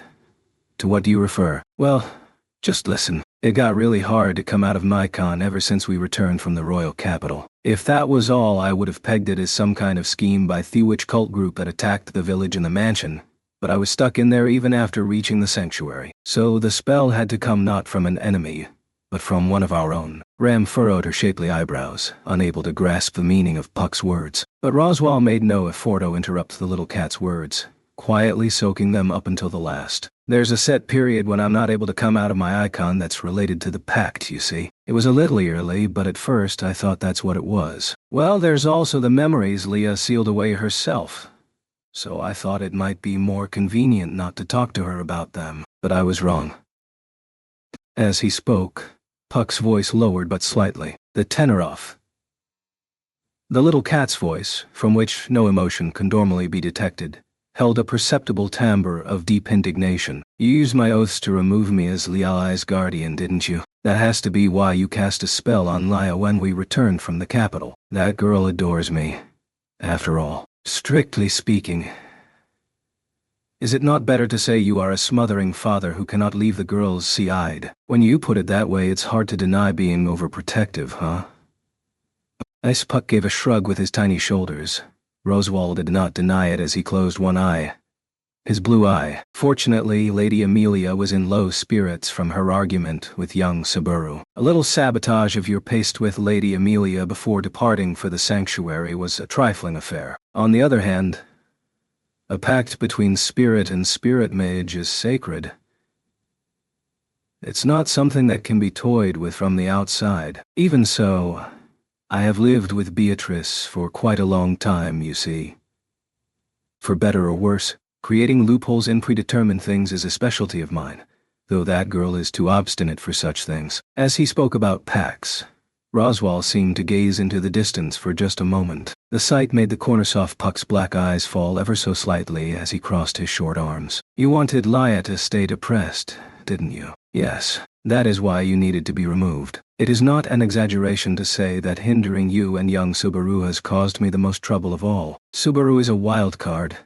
You are the only one who actually stands a chance of defeating me in a head-on battle. I don't like saying this, but it seems like both you and I expect a lot out of Subaru. Perish the thought. The expectations you and I have of him cannot possibly be comparable. Instantly, Roswaal's tone hardened, seeming to lose a small amount of his composure. As Roswaal expressed his expectations for Subaru, he pressed a hand to his chest, clenching it into a fist. The gesture left Ram narrowing her eyes as she felt a throbbing pain in her own breast. She knew how out of place it was, but Ram could not help but be jealous at how much he placed his hopes in Subaru. To me, he is the final key to bringing my greatest desire into reach. You, on the other hand, intend to put him to the grindstone to see if he is worthy of your beloved daughter. Your thinking is very different from mine. Don't bark at me, Roswaal. As Roswaal's voice became infused with fierce emotion, the cold hostility pouring down became frigid, glacial. Puck's mouse-colored hair was standing up, bringing his presence into sharper relief as he continued. Just like you and your desire, I offered myself to Leah, the reason for my existence. Are you suggesting it's easy form to entrust Laya to someone else? Don't get cocky. Witch's apprentice. From that last part, I talk it you now remember things from prior to your pact. I'm deducing a lot from the situation, you see, but considering whose forest this is, I have a pretty good idea who imposed this pact on me. I remember a man who spoke a lot like you too. Is it to remember your wounds or to punish yourself? Either way, it's very backward-looking of you. Puck's words gradually sounded more like words of pity than of reproach. Receiving them, Roswaal went, "Backward-looking, is it?" twisting his lips in what seemed to be self-mockery. Indeed it is. I have always been looking backward, looking at the past. To me, the only wonderful things that have ever existed are in the past. The present is merely what rests atop their bones. Didn't.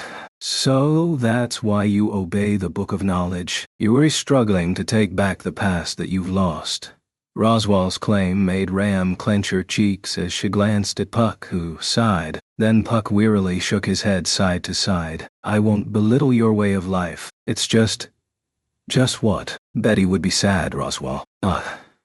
Roswaal's expression faintly stiffened. Just how much terrible significance did that single sentence possess? And then, Olgoa, because I hit the bullseye. How childish. Without preparation or word of warning, fiery missiles shot forth. A towering wall of ice immediately intercepted them. The sound of their collision rang out. A white shock wave flattened the trees of the forest, heralding that combat had recommenced. Guess we're done buying time. Did that give your horn a breather? Puck's words, spoken with a deft wink the moment before she leaped, left Ram mentally clicking her tongue. She told him that she did not want him to worry about her. The little cat proved a poor listener. What annoyed her more than anything was the frailty of her own body that made the short rest just now a lifesaver. But what of it? She would never breathe a single word complaint about her body not being in tip-top condition. What gave her any right to complain if she did not give either all? If she lost without her feelings ever reaching him, she could whine and make excuses as much as she liked in the afterlife. El Fula. Tightly clenching her teeth, she swallowed her frustration and readied her staff. Timed with an explosion off the ground, she flew into the air, touching her feet against a large tree's trunk to invert her posture as she converted her mana, unleashing it as blades of wind. There was no lethal intent behind her attacks. However, even if she aimed to kill, it would not have resulted in as much as a scratch regardless. Roswaal's response to the mighty blow was skilled and delicate. He rewrote the composition of the incoming magic, disassembling the wind blades into mere mana and capturing it with his own gate to assign it a different form. There was the threefold magic using both his hands and his mouth that he had displayed earlier. And on top of that, He used a step to activate the magic he had internalized, unleashing 4 spells simultaneously, in an outrageous display of magic. Twisting her lips, Ram put strength into the soles of her feet, which rested against the tree trunk, leaping away at full power. Instantly, the magic, which seemed sure to bite into that large tree, changed its course, curving to tail her as she fled. How persistent. Spitting out those words, she slammed more wind into the pair of approaching fiery missiles, landed on the ground, drew them in before rolling backward at the last moment. This forced the one flame that did not keep up with the turn to slam into the ground, and she thrust her staff straight forward into the final flaming shot. Now, burst. Using the tip of her staff to shred the mana apart, Ram moved so the blast from the fiery missile passed behind her. It was during that momentary opening that it is too soon to relax. Advancing with long strides, Roswaal drove a punch toward Ram's torso. This was a steel-like fist he had had honed through extreme training completely unrelated to magical study. Its destructive power was so great that if it connected, it would affect not only bone but the internal organs as well. The instant it struck, a layer of ice caught the blow. With a tremendous sound, the frozen shield shattered. Puck, the one who had created the instantaneous defense, whistled. So you've trained a whole lot in more than just magic. I do whatever is necessary. If there is ample time, the only cost is the wearing down of the soul. Accordingly, opening the fist that had struck the ice shield, Roswaal twisted his hips and lunged with a thrust of his palm. Of course, the ice kept him from reaching Ram, and yet the impact shot through Ram's body nonetheless. Gah. That is a combat technique I learned from a ninja who hailed from the west long ago to strike from afar, reaching even past defenses. Effective, yes. Struck not by a direct hit, but by a shockwave. Ram staggered backward, her bones creaked, and her innards cried out. It was better than suffering a clean blow, but her body had a fatal weakness and could not risk sustaining any injuries to begin with. Her breathing was ragged, and her vision blurred. Ram's footing was unreliable. She lifted up her face when, "Get down." When she heard the voice, Ram forced down her rising head. Overhead, Puck, who had circled behind her, thrust out both hands, unleashing a giant pillar of ice toward Roswaal. The magical attack, with a mass rivaling that off the trunk of a 100-year-old tree, forced even Roswaal to leap a good distance backward. It's been half a year since you first forced me to use this. His voice rising as he offered a word of praise, Roswaal demonstrated the true worth of his unparalleled magical skill. With both hands, his lips, and alternating stomps of both his feet, he began casting 5-fold magic. Unleashing 5 different spells at once, he melted, sliced, and pulverized the mighty pillar of ice to neutralize it. Scorching heat and absolute zero collided, enveloping the forest in white steam once more. As he employed this, Puck said, "Can you stand? If you cannot, we will lose after the next move." You say that like it's so easy, don't you? Wiping the blood spilling from the corner of her mouth, Rain braced herself with a sigh. The fact that her condition had begun to deteriorate was proof that she had already gone beyond her limits. With his pact with Emilia rescinded, Puck's power was greatly reduced. In the first place, he required a vast amount of mana just to stay corporeal. Without a contractor, all he could do to remain in their plane of existence and employ magic was to somehow make do with his reserves. Even under these conditions, Puck was doing very well due to the skill he possessed. Part of her was tempted torely on his brute strength to resolve this situation. But if Puck had really gone all out, the situation would have escalated to something unmanageable. I think it would have been better for you if you had broken the taboo and used astral transformation. If I could absorb mana from the surrounding area without limit, this would end pretty quickly. But if I did that, I'd make Laya sad. If I don't protect what she wants to protect, that's putting the cart before the dragon. Bold words after having rescinded the pact yourself. Do you think my temporary partner is any less brave? When the curtain of steam parted and Roswaal revealed himself, Puck flippantly responded to his sarcasm. The words made Roswaal glance at Ram, now all alone, and in a tattered state, causing him to narrow his eyes. Brave, you say? Certainly in terms of being ready to throw away everything for the sake of her objective. Anna might call her brave. But what she has done is too foolish to be worthy of the word. This is a golden opportunity for her to avenge her kin. This she has wasted with impatience unlike her, and she may well fall as a result.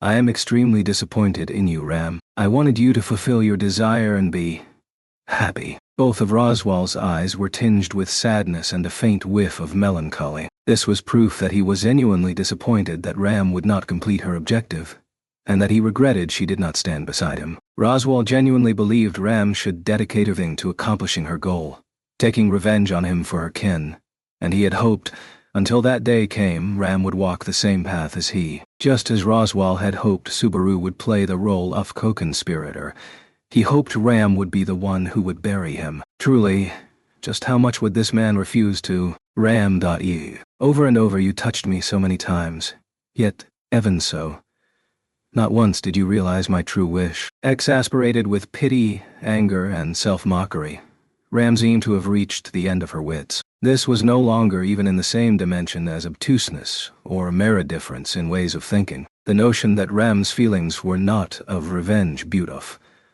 Love did not even exist inside Roswal. It would have been so much better had my bodies molded only with hatred and the desire to avenge kin. Had I been but a vengeful Oni, my chest would not attach so. However, unable to fathom where her words were going, Roswal merely furrowed his brow with a questioning look. She let a pained smile slip. Truly, she thought, it was as if this man did not see anything beyond his own feelings. Therefore surely these words too would be completely astray from his expectations.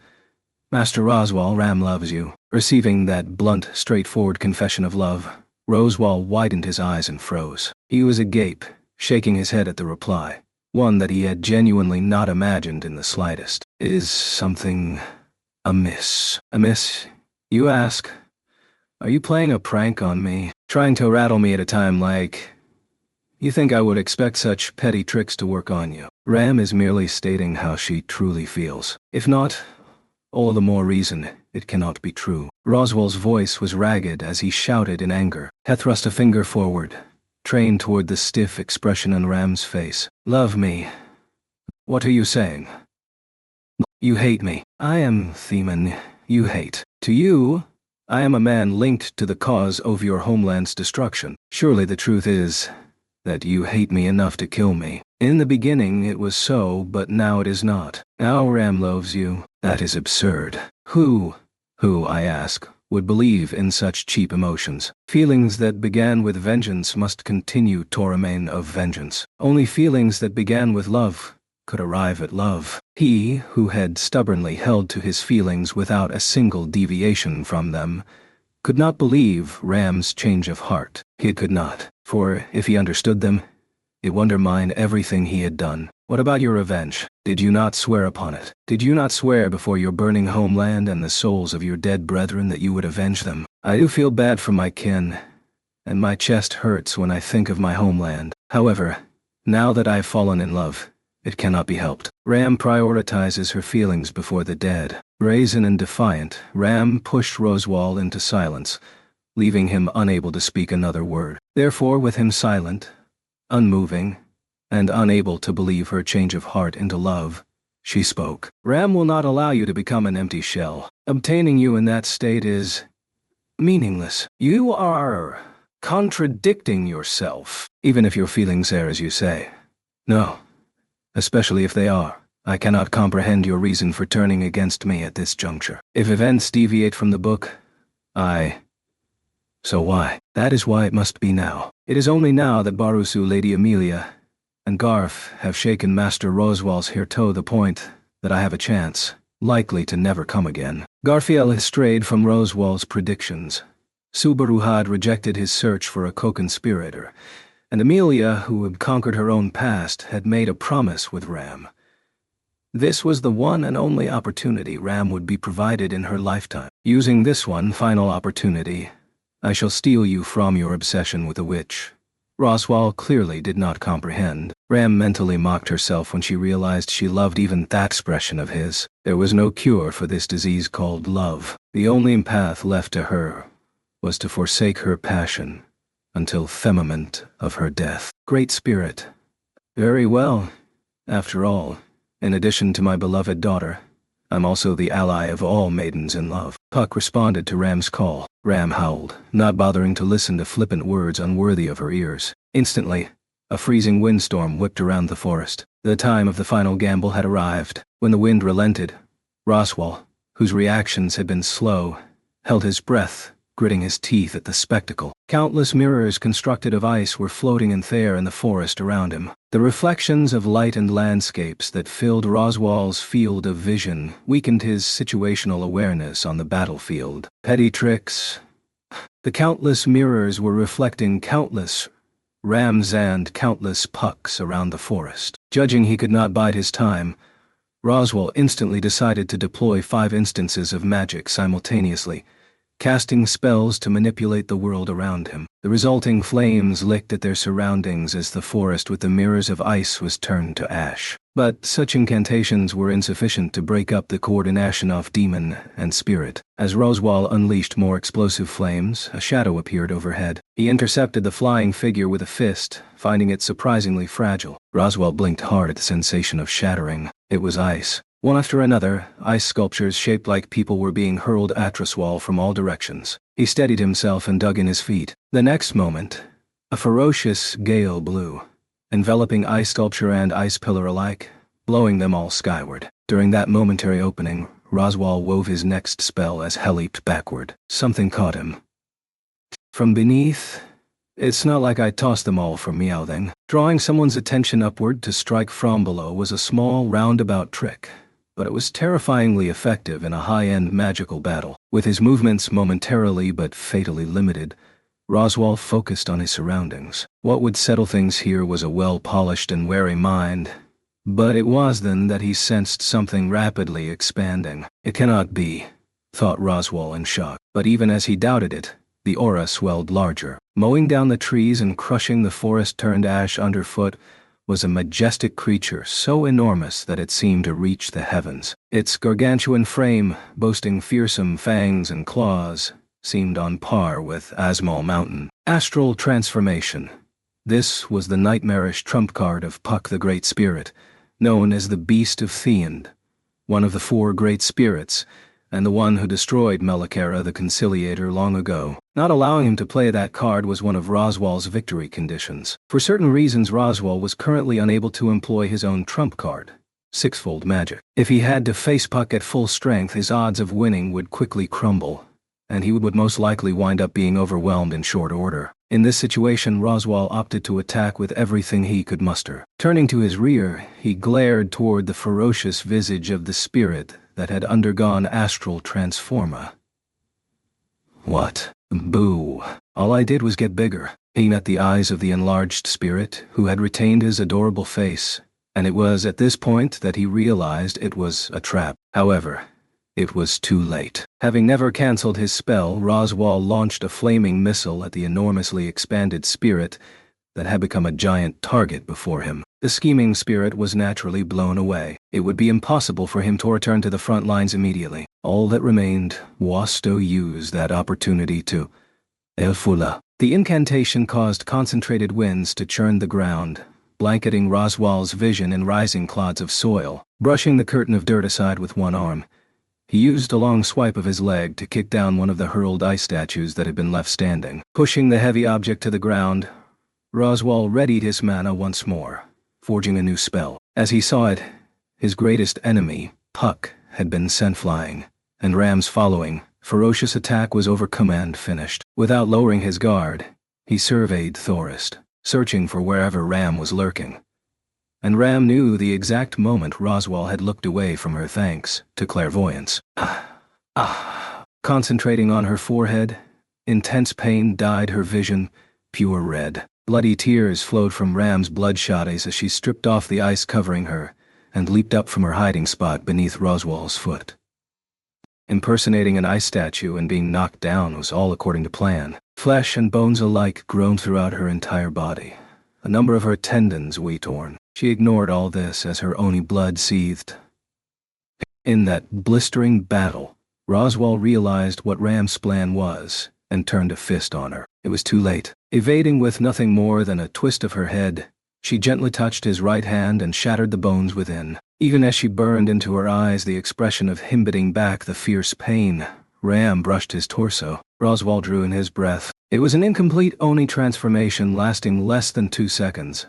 But in that moment, Ram's brute strength far surpassed that of a human being, granting her the strength to break bones with the slightest touch or even rip out his innards if she so wished. That instant, Roswaal surely foresaw his own defeat. However, what? He let out a dumbfounded voice when he failed to feel the pain and impact that should have come. Leaping with one leg to a distance of some 10 yards from Roswaal, Ram came to a sudden stop. Blood flowed from her forehead as she bent over, followed by coughing up a large amount of blood as she fell to her knees. Victory and defeat had not been settled, despite the passing of a decisive moment. That decision left Roswaal narrowing his brows when he finally realized something. Though Ram was near collapse, she was grasping something that was not hers to hold. That's... To Ram, this is... the root of all evil. Roswaal's face went pale as he raced over to Ram, smiling faintly at his action. Ram did not hesitate. She hurled the Book of Knowledge into the green flame still clinging to a fallen tree. Order! Roswaal raised an incoherent shout, but the Book of Knowledge, engulfed by a motionless flame, burned up nonetheless. Making a dreadful little sound, the aged book ignited by the green flame blazed even stronger. This was Ram's only goal, for which she had awaited her golden opportunity. With this, finally, Ram slackened as she sighed with satisfaction. The very next moment, a fiery missile hurled in anger sent the girl's tiny body flying. A snowy landscape spread out in all directions. Her breath was white. The cold stabbed at her skin. Setting eyes upon the falling snow, which blew almost horizontally, Amelia blinked hard. What in the world had happened? Addie Amelia, hearing a voice over the roaring and howling of the cold wind, Amelia darted out. She gingerly put a foot on the snow-covered steps before racing down toward the clearing. In this world hidden by so much white, she could barely see anything else. Amelia desperately searched for any sign of the people who were supposed to be here. With the persistent flurries of snow buffeting her, she hoped everyone had taken shelter, but based on that voice she had just heard, everyone. You shouldn't be out here like this. You need to stay in your homes. When Amelia caught sight of people huddled shoulder to shoulder in the heavy snowfall, she raced over. Right as she began scolding them for foolishly deciding to remain outside in this weather, her words caught in her throat. These were the people of the sanctuary and Earlham village. The 100 people who had patiently awaited Amelia's return. The situation was simply far beyond what she had expected. They were surrounded by walls of ice on 4 sides protecting them from the blowing snow. This is... Lady Amelia has returned. Lady Amelia... Does this mean the trials are over? When Amelia came to a spontaneous halt, a youthful voice called to her from within the icy walls. Noticing this, the people awaiting Amelia's return looked at one another's faces, then let out an exultant shout. Thank you. I was able to come back safe and sound thanks to all of you. I'm really grateful, but this is terrible. What happened? What's with this snow? It began falling but a short while ago. This much accumulated in no time at all. Initially overwhelmed by their intense greetings, Amelia finally managed a response and asked a question of her own. That was when the face of Mild poked out from the press of bodies. She bowed quite deeply. We have endured the wind and snow thanks to these walls of ice. Therefore, I judged it was best we should remain in place. Please forgive me. That's... Yes, I think you were right. In this kind of weather, there's no telling what might happen if you move around carelessly. But, even with the barrier lifted, this makes movement rather difficult, I imagine. Amelia gritted her teeth as Mild offered her assessment and let out a white breath. It would have been best if they started ferrying these 100 people out of the sanctuary after lifting the barrier. But this was impossible, since the wheels of the dragon carriages wouldn't allow them to travel in such heavy snow. That said, remaining in place was not an option. If they could at least reach a place that sheltered them from the wind. If it's too hard to return to the cathedral, how about the tomb? The manna inside keeps it fairly warm, and there's no concern about it collapsing even if the snow piles real high. Go inside it. Yes, it's all right. All the dangerous mechanisms have stopped. So going in is no problem. Everyone, please head inside. Beyond that, I have a favor to ask." The surprised Melda gave a nod. Amelia pointed to one of the men. This was the last individual she'd exchanged words with before challenging the final trial. His eyes went wide, but he immediately stood straighter. "Taught. No. You understood. I'm Tokaku. Say whatever you wish." "Thank you, Mr. Tokaku.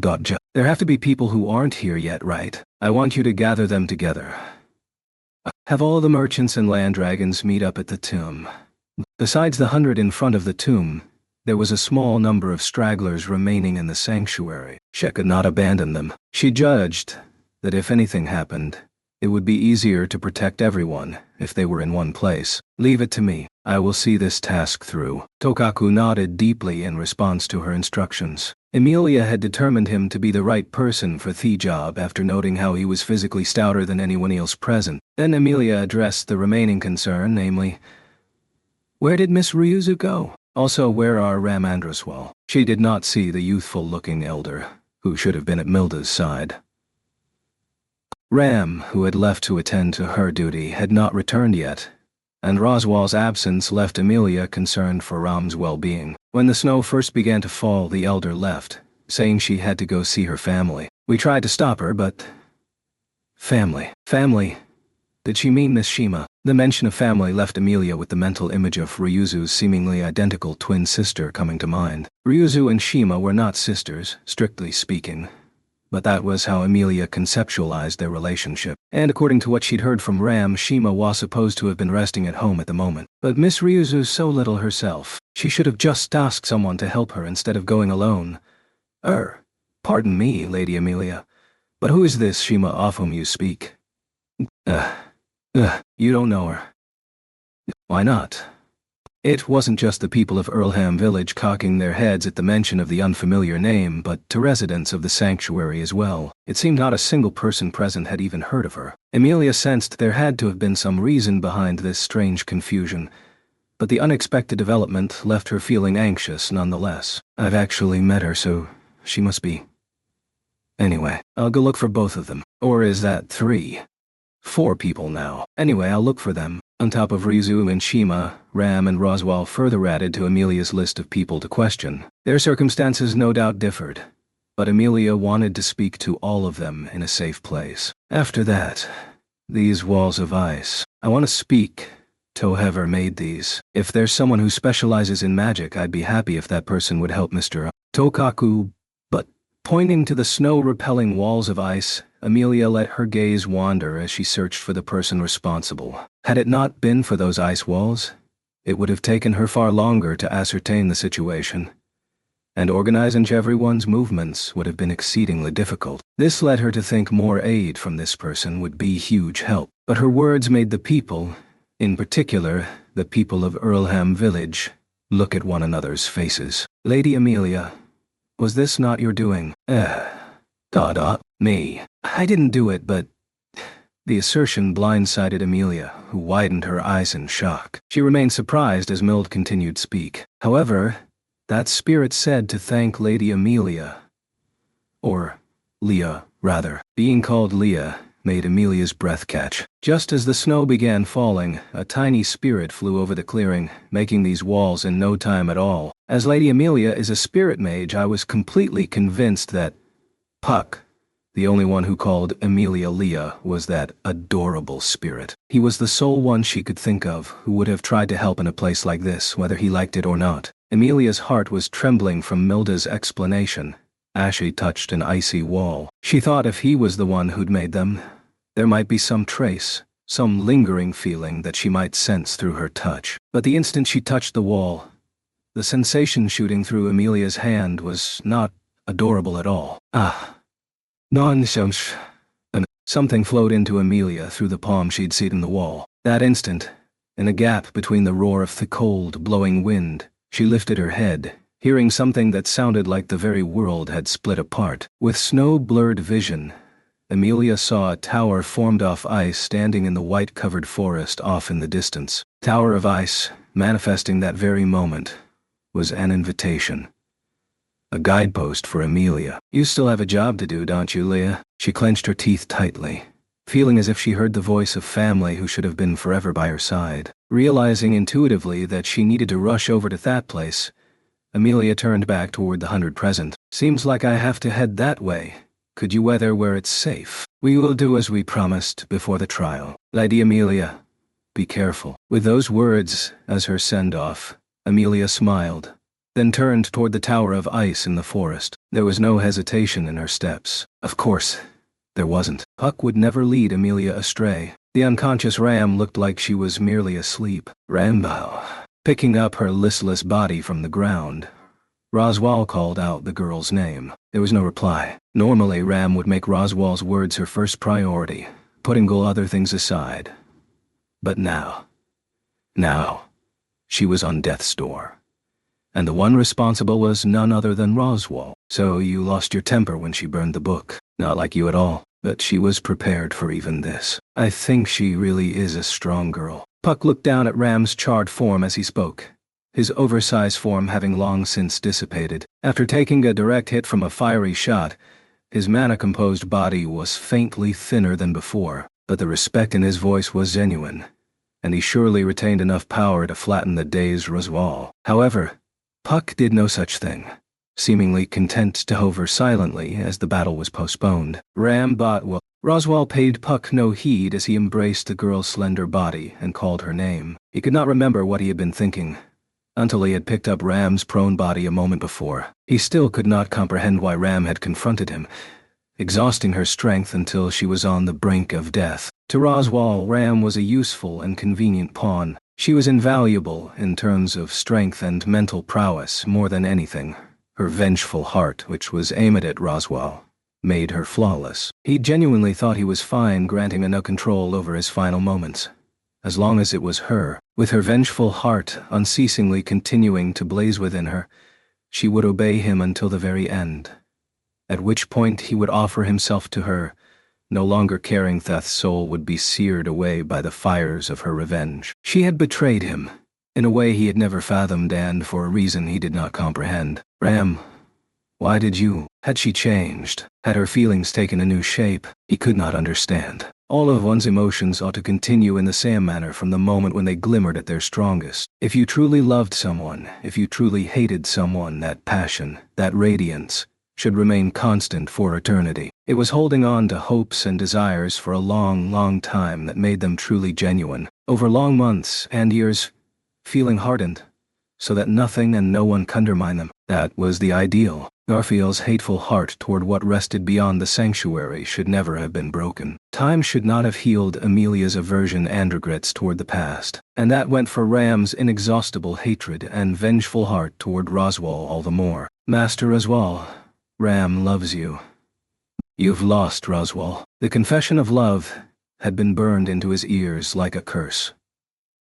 Even that moment, in his arms with her eyes closed, the girl's lips were pursed with an expression of emotion that should not have existed. Roswaal made a faint noise in his throat as he mulled and deciphered these things in his mind. She has fulfilled her goal, albeit by the barest of threads. Soon Leo will also finish the trials. You lost the book you depended on.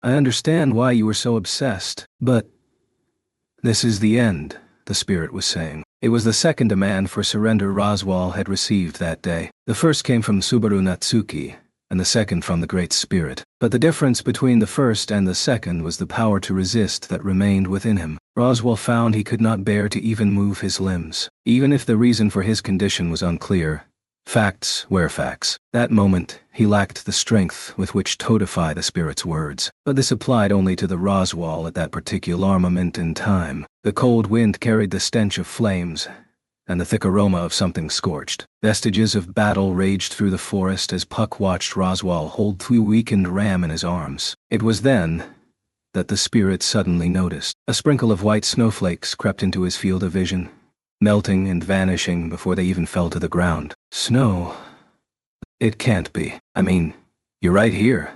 As he looked up at the flurry of snow, Puck's voice quivered at the presence of heavy clouds filling the sky. Using a magic crystal as a catalyst, the weather had been changed, causing snow to fall upon the sanctuary. This had been Roswaal's aim, The act he had intended to perform in adherence to what was written in his book of knowledge. Preventing this from happening was why Ram and Puck had joined together, and they had even succeeding in consigning the book of knowledge to the flame. But their plan had fallen one step short of catching up Toroswal's meticulousness. "You got us good. You already made preparations to call the snow clouds before the battle had even begun, didn't you? All you needed to do after was to drag it out." Before the battle had kicked off, Roswaal had etched the spell's formula directly into the magic crystal, then pulled the pair away and diverted their attention while it activated. Since the spell needed to be kept active full-time, this prevented Roswaal from using his trump card, sixfold magic, which had made the battle far more arduous for him. But the snow will fall. It'll be just as Subaru feared. I'm going to head off and postpone the worst.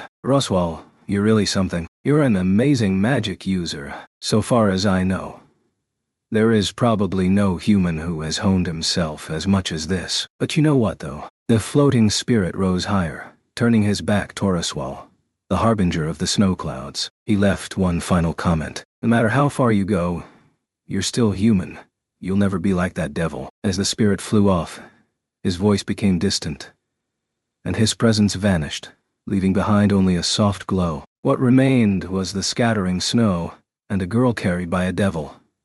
Nay, there was only a clown. He was a wretched fool who had tried to become a devil and failed. Roswaal put strength into the arms in which he held the sleeping girl, but the girl's breathing remained faint, distant, and there was no doubt her life was coming to an end. His heart beat faster, yelling at him that this must not continue. His left eye throbbed. It throbbed so much that he was tempted to gouge it out of its socket. Stop. Don't throb. I will stop being me. What should he do? What could he do? There had to be something he could do. Something he needed to do. He did not understand what was wrong. He couldn't remember. He couldn't think. He looked around him. There was nothing he sought anywhere he looked. The book in which the future was written, surely leading Roswaal to the promised day, was scorched from flames, all in pieces. There was no one to tell him what to do. In that moment, what choice was best? There was no one to turn to, no one to guide him. The clouds grew thicker, and snow steadily covered more off the forest flake by flake. The world was being repainted in ever-deepening layers of white, and Roswaal, his breath frosting, didn't know what to do about the increasingly cold body that lay within his arms. In accordance with the Book of Knowledge, I have made the snow fall. What do I do now? At this point, Roswaal had fulfilled and finished his role for this time around. In the first place, it had been an attempt he would have abandoned long before if not for the wager with Subaru. From the very beginning, there had been no special objective worthy of the word.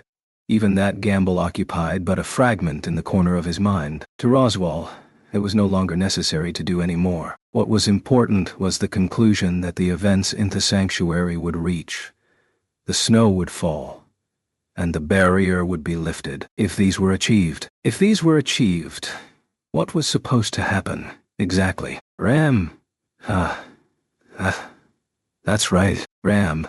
No. The sound of Ram's breathing had already vanished. Half out of habit, Roswaal touched her forehead. Her forehead was drenched with blood that flowed from the white scar where her horn had once been. This was the result of forcibly entering her demonic form. Wiping it clean, Roswaal subconsciously poured colorless mana into the wound. It was a ritual he had continued all that time.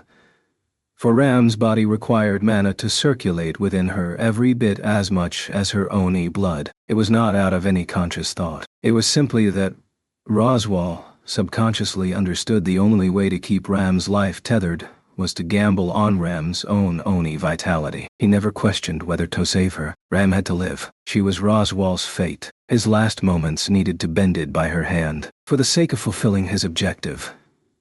For the sake of what would come after he fulfilled his objective. Ram had to live. Teacher. His mind felt completely lost. Only the sight of the witch who had taught him filled his mind.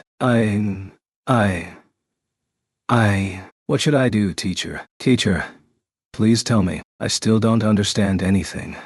Please show me the way, teacher. Even as he tried to sustain Ram's tenuous hold on life, his anger toward her betrayal had not faded. Even though he understood there was no longer anything left to guide him, He still yearned to see that promised day. The falling snow mercilessly daubed Roswal's and Drem's bodies with fresh powder. The white was all-encompassing, causing everything to vanish. Yet, at no point did he think that he would be satisfied with such an ending. Emilia earnestly raced down the snowy path as she headed toward the tower of ice standing tall in the forest. Letting out sharp white breaths, her speed was unthinkably fast given the poor footing.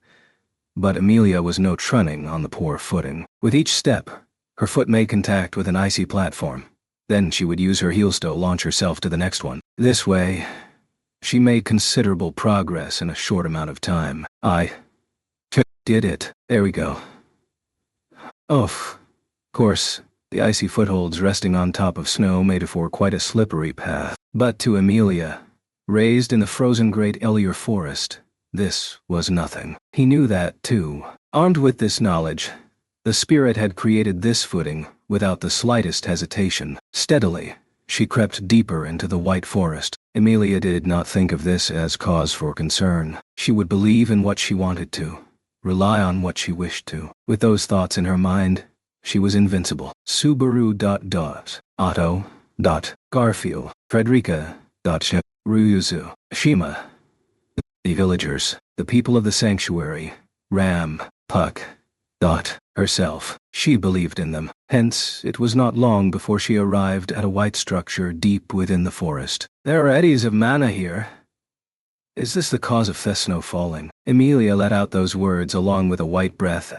Ashe faced the snow-buried ruin before her. Standing beside the white ruin was the spire of ice that had led her to it. Like a person awaiting the arrival of his guest, it instantly shattered, the mana returning now that its goal had been fulfilled. As the scattering mana glittered and danced in the sky, she was drawn to the open, yawning entrance leading into the structure. Furthermore, as if to guide Emilia within instead of words, she felt Puck's feelings urging her onward. It's really smelly. Animal repellent. Besides that, this thick mana is a spirit repellent. Someone really didn't want anyone going inside. The pungent odor pricked her nostrils as the concentrated mana.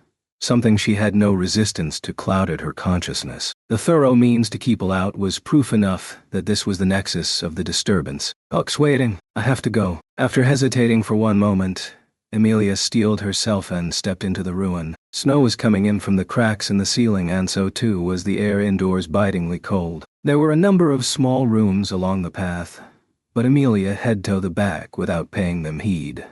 That was where she felt a precious spirit's presence. Then, at the very back of the structure, she made a slight sound in her throat when she spotted a room from which a faint blue light trickled forth, for it was there that contained an unbelievably large magic crystal and a throng of girls all around it. Miss Ryuzu? Lady Emilia.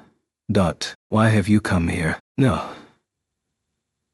When Emilia called out, it was probably Ryuzu, who turned toward her with a nervous look. She could not say for sure only because the other girls in attendance, all of them, bore the same face as Ryuzu. There were 20 or so, and Emilia could not conceal her inner turmoil from seeing a line of girls with the same face. She was just now discovering that not only did Ryuzu have Shima for a sister, but she also had so many others. So many. Miss Ryuzu's mother must have had it really tough. They'll save the replica explanation for later. At any rate, please hold me back. Stop you, Miss Ryuzu. It was taking Emilia a while to grasp the situation, but then she noticed the throng of Ryuzu's sisters was impeding Ryuzu's actions, preventing her from moving forward. Then Emilia realized the girl standing in front of the giant magic crystal looked like Shima. Shima's expression, somehow sad and tragic, sent a chill up Emilia's spine. Recalling the trials of the past, the future, and the unknowable present, Shima's face bore the same resolve as the people she had seen in those visions, determining their own fates. That's you, Miss Shima, right? What in the world are you doing? What is this place? Lady Emilia, the fact that you are here safe and sound means the trials have ended. Yes. In other words, all ice prepared for us to fulfill our final duty. Young Gar's gamble has paid off. Us. There's a Miss Ryuzu inside the magic crystal. As Shima heaved a heavy sigh, there was a person resting within the magic crystal behind her. It was a little girl with her eyes closed and clutching her knees, yet another who looked just like Ryuzu. Except for Emilia, There was no one present except a group of girls with the same face. Being seized by the abnormality, the creepiness of the situation would have been normal, but Emilia stepped to the fore. Did you come to bring the girl out of the magic crystal? Can I just take all of you to the tomb with me? I'm utterly amazed that you could look at the situation and have those be the first words out of your mouth. Emilia's words made Shima's eyes bulge. She was so taken aback. The tone of her voice changed slightly.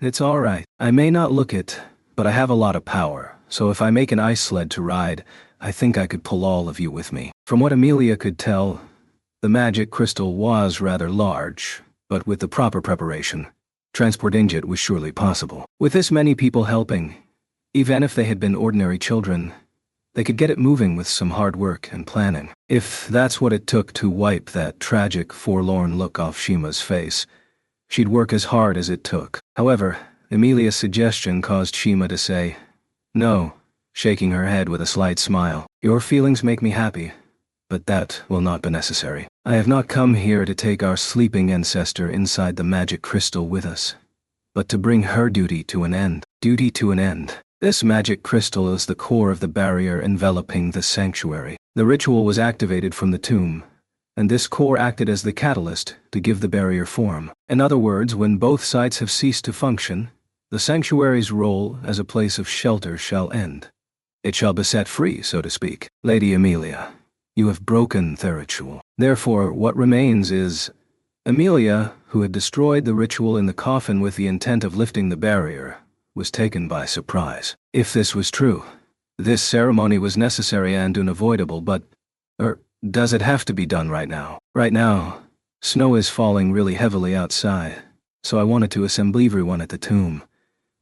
If, by any chance, this facility was to be destroyed or its administrators lost, it would become an unsalvageable situation. That is why we, the administrators of the sanctuary, the personalities representing the replicas, are also its keys. Shima was dubbing herself a key that they could not afford to lose. Emilia intuitively understood this was likely an undeniable fact. People had their roles to play, just like the roles Emilia had there in the sanctuary and in the kingdom of Lagunica. The same went for Shima, and she was attempting to fulfill hers. "Lady Emilia, take this." Detecting a shift in Emilia's expression, Shima said something her way. Instantly catching it, Emilia let out an "ah" at what had fallen into her palm. This was a piece broken off from the magic crystal, a tiny fragment containing tremendous power. More than anything, Emilia felt a pulse run through the high purity magic crystal, that of the precious spirit who had led Emiliato this place where they ought to have met each other.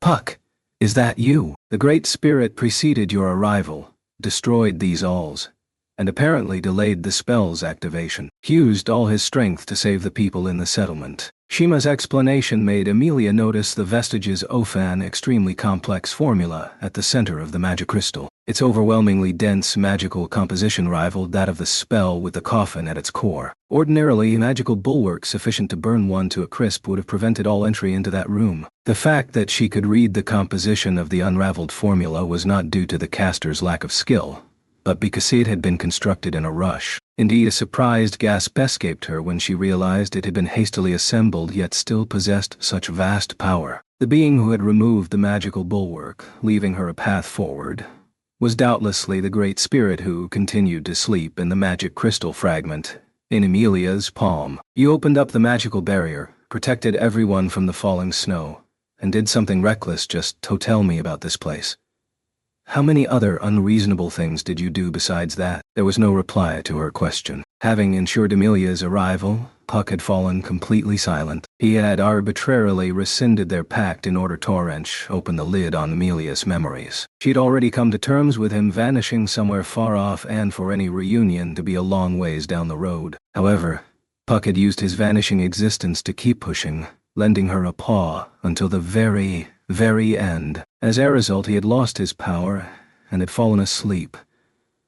A long sleep inside that fragment. Lady Emilia, you and young Sue have borrowed much outside power besides his. If this opportunity has granted as a consequence, it should fall to me to bring our duty to an end. Emilia, closing her eyes as she clutched the tiny magic crystal against her chest, lifted up her head. When she looked, Shima was touching a hand to the large magic crystal with a soft, pleasant smile on her face. Somehow, when she looked at that smile, it overlapped with that of the now departed Pux and the one Fortuna showed in her final moments. The tragic resolve she had sensed earlier was because here, Shima had found meaning in the fulfillment of her duty. Duty. I understand our duty, but why must it be you? That instant, while Emilia stayed silent, Ryuzu's voice cried out raggedly. Shima's smile drove her to make her earnest plea even as the other girls held her arms and legs tight. Tears were welling in her blue eyes, tears that spoke compassion, regret, and a powerful sense of responsibility. We have forsaken you for these past 10 years. You were removed from your duty as administrator, leaving you to live alone this whole time. And yet, after all that, now you take this duty upon yourself. I suppose you have a point. Were I truly alone for 10 years, I might well have borne a grudge. Lowering her eyes, Shima reminisced about the long months and years to which Ryuzu referred. Emilia did not know what passed between the two. However, as she reminisced about those 10 lonely years, Shima smiled. Ryuzu had called them 10 years she had spent each and every day alone. Yet Shima had found sufficient reason to smile. But I was not alone. I was with my adorable grandson and grew to know him well. I was able to watch him grow up and become strong, bit by bit. And now that child, Garf, our grandchild, has gone outside, standing tall and proud. I gave that child a push in the back already. Please watch over him from now on. Arma, Bilma, Derma, Miss Sisters, my other selves. Narrowing her eyes, Shima looked straight at Ryuzu as she spoke. Ryuzu acknowledged those words, and that gaze. Her delicate shoulder trembled as Emilia gently placed a hand upon it. Emilia wanted to stop her. However, she could not. All she offered was a simple nod. Gazing into Shima's eyes, Emilia stood straighter. Shek knew that what she had to do was watch her fulfill her duty. You can leave the rest to me. It is surprising how much you have grown in a mere half a day. This is what brings us Elder's joy. The corners of her eyes fell. Her elderly smile seemed misplaced on her youthful face. Leaving this behind, Shima turned toward the magic crystal, and the spitting image of herself within, gently nodding toward something. That instant, a pale, dazzling light filled the room's interior. The flash of white seemingly melted the world away, blotting it out. After so very, very long, that pale, warm light heralded the sanctuary's true end. It was the final demise of the cradle of the gentle witch. Then, when the light cleared, surprisingly, there was nothing at all. All signs of Shima and the giant magic crystal on the pedestal were completely gone. Within the room, only Emilia, Ryuzu, and the many girls who had no one left to rely on remained. Emilia wasn't sure exactly what had happened. She could not bring herself to ask for details. She had merely been in attendance during a pivotal moment, bearing witness until the end. And with that complete, Emilia had a duty of her own to carry on. Puck and Shima had both done what they had to do. Then, having arrived at this point, let's go, Miss Ryuzu. There are things we need to do. Lady Emilia, we've been entrusted with important thoughts and hopes. So for now. Turning around, Emilia set eyes upon the entrance leading outside the room. Ryuzu followed suit, glancing at her sisters to confirm they did the same before giving a determined nod. We'll save the tears until later.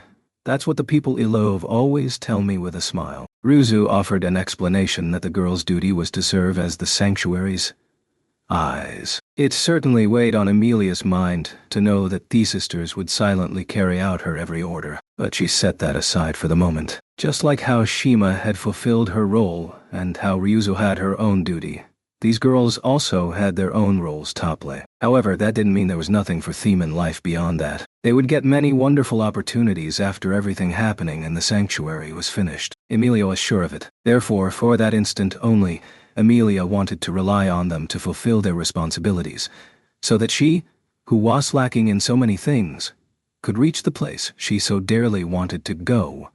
Ram. Roswell. Dot. There were gaps between snapped-off trees, furrows overturned earth, and the unnatural snowfall.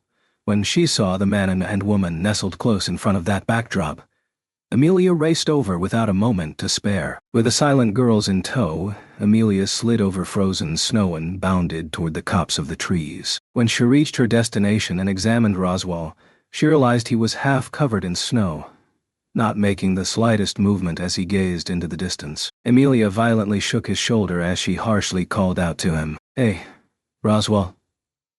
Are you listening? Roswaal, I'm talking Toyo. You can't stay in a place like this. You need to get to the tomb right away. This isn't the time to freeze." When she shook him, snow that had accumulated on Roswaal's head fell away. When she caught a glimpse of the side of his face her shaking had uncovered, it stole Amelia's breath away. She sensed no life in those eyes, no gravitas from his expression. He looked so very frail. Ram. Compisha. Frightened by Roswaal's lack of reaction, Amelia called out to the girl sleeping in his arms, but seeing her slumbering face, she immediately sensed something was wrong. There was no sign of the snow accumulating on her cheek melting away. Ram. Ram.u. Amelia desperately called out to that sleeping face, trying to see if that would wake her. However, there was no response. Of course there was no reply, but her eyelids didn't even twitch. When she touched the girl, her cheek and her lips seemed abnormally cold. It was almost as if... That can't be. Brushing that grim possibility aside, Amelia put a hand into Ram's clothes. When she touched the girl's diminutive, cold-feeling chest to make sure, her palm felt a faint reaction. The weakest of heartbeats. She's alive. It'll be all right. We can still make it. Roswaal. Having found a ray of hope, Amelia looked back at Roswaal. His hand still touched her forehead, but his eyes remained vacant and distant. That same moment, she understood. A vast amount of mana was coursing from Roswaal's palm into Ram's forehead. By feeding her considerably weakened body that mana, he had helped maintain her weak hold on life, if just barely. You saved Ram, didn't you? Recognizing this, Amelia sank into thought. Ram's condition was poor. Under normal circumstances, it would most likely not be a good idea to move her at all. But there was a reason she could not simply leave them there. Ruzu had informed her of the terrifying demon beast closing in on them. The heavy snow was a foreboding omen, and with the moment that passed, danger drew closer to the sanctuary. Amelia truly had made the right decision to gather everyone together at the tomb. There, she could set up a defensive perimeter and secure the people who she had to protect. It wasn't an issue of whether she could. She'd do it no matter what, even if she could not borrow Roswaal's strength. Amelia possessed the combat capability to do it alone. Anyway, Roswaal, let's bring Ram with us. These girls will help, so we'll evacuate you both to the tomb. Roswaal, don't give up on treating Ram. It's fine.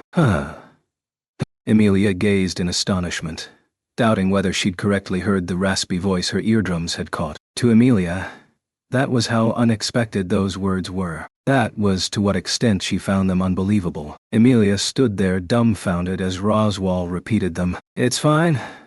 The voice seemed ready to vanish. As a matter of fact, the words were immediately taken and swept away by the cold wind, scattering them aside. He seemed to be muttering under his breath. It was not even clear if Roswaal himself heard the words, but that weak, chafed voice of resignation certainly reached her. Hence, Amelia, don't you dare decide something like that on your own. Amelia grasped Roswaal's collar, her voice shaking with anger. The force made him cry out in pain. Amelia glared at his face as if she was ready to bite it off. Indignation rested in her violet eyes as she howled. It's fine. What do you mean? Fine. There's nothing fine about this. There's not a single thing here that's fine. Don't you dare give up and try to end this on your own. For me, Ram. And you, Roswaal. There's no way any of this is fine. I finished the trials. The past, I was afraid of seeing. The happy future that could have been. The miserable future that might come who knows when. I saw it all. Even so, I decided to walk this path. Yes, I decided, and I'm walking it now. She howled. She kept on howling. Uncontainable anger bubbled up from deep within Amelia. An anger beyond anything she had ever known. Yes, that was it. What a weak voice she had and what pathetic answers. She'd been spoiled to the core. Could I truly be called living life if it ended the moment someone gave up? Roswaal's cheeks stiffened. He squirmed, in an apparent attempt to avoid her gaze. This was not out of anxiousness for Ram as she rested in his arms. He simply wanted to escape the look in her eyes. This she would not allow. Grasping his chin, Amelia turned him to face her. When you're having a conversation, look who's talking to you in the eye. If you don't look someone in the eye, you can't tell when someone's desperately trying to think of something. If someone's not looking into your eyes, they can't tell why you want to do something. So look into my eyes. Listen to Tommy's voice. Stand up and come with me. Don't give up. Roswaal blinked. His differently colored eyes seemed to have realized something. His small lips twitched. However, they did not form a sound. Nonetheless, they possessed tangible will. I won't let anyone say it's fine. As long as we're alive, there'll be none of this it's fine stuff. That's why I don't want to give up on anyone. Not anymore. She stood up. That instant, Amelia whirled around, thrusting her arm toward the forest behind her. She froze to the bone, the demon beast leaping toward her, enveloping it in blustering snow and glacial cold. The creature she had caught was white, small enough to fit in her palm. However, this was a ferocious being with gleaming red eyes. It had arrived. The demon beast known as the Great Rabbit had finally come. They're here. Yeah, because I'm a witch. Or is it because Puck is here? The witch who had frozen the Great Elier Forest, or the Great Spirit who had served as her father figure. Either one made delicious feed for the horde of demon beast, raising a racket with their teeth gnashing as they steadily drew nearer. Touching a hand to her chest, Amelia said a prayer on the new magic crystal fragment that hung from her neck. Not a prayer yearning for deliverance, but a vow that she would see things through. Take care of Roswaal and Ram. Everything will be fine as long as you can make it back to the tomb. I'll protect everyone without fail. Amelia decisively issued instructions to Ryuzu's sisters. The girls immediately did as they were told. It was their role to obey this temporary master who just so happened to have the qualifications to order them, but it was up to Amelia to play the role assigned to her more valiantly than any other in the 4 centuries of the sanctuary's history. Using magic to scatter the pursuing demon beasts, Amelia cut open a path toward the tomb and raced ahead. The girls followed close behind her, looking like retainers who had sworn fealty to their king. For in Amelia's footsteps and her gaze, there was no hesitation. Not anymore. Chapter 7. Pick Might was immediately after being separated from Ryuzu that Beatrice began waiting for that person. Having lost Ryuzu Meyer, who established the sanctuary at the cost of her own existence, they had endured against Hector, devil of melancholy. Her wait began immediately following that. Beatrice, I entrust you with administering the archive containing my knowledge. Until the appointed hour comes, I want you to protect the archive's store of knowledge as its guardian, so that none may ransack it. Called to her mother's study, Beatrice opened her eyes wide, bewildered and shaken as she was commanded to keep watch. She'd been certain that her mother, the witch Echidna, would command her to risk her life fighting to support her in a coming battle. Beatrice could only widen her eyes at being handed a role she'd never even conceived of. Fortunately, as a master of dark magic, you wield passage, which connects an isolated space to familiar places. Yes, let us call this space the Archive of Forbidden Books. Therein, the writings that contain all the knowledge I possess shall be collected and preserved. This is what I want you to protect. Wait. You may link the archive to Roswaal's mansion. Child, it's more than likely his gate was crushed in the previous battle, and he'll never be able to demonstrate his genius again. Even so, I am certain he will be of great assistance to you. I want both of you to get along nicely and await my return. Wait, could you hold on for a moment, I wonder? Echidna ignored her shock and kept pushing on with the conversation. Beatrice desperately asked her to slow down. She could not comprehend Mother's words. No.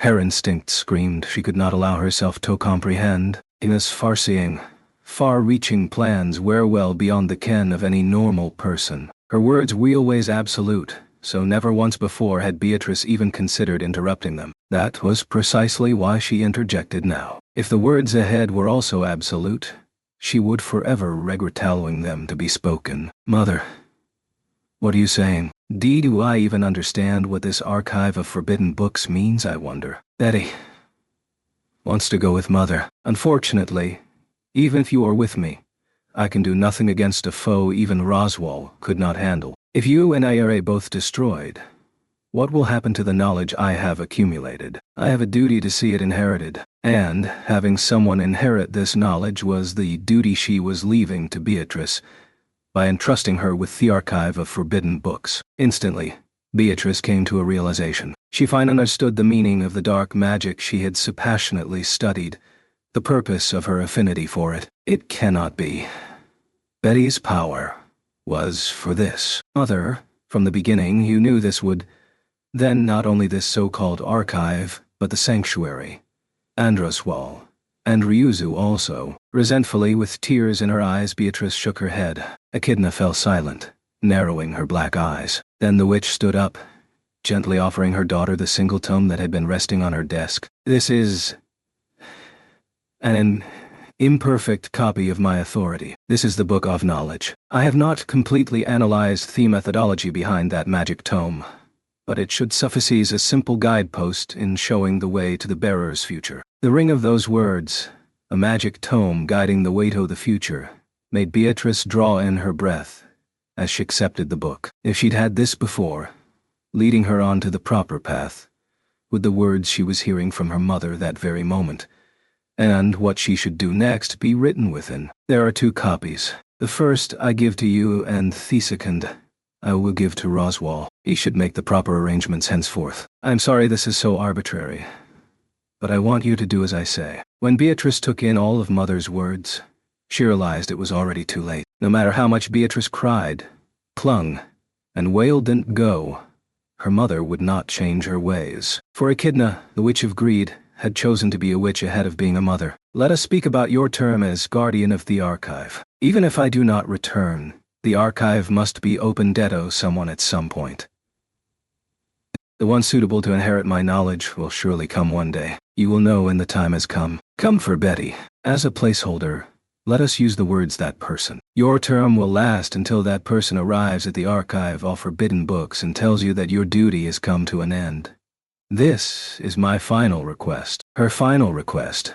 The ring of those words made Beatrice look up at Echidna's black eyes once more. Her mother's expression was ever unchanged, and yet for the briefest of moments an unknown emotion passed over it. Betty, be well. After parting ways with Echidna, Beatrice's losses and farewells continued. Just as Mother had told her to, Beatrice took up residence at the Roswaal family's home. There, she used her mastery of dark magic to construct the archive of forbidden books, filled it with her mother's knowledge, and called herself its librarian. Immersing herself in that role, she turned a blind eye to the despair remaining in the world around her. Copying the soul, overriding the vessel.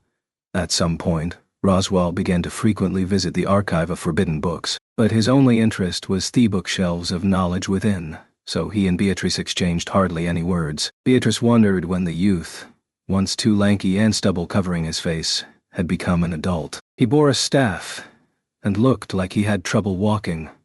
He had suffered unhealed wounds during the battle with that devil, putting Roswaal's body into a state that made even day-to-day life arduous. In spite of this, ever since he had become able to walk again, he had terribly abused that inconvenient body, whittling his life away as he remained turned toward the bookshelves. Hello, Beatrice. I shall intrude upon you today once more.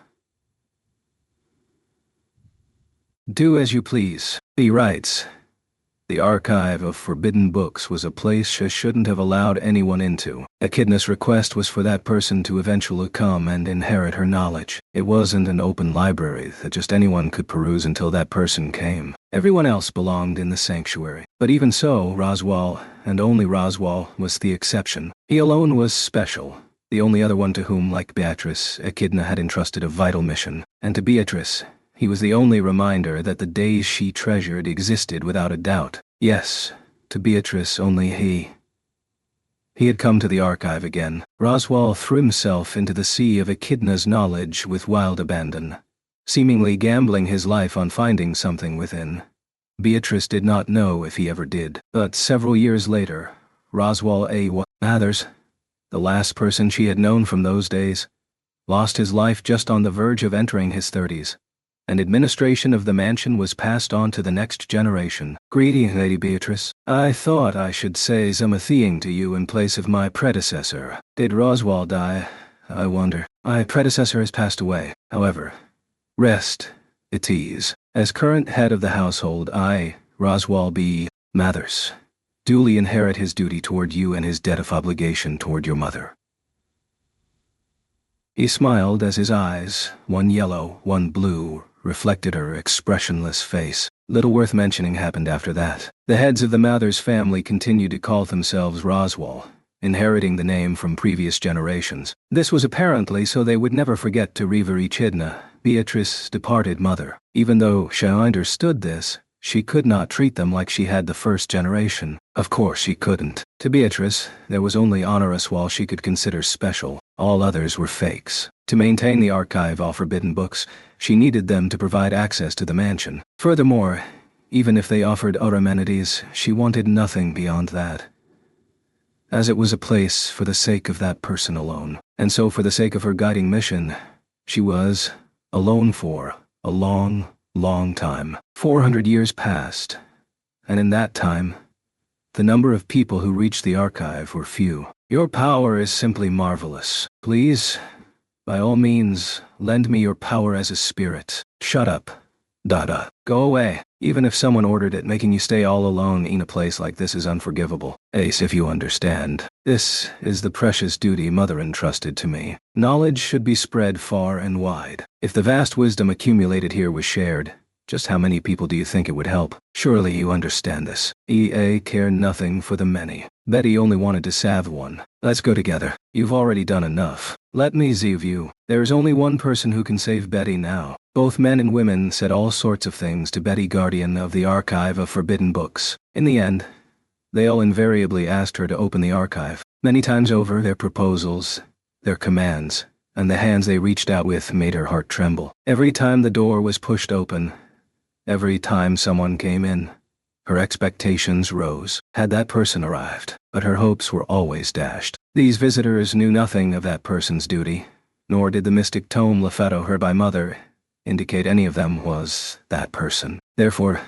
Beatrice brushed aside their words, their feelings, and the hands they extended, rejecting them all, clinging to Mother's words alone, and continuing to gradually shut herself in a cage of loneliness. Would the key to that cage come from inside, or would it come from outside? Not even Beatrice herself knew anymore. As that long empty time passed, an unwanted change arrived at Beatrice's doorstep. Even Beatrice, who tried her hardest not to associate with the outside world, had learned a fair bit about the circumstances of the half-demon girl, Puck's contractor, whom Roswell had brought home with him. One might call the unexpected reunion with Puck at Roswell's mansion one of the few events that had made Beatrice's heart leap in those 4 centuries of service. Puck was a great spirit with origins identical to Beatrice's. However, unlike how she lived according to Thewil of Echidna the Witch since days long past, he had started a new life long before the birth of the sanctuary, and she had not seen him since. However, the joy Beatrice felt at being reunited with the spirit, who she adored like an older brother, was swiftly crushed. Seeing Puck spend blissful days with the half-demon girl had contracted with sent cracks running through her heart. She was jealous. No, it was something more than jealousy. She was envious that he was fulfilling his duty, something she could only imagine in her wildest of dreams. Therefore, to the greatest extent possible, she did her best to avoid interacting with the half-demon girl who was so precious to Puck. Had she not done so, no doubt someday she would have taken the unease lurking in her heart out on the girl. They would have clashed, and through no fault of anyone's, she would surely make a mistake she could never undo against the girl her beloved older brother considered to be the most precious in the world. She appealed to her heart's self-control. Suppressing her emotions and keeping her words sealed away was her specialty. She had done so over and over across 4 centuries. Her heart did not fear silence or loneliness at that late hour. In her familiar tried-and-true fashion, she gave up and chalked it up to the despair she knew so well. It was during those days of resignation that an anomaly suddenly intruded upon her domain. At first, she assumed he was just another foolish human and held no interest in him whatsoever. He was a travel-earth half-demon girl had brought back from the royal capital, and a stupid one at that. By some twist of fate, he ended up staying at the mansion. And on top of that, he had an affinity for dark magic, making him highly compatible with Beatrice Spasage. As a result, he forced his way into the archive of forbidden books time and time again. He was an odd boy. It was plain as day to anyone with eyes that the boy was completely smitten with a half-demon girl. It was just as obvious that this was no scheme or dark ambition. The only motive was his shockingly simplistic love for her, nothing more. On a whim, she had saved the boy from a curse and offered him words of advice. She regretted this when afterward he settled down at the mansion indefinitely, insisting on becoming Yvenshamir. But what she found surprising was that he knew of Beatrice's talents yet did not desire them in any way. Indeed, when he came to ask about curses, it was Beatrice, and not the archive of forbidden books, he came to consult. The boy harbored no interest in the knowledge left in her care or Beatrice's power whatsoever. Up until then, various persons had arrived at the archive of forbidden books, in which Beatrice placed her fleeting hopes, yet Beatrice herself had rejected them, denied them. In the first place, the boy lacked many of the attributes Beatrice hoped for in the person she awaited. First, there was a nasty quality to his eyes. His attitude was awful. His upbringing was deficient. His legs were short. He had someone he already cared for with all his being, and he wasn't kind to Beatrice. She couldn't find even one good thing about him. It genuinely hurt when she tried to understand what the half-demon girl and the younger of the maid sisters saw in him. He had had absolutely no redeeming qualities, so Beatrice wished he would know his place and just accept being alone. And given his situation, she thought she could at least be a little nicer whenever he poked his head into the archive. Yet, even though that was how she thought of him at the time, in the end, without a single shred of consideration for Beatrice's bewilderment, time coursed, and the world moved. Beatrice did not know the fine details of what happened outside the mansion after that, but the half-demon girl was summoned to the capital, and when she returned, the boy, who should have been traveling by her side, was absent. When he next reappeared, the boy had acquired an heirloom that belonged to someone whom she had fond memories of. Upon seeing the book, Beatrice gained a keen appreciation of how yet another had left her behind in the world, even as she sent the boy and those with him off to the sanctuary, in accordance with Roswell's plot. He was going to meet the Witch of Greed, fulfilling the long-cherished desire of his family. Such were the words Roswell left with Beatrice when he visited her in the archive before heading to the sanctuary. From those words and the look in Roswell's eyes, Beatrice surmised he was going to settle things. Simultaneously, Beatrice settled upon a conclusion of her own. A conclusion about the promised person supposedly recorded in the Book of Knowledge that had remained blank for 4 centuries. That person would never arrive at Beatrice's doorstep. When the air of death permeated the mansion, Beatrice immediately came to a realization. Even in the presence of such a thick aura, the Book of Knowledge had nothing written in it about Beatrice's future. Destiny had abandoned her, and for some reason she accepted this with ease. That was probably because Beatrice had finally caught sight of the conclusion that she had long desired. That person would never come. Yet, even so, she had to keep waiting, in which case Beatrice had no choice but to wait until someone stopped her from waiting any longer. If that also meant robbing her of her life, she didn't care who did it. If it was possible, she would have liked to entrust even a tiny bit of the end of those 4 centuries to another. Therefore that night, when the boy, Subaru Natsuki, raced into the archive of forbidden books, Beatrice vented all her deeply repressed feelings, which were so difficult to put into words. That instant, for the first time, Beatrice wanted some revenge against the destiny that had not tried to save her heart even once. If he could be the one to take her and finally end the pact, then that would be... I'm getting you out of here, Beatrice. This time, my hand's gonna lead you right out under the big ol' sun. And we'll play around until that dress is totally black from it. So why, when it was far too late, did his hardened resolve tear at Beatrice's heart? All she'd thought about was meeting her end. And yet, the boy showed her a possible future that differed from Beatrice's own hopes. She didn't hope for anything like that. Such hopes had been worn away by 4 centuries. If you were the one I've been waiting for. That was how it should have been. Yet as she listened to the boy's indignant voice, a change began within her. If she put it on her lips, if she spoke the words, her dormant emotions would bubble over and come out onto her face. Beatrice would lose her obsession with Mother's words, which had bound her for 400 years. And from that moment forward, she would cling to something new.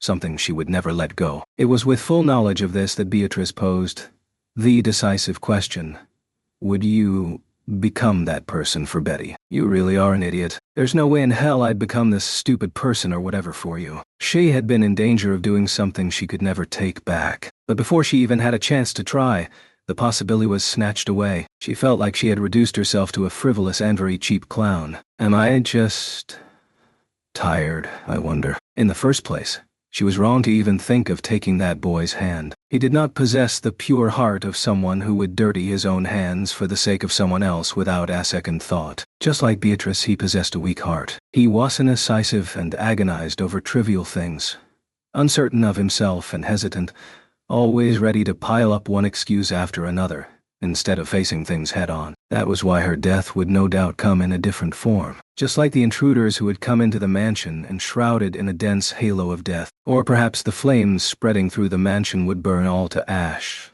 like a fiery purgatory. All she had to do was wait for it. Ah, and I'm back. Hey, you big moron. You really got me good back there, damn it. Ah. When the boy suddenly appeared in the archive of forbidden books like so many times before, Beatrice blew him away on reflex. She was seething, and the attack came swifter than she could think. The boy was struck by a shock wave, shooting him out the door through which he had just entered. The door audibly slammed shut. I am finished speaking with you, and yet you came again. Just how impudent are you, I wonder? Beatrice couldn't even understand the sheer gall needed for him to show his face again after what he had said to her last. As if to clear her mind, Beatrice took several deep breaths, once more waiting for time to cut it out with the temper tantrums already. If you resort to violence right away, this conversation'll never... You cut it out. Wah... ...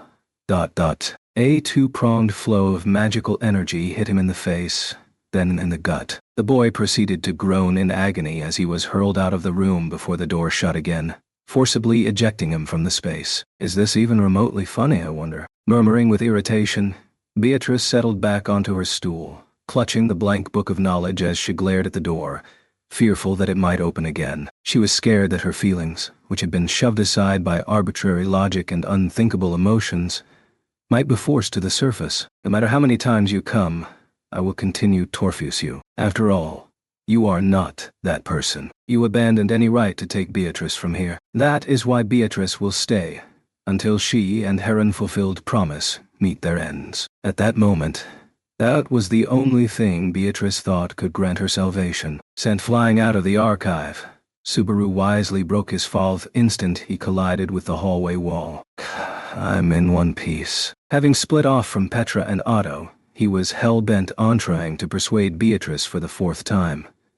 And thanks to being smacked so much in a short span, he was becoming quite an expert at blunting the impact of the invisible shockwaves. This ain't the time to polish up stupid techniques like that. My instincts are telling me the fire's getting bad. Wiping off his coursing sweat with a sleeve, Subaru crouched, clicking his tongue at the poor visibility. The fire consuming the mansion had worsened, and hovering black smoke now reached every corner of the main wing. The floor below was already enveloped by the tendrils of flames.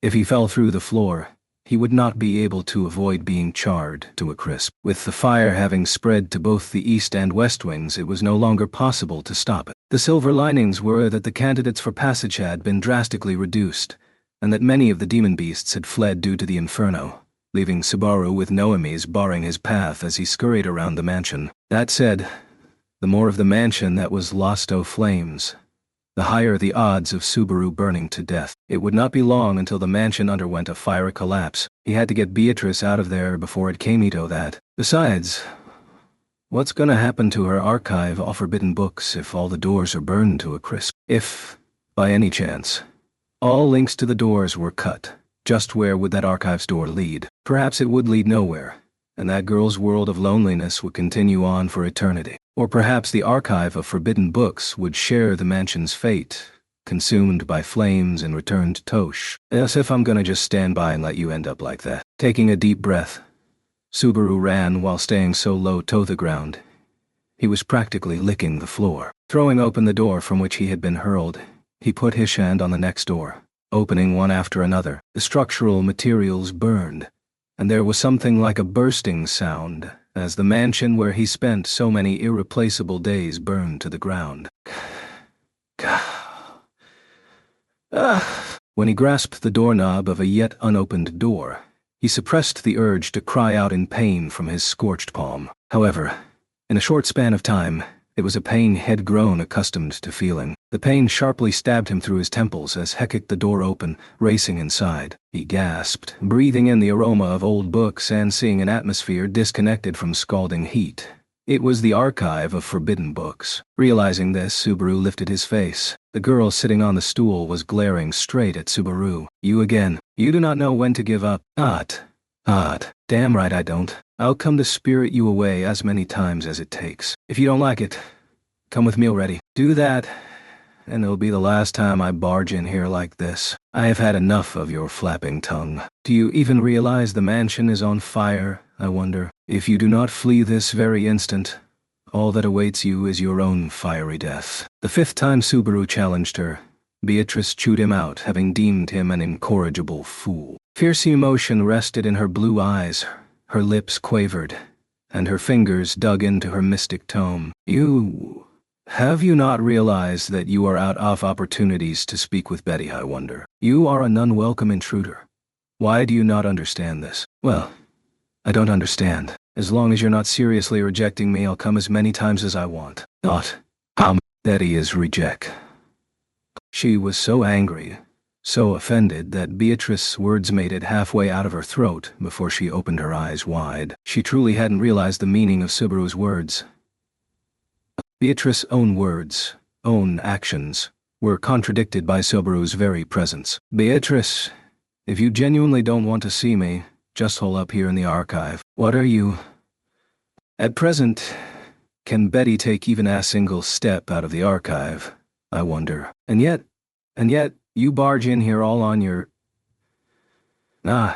You're wrong. If you were serious, I'd never have been able to reach this place over and over in such a short time like this. Your rejection is skin deep."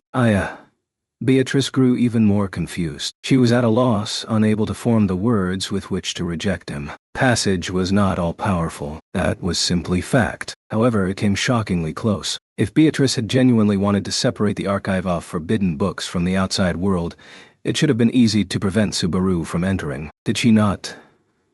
Could she not do so because her heart had strayed? After considering Subaru's assertion, Beatrice too began to doubt her own heart. Even had she not, the promise from 4 centuries ago that underpinned the current Beatrice was lost, leaving her wavering. She no longer knew whether Subaru's words or her own hopes were correct. And really, Subaru didn't know either. Perhaps it was simply that the more the mansion burned away, the more the choices dwindled as well. Perhaps Subaru was conveniently discovering hidden powers at the perfect moment, enabling him to see right through Passage. And perhaps it truly was that Beatrice could not bring herself to reject Subaru sincerely, and therefore Passage's entrance remained open to him. He didn't know which was true, but Subaru prayed it was the last possibility. But whatever the truth, it didn't matter. There and then, every part of Subaru Natsuki was devoted to reaching the possibility of taking Beatrice with him. You're not that person for Betty. Seemingly unable to contain the inner turmoil swirling inside her any longer, Beatrice grasped the hem of her skirt and raised her voice. Abandoning the thoughts racing within her mind, she seemed ready to burst into tears as she stated her case to Subaru. You said yourself that you weren't. You said it yourself. Did you not say it, I wonder? If only you were that person. Had you said so, even as a lie, Betty would have probably believed you. Even knowing it was a lie, she would have to believe you. Beatrice? But did you not say that was wrong, I wonder? You said it was wrong, and you said it was stupid. Well, I suppose you were right. Yes, Betty is an idiot. A huge idiot who cannot bring herself to forget a verbal promise she made 4 centuries ago. That's why, no matter what you say, is it not already over, I wonder? Beatrice shouted her rejection. Fierce gales spawned around her, enveloping her like a cage. The torrent of magical energy made the girl's dress and hair flap in the wind, and a tragic mood filled the archive of forbidden books. After watching this unfold, Subaru drew in his breath, then began walking forward. His feeble heart was afraid that the squalls would hurt him. Fighting against that fear, he clenched his burned palms tight and used that pain to focus on just looking straight ahead. I'm not that person or anything like that. I'll say it as many times as you like. The prince riding a white horse who you're waiting for isn't coming. He'll never come no matter how long you wait here for him. As she listened to the repeated denials, the despair in Beatrice's eyes grew deeper. If things ended here again, nothing would change. Yet, if he could just tell her what came after. But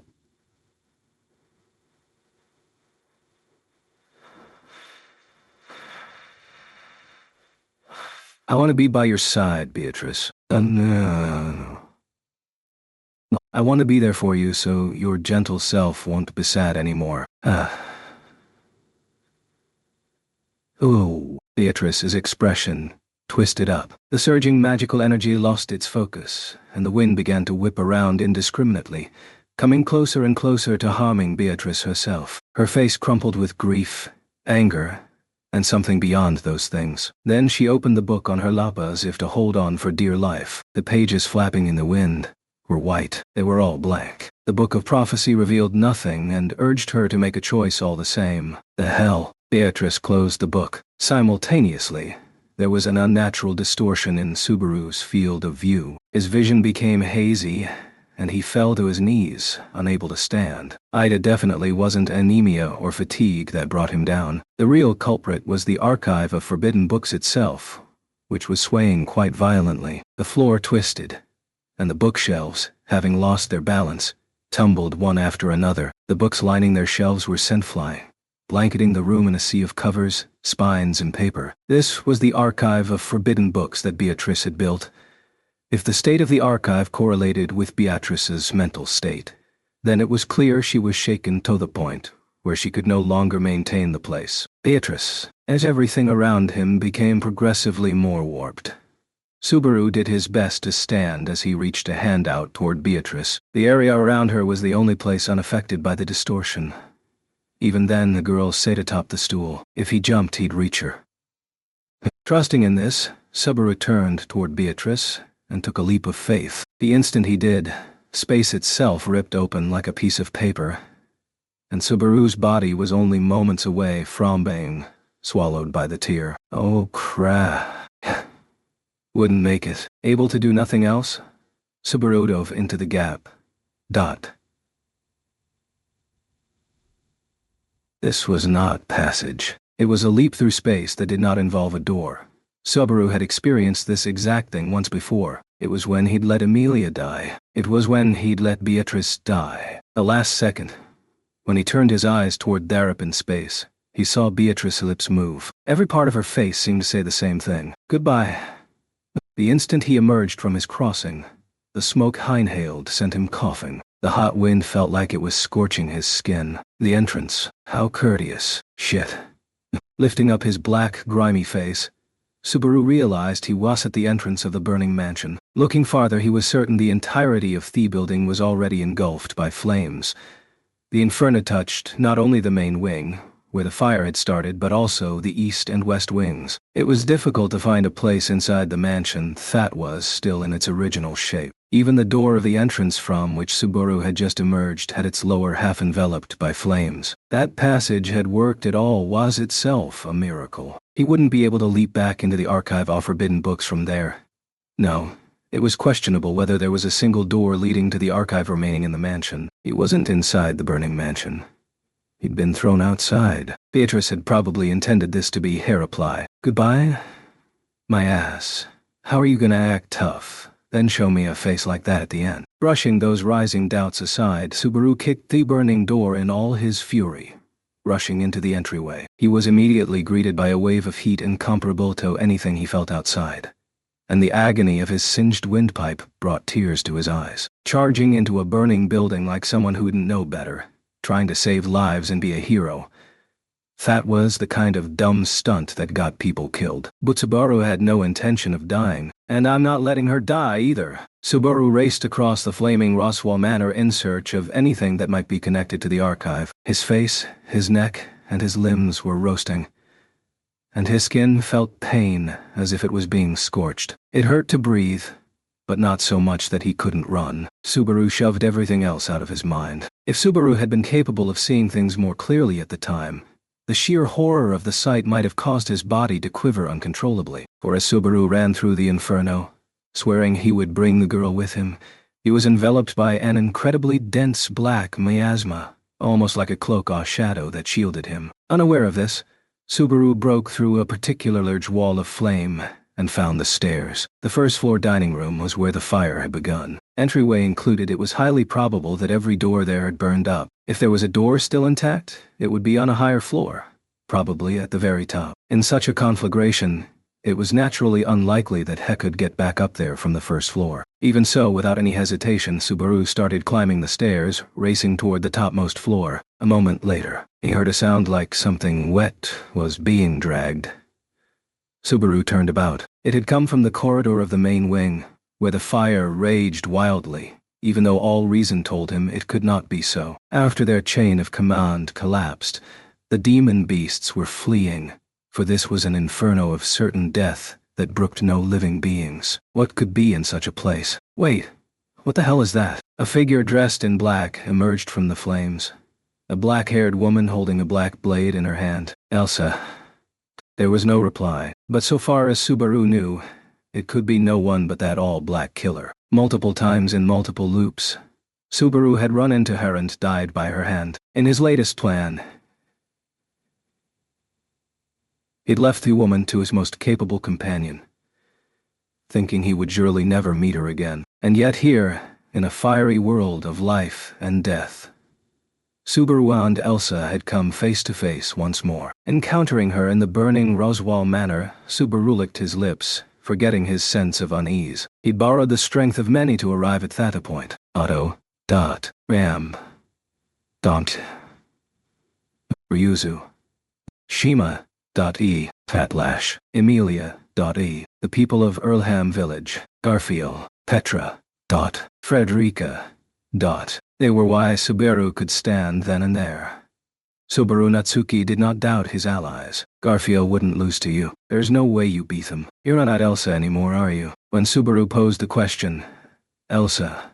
Nay, the thing that had been Elsa turned its empty black eyes toward him. There was no glint of life within them, only bottomless darkness. Subaru was peering into an abyss, an empty body, a departed soul, and obsession incarnate. Driven by inexhaustible bloodlust, it dragged its smashed lower body along as it crawled toward Subaru through the raging fires. This was far beyond an unnatural vitality that kept death bay. The power had become nothing but a curse. Just like Subaru's return by death, it was nothing save a curse, a yoke placed upon her very life. You've got it pretty rough too, but I don't have time to deal with you. I've got to get Beatrice out of here, he was stating to the corpse that had once been Elsa, ready to abandon it to the flames. It was certainly crawling slowly enough that he could easily shake it off. But suddenly feeling death brush against the nape of his neck, Subaru immediately leaped up. After jumping to the flaming landing, he turned around. Behind him,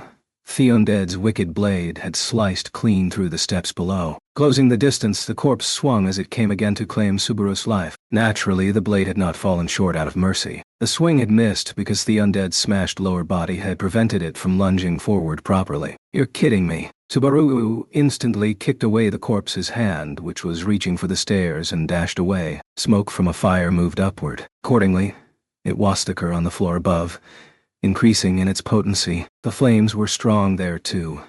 He couldn't call searching for a door in those conditions very realistic. More importantly, the undead had not relented in its pursuit for even a second, doggedly pursuing Subaru. Shit. Gotta go higher. Relentlessly chased by the corpse that had lost all humanity, Subaru kept running to the topmost floor. Stumbling onto the blaze-enveloped third floor, he found himself at the corridor that led to the study where he saw off Petra and Otto. They must have made it out safe and sound.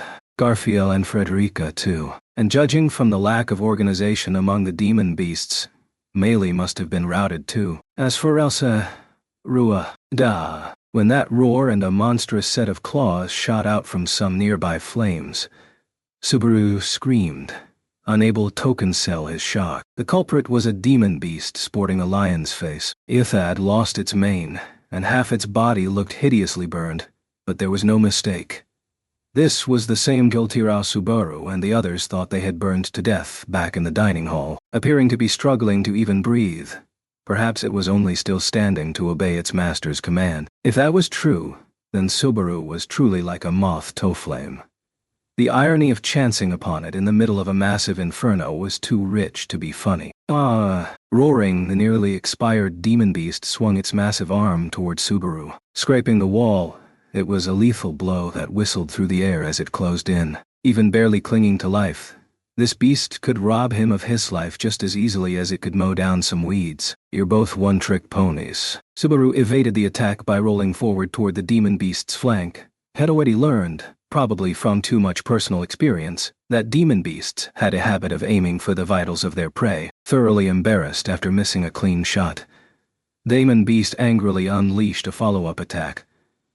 It was then that the undead pursuing Subaru bared its fangs toward the demon beast. There was not a single reason the demon beast and the undead should have to fight. To the undead chasing Subaru, the demon beast's hulking body was nothing more than an obstacle on the path Subaru had traversed first. There was no deeper reason behind the undead sending the demon beast's hind paw flying away. Screaming as the wicked blade drew black blood, the beast cracked its serpentine tail at the undead. In a feat beyond the limitations of a human body, the corpse evaded the tail attack, retaliating by slicing the tail off at its base. Unleashing the murderous techniques ingrained into its flesh, the undead cut into the demon beast in a one-sided manner. Subaru, not letting slip the opportunity to turn misfortune into fortune, kicked open one closed door after another on the topmost floor. The stateroom and the reference room were both busts. The battle between undead and demon beast continued, but all he heard were the screams of the demon beast, clearly losing the lopsided fight. "Please, Beatrice." Finally arriving at the study, Subaru flung the door open with a prayer in his heart. However, uncertainty crept in as the only sight before him was a ransacked office. This didn't work, either. Then the last door is... The burning floors below were all wiped out. The outer wings were burning up even faster than the main one, perhaps because of the collapses there. Was there even a single intact door left inside Roswell Manor at that point? No, not yet. There's still more. There's one door. Biting down any thoughts of giving up, Subaru set eyes upon the wide-open entrance to the spiraling stairs leading to the escape tunnel. If he went down the stairs and arrived at the underground passage, there definitely ought to be a door ahead. Previously, when he'd returned to the mansion during a witch cult attack, Subaru had headed deep into the escape tunnel, was bathed in cold through the door, shattered into dust, and died. That door was still there. Instantly, hesitation arose in the back of Subaru's mind. It was not fear. It was doubt. His thoughts coalesced. Were his actions being guided? All the other doors in the mansion were misses, leading Subaru to the escape tunnel. Was this Beatrice's intent? Was this all Beatrice's plan so that Subaru might escape outside, so that he might live? Nah. I don't even have the time to think about it. Behind him, death throes thundered throughout the mansion as the beast suffered a decisive blow. The demon beast had been unwittingly buying him time, but with that last strike, the cruel undead had surely taken its life. He had no other options. Subaru was being herded into the hidden passage. The smoke was overwhelming the spiraling staircase leading to the basement of the mansion. With zero visibility and the fact that taking a single breath would spell death and a one-way trip to a world of nightmares, Subaru hardened his resolve, held his breath, and ran down. What had once been extreme cold was now instead scalding hot. Subaru advanced deeper into the dark underground passage. Finally, ahead of the smoke-infested darkness, he stopped, for he had found the door he sought. It was the final possibility. Subaru drew in his breath as that realization sank in. Subaru had never gone beyond the door in the hidden passage. He knew this escape tunnel ultimately led to Akabin off in the forest, but not once had he actually gone that far. Everything beyond that door was personally unknown to Subaru. Accordingly, to Subaru, this door was the final candidate. It was his last chance to get through to Beatrice. If he really had been guided there by Beatrice's will, it was a poor wager. Fearful of just that, Subaru reached his hand toward the door's handle. Daya, this door again. No, his palm felt like it was on fire. His fingers hadn't even touched it. Subaru drew his hand back and glared at the door. The door's reaction seemed to mock Subaru for his fear of what might result. And then suddenly, he came to realization. The doorknob's hot. Even if hot air had crept in, there was no sign of fire in the underground escape tunnel. The hovering smoke and heat had coursed in through gaps in the stone comprising the spiral stairs. There was no thing burning in the tunnel. How could this interior door possess so much heat? Beatrice, if you can hear this, listen to me. Keeping his hand away from the door, Subaru slightly craned his neck upward and spoke those words. He believed his voice would reach the girl who was nowhere to be seen. You led me this far, didn't you? To be blunt, if you were plotting to bring me to the escape tunnel by making it the only option, blatantly leading me here by the nose, then your plan's a complete failure. Even if he'd had to slip past the mansion fire, Elsa, and the demon beast along the way, she'd no doubt hatched a plan and put it into action. If this door was a bust, too, leaving him no choice but to go to the cabin, her goal would have been achieved. But it doesn't look like things are gonna go that smoothly. Even if this door's a bust, I'm not running like you want. This isn't talking tough or some bluff saying I didn't want to run. Okay, sure, 9/10 of how I feel lines up with all that. But this is a serious, legit issue. Subaru continued earnestly, trying to convince her.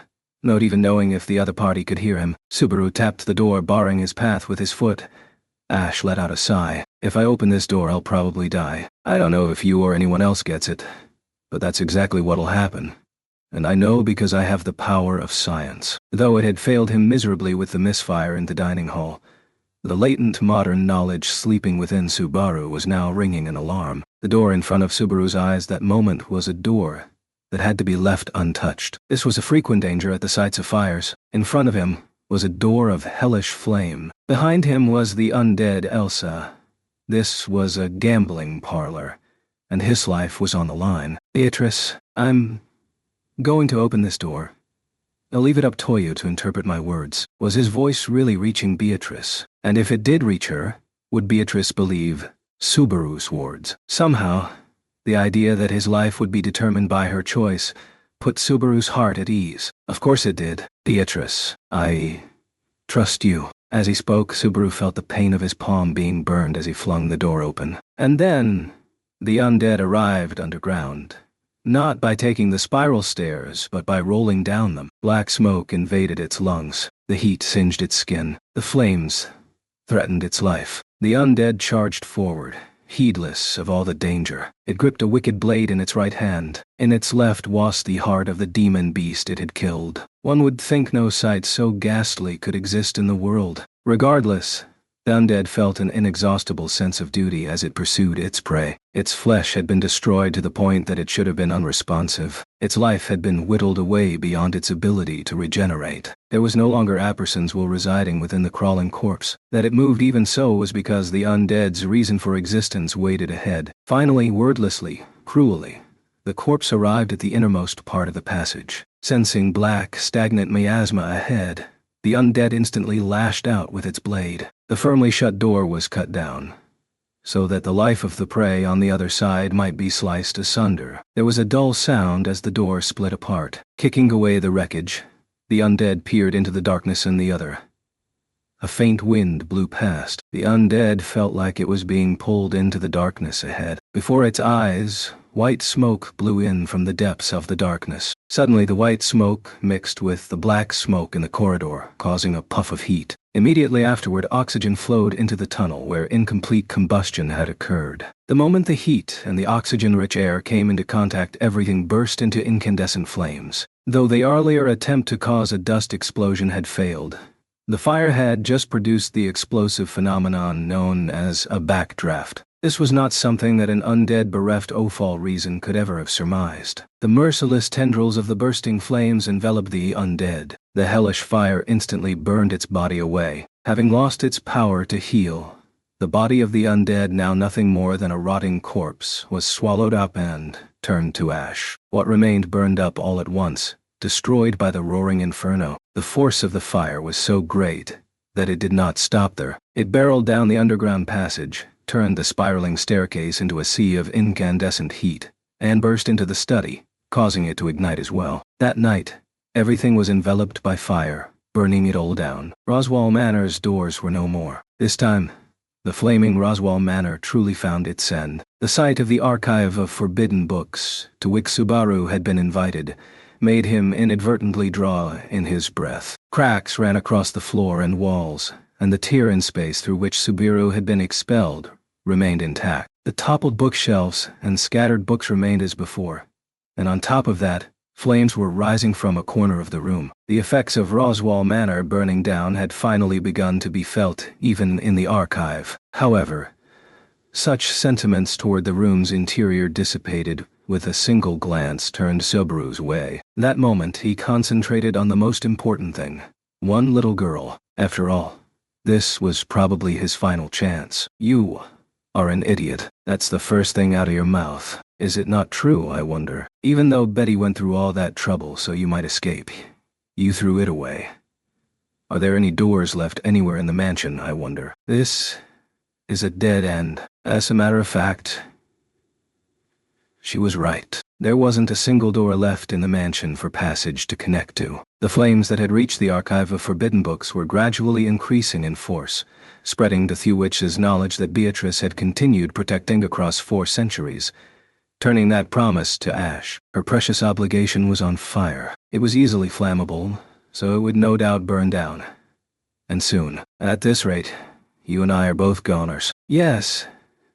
Is this the end, I wonder? Betty wishes for little now. Everything she was to hand to that person will soon burn away. Is everything now not completely contrary to her promise to Mother, I wonder? Oh yeah. Then hear me out to the end. Okay. She had failed to keep her word. Subaru had failed to persuade her. Beatrice looked toward him with empty eyes. She spoke no words of affirmation or denial, but at the very least, she seemed to be lending him her ears. Even in a situation like that, it just wasn't in her nature to deny someone else to the bitter end. He took a breath. There were words he had been unable to speak when they'd last parted. This time he'd tell her everything he wanted to say. Beatrice, please save me. Subaru stated those words boldly, with his head held high. Hearing him say such a thing with his face all covered in soot, Beatrice could only stare at him in shock. She'd no doubt imagined countless things that he might possibly say. With both of them facing an unavoidable end, Beatrice had probably run numerous mental simulations about what words Subaru might say to her, no doubt intending to dismiss each and every one. I want to save you. I won't let you be alone. I need you. Those were the sorts of cool, manly words from that person that she expected to be greeted with. But if that meant trying to convey false feelings, Subaru just couldn't do it. I considered saying cooler-sounding stuff about whisking you away from this loneliness, mind you. I didn't think any of them would work. I figured I'd better come right out and say what I think of you and what I real wanted to tell you. Beatrice was speechless as Subaru poured out his genuine feelings. He figured it was pretty mean to put the ball entirely in Beatrice's court, though. Really, you don't need any of my strength. Not for saving you or anything else. You're strong, you're smart, you're cute. You should be able to do anything if you put your mind to it. But even though you're strong and smart and cute, you were scared of living alone. It must have been hard. It must have been lonely. No one can blame you for clinging to the idea of that person. That is not for you to... You rejected Betty's feelings. What do you know about it? Biting her lip, Beatrice glared at Subaru with an emotion that bordered on hatred. However, her trembling did not convey that at all. As the outpouring of fierce emotion threatened to dissipate immediately, Beatrice shook her head, desperately trying to stay firm and resolute. I know. I know how kind you are. I know if someone was tossing and turning from a nightmare, you'd hold their hand to put them at ease. If someone was being battered by some trouble they couldn't do anything about, you'd reach out and open the way for them. You feel sad for people who lose someone dear to them, even if you can't help but hate them. You speak as if you know so. I'm powerless. I can't save you, but I don't want you to be alone. If there's one thing a guy like me can do, it's talking to you and beg. When Subaru offered his right hand, Beatrice's eyes shot open even wider. His hand was inflamed from burns and was a hideous sight. Even so, it was still in better shape than his left, which had sustained so much damage that the very sight of it was unbearable. He offered the one hand he had that could be cleaned up to pass as something suitable for taking a pretty girl's hand. Beatrice, save me, please. I'll be too lonely to live without you. Save me. Really, just how pathetic and unsightly was this arm twisting of his. He claimed he couldn't go on without her to force her hand. He didn't know what he could do for her, so he wastling her what she could do for him, pressuring her and tousing it as a reason to live. It was so very selfish, so completely illogical. It was all the coercion that Subaru Natsuki could muster. Not fair. This is not fair. The shameless manipulation made Beatrice's lips tremble with intense, barely containable emotions from the bottom of her heart. How can you speak that way to Betty? Now, of all times. I mean, you're not even that person.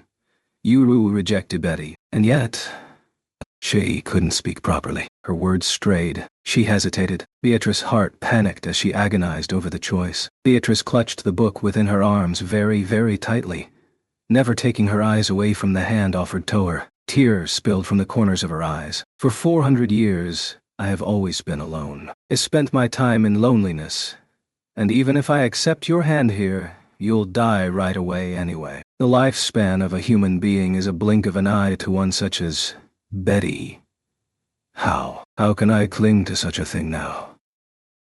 I can't even begin to imagine the 4 centuries you spent. I'm not gonna pretend like I understand. 400 years. I haven't even lived a 20th of that. You probably don't understand one thing about your fear of tea time after I die. Then, your words will change nothing. But tomorrow, I'll be there to hold your hand. I'll be there tomorrow, the day after tomorrow, and the day after that. Even if I can't promise to be around in 400 years, I can still spend each and every day I have together with you. Even if we can't be together for eternity, I can treasure you tomorrow and right now. That's why, Beatrice, pick me. Subaru had already made his choice, and he was indicating his choice to Beatrice. The rest was up to Beatrice to choose. Would it be the flames that brought the words of her mother, words she had faithfully upheld across 4 centuries, to an end? Or would she break her promise to her mother, abandon her hopes for that person, and take Subaru Natsuki's hand? You are not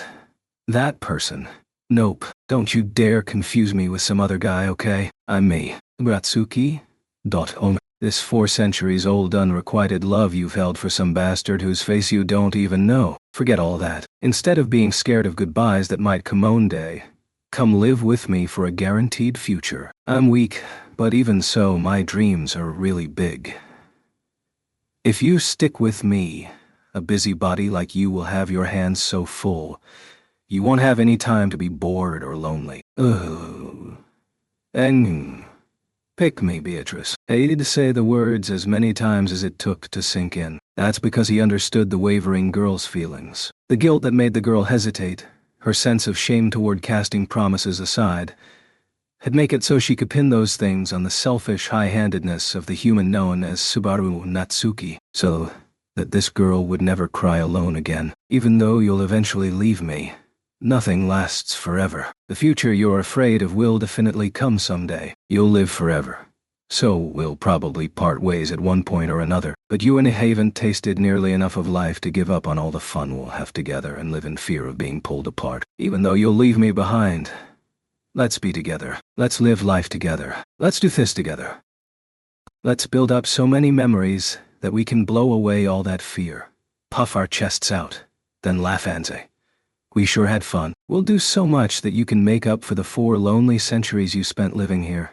Even if we did all that, someday, I'll be alone again. He saw himself reflected in the girl's trembling eyes. He looked shabby, unsightly, a far cry from the Prince Ono white horse she'd spent too many years waiting for. The only one who stood there was the same old Subaru Natsuki. To someone like you who'll live forever, maybe the time y'all spend with me will be one brief moment. If that's show it's gonna be, then I'll carve my moment right into your soul. And when all's said and done, even weighed up against all of eternity, I'll be so vivid that nothing will fade when it comes to Subaru Natsuki. There was a sound like glass cracking. The world known as The archive of forbidden books was breaking down. At some point, the rips in space around Subaru and Beatrice had become enveloped by flames, but in that moment, he no longer felt heat or fear. Inside Subaru, there was nothing except Beatrice. In that moment, there was nothing in Beatrice except Subaru. With trembling arms,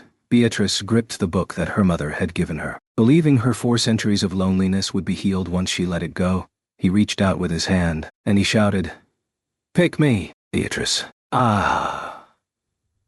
You wanted someone to take you outside. Isn't that why you always sat in front of the door?" With a decisive sound, that world finally met its end. The girl's lonely cage, that solitary world known as the Archive of Forbidden Books, was engulfed by flames and vanished. But just before that happened, there was a sound. The sound of a single tome falling to the archive's floor. Otto and Petra gazed wordlessly as Roswell Manor burned to the ground. The 3 of them, Otto, Petra, and Rem, who was being carried on Otto's back, had safely used the mansion's escape route to slip past the demon beast's perimeter. A barrier had been scrupulously set up around the cabin in the mountains behind Roswell Manor, to which the escape route led. This made it impossible for not only the wild demon beasts in the region to approach them, but even warded off the demon beasts participating in the attack. And it was not only Otto and company watching the mansion as it went up in flames. A crowd of the Earlham village residents who had not headed toward the sanctuary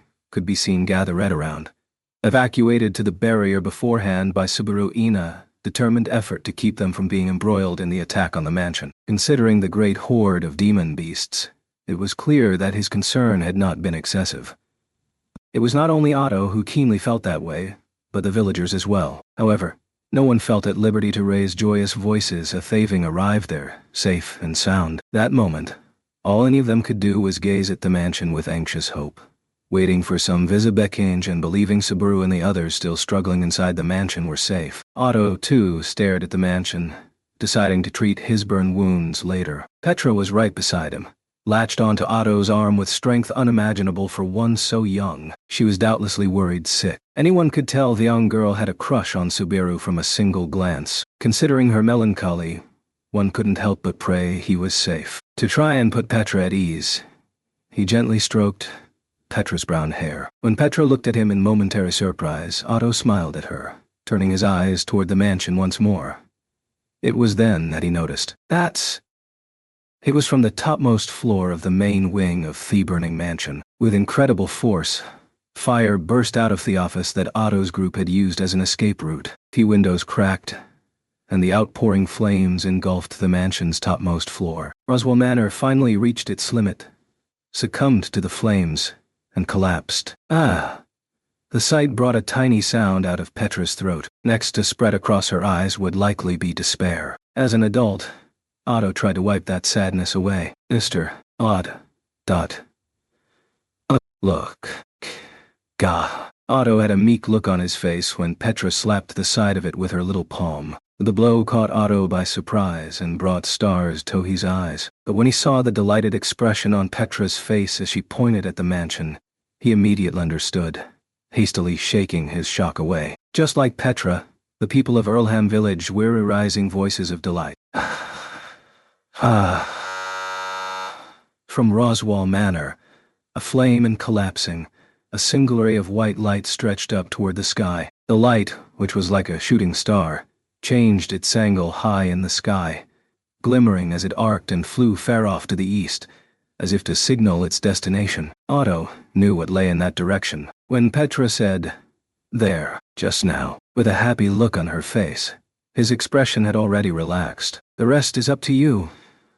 All this has really worn me out." Simultaneously, just as Otto let his shoulders fall with relief, Garfield, half naked and wearing nothing but a tattered cloth around his hips, looked up at the same light and clacked his fangs. "You sure pulled it off, General." "That's my general." Hushin kept his promises even if it killed him. Garfield, who had escaped the burning mansion and broken through the perimeter of demon beasts, laughed himself silly. He was covered in soot and burn wounds and injuries all over, but his face was full of smiles. "Gah ha ha ha ha ha. Oh, Dato. Double.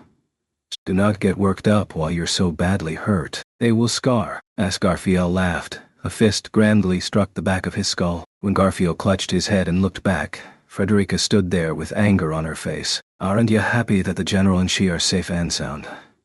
"Of course I am. We were right to leave it to Master Subaru. If Lady Beatrice has been saved, then I can rest easier as well." Letting out a sigh of relief, Frederica gently patted her own chest.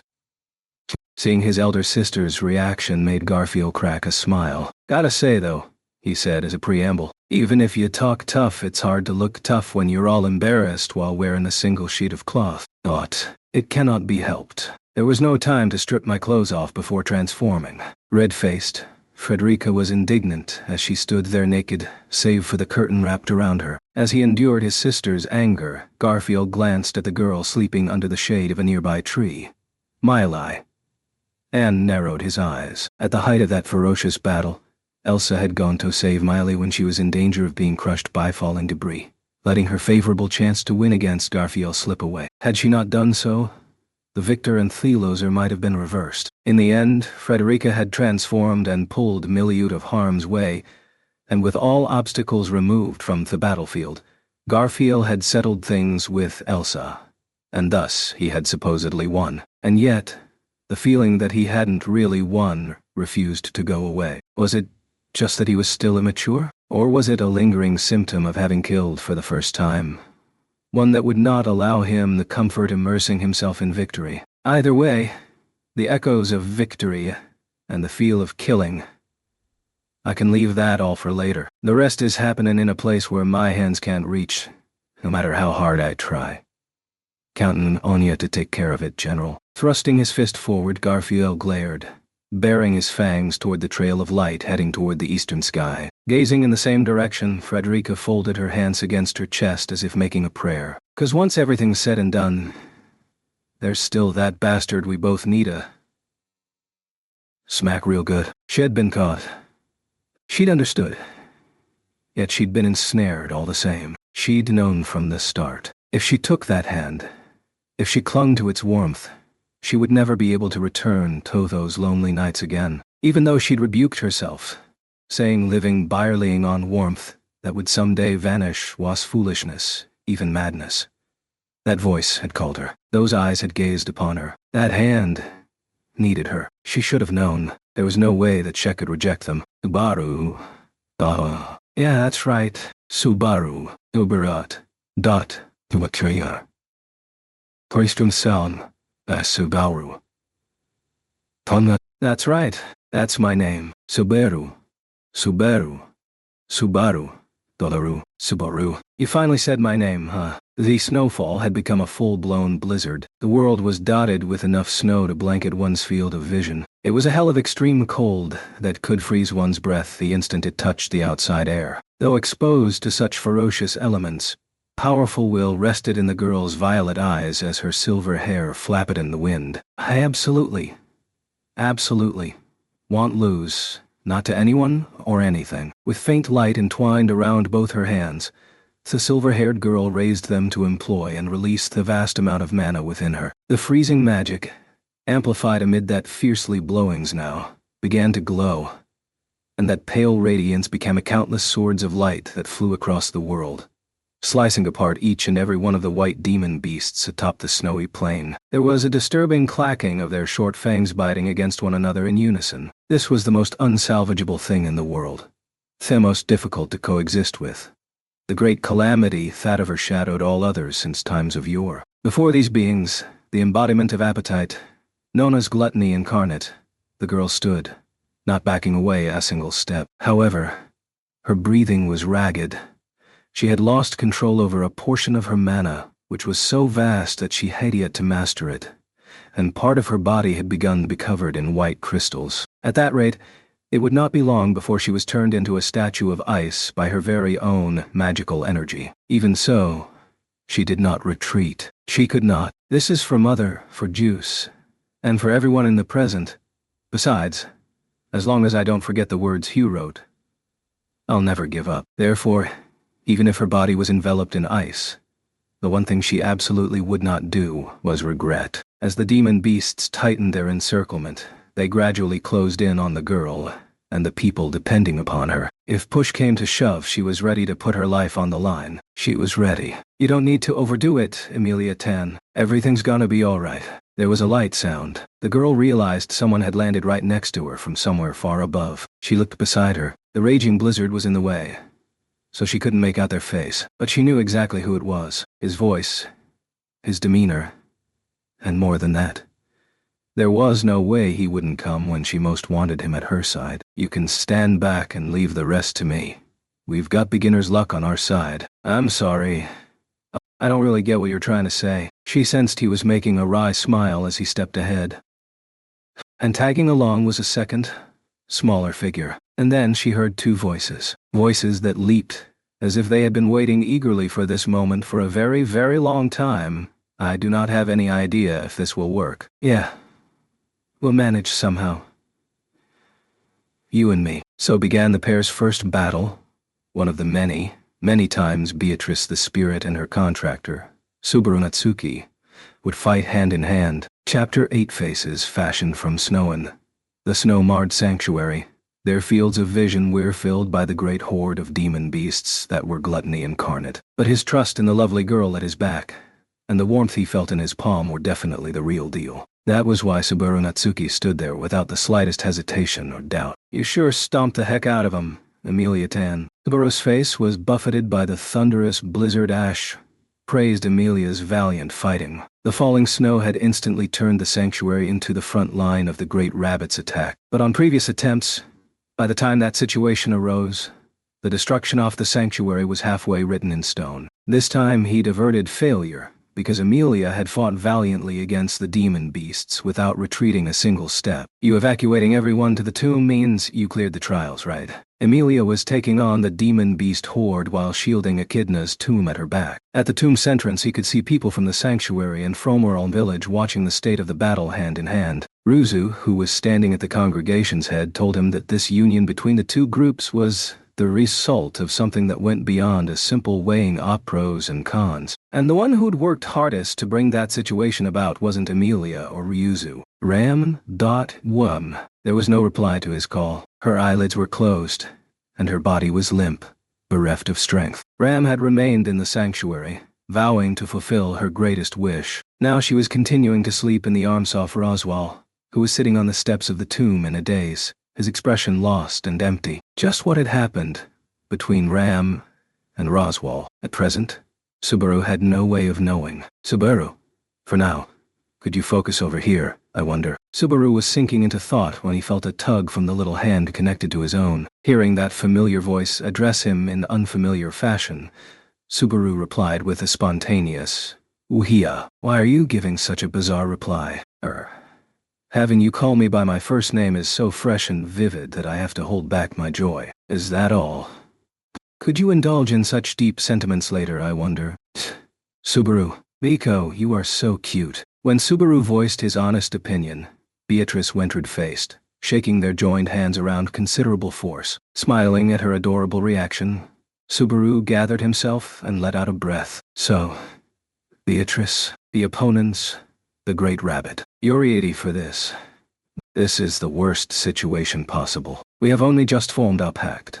The opponent is one of the three great demon beasts, and we are unprepared. My contractor is an amateur, and it has been 4 centuries since Betty has been in a real fight. One might call this an appropriate handicap. Beatrice smiled impetuously as the clacking fangs pressed upon them all at once. Stepping forward as if to greet them, Subaru gave a thumbs up to Emilia as she stood behind them. Me and Beatrice'll send that horde packing. Emilia Tan, take down any that slip by us. 'Kay, understood. Leave it to me. So the rest is up to you. Eep. We got this. The rule was to assign the right person to the right job. It also reminded him about the saying that the happiest wives were the ones whose husbands were well, and often away from home. Emilia exhaled deeply behind him as mana surged all about, forming an icy defensive line. Standing in front of the zone of freezing cold, Subaru stood face to face against the demon beasts filling his vision. In contrast to its adorable appearance, the Great Rabbit was ferocious. Its very existence odious. Twice he had lost this life to those fangs. His fear of slipping away as he was devoured was difficult to forget. But, are you scared, I wonder? As Subaru held his breath, Beatrice posed the question with a composed expression. Seeing her eyes and the profile of her face told him more than mere words. They told Subaru exactly who was with him then and there. Nah, I'm not scared. Oh, I have Amelia behind me and you beside me. Gotta say, best feeling ever. As it should be. Beatrice smiled wryly, meeting her adorable, smiling face.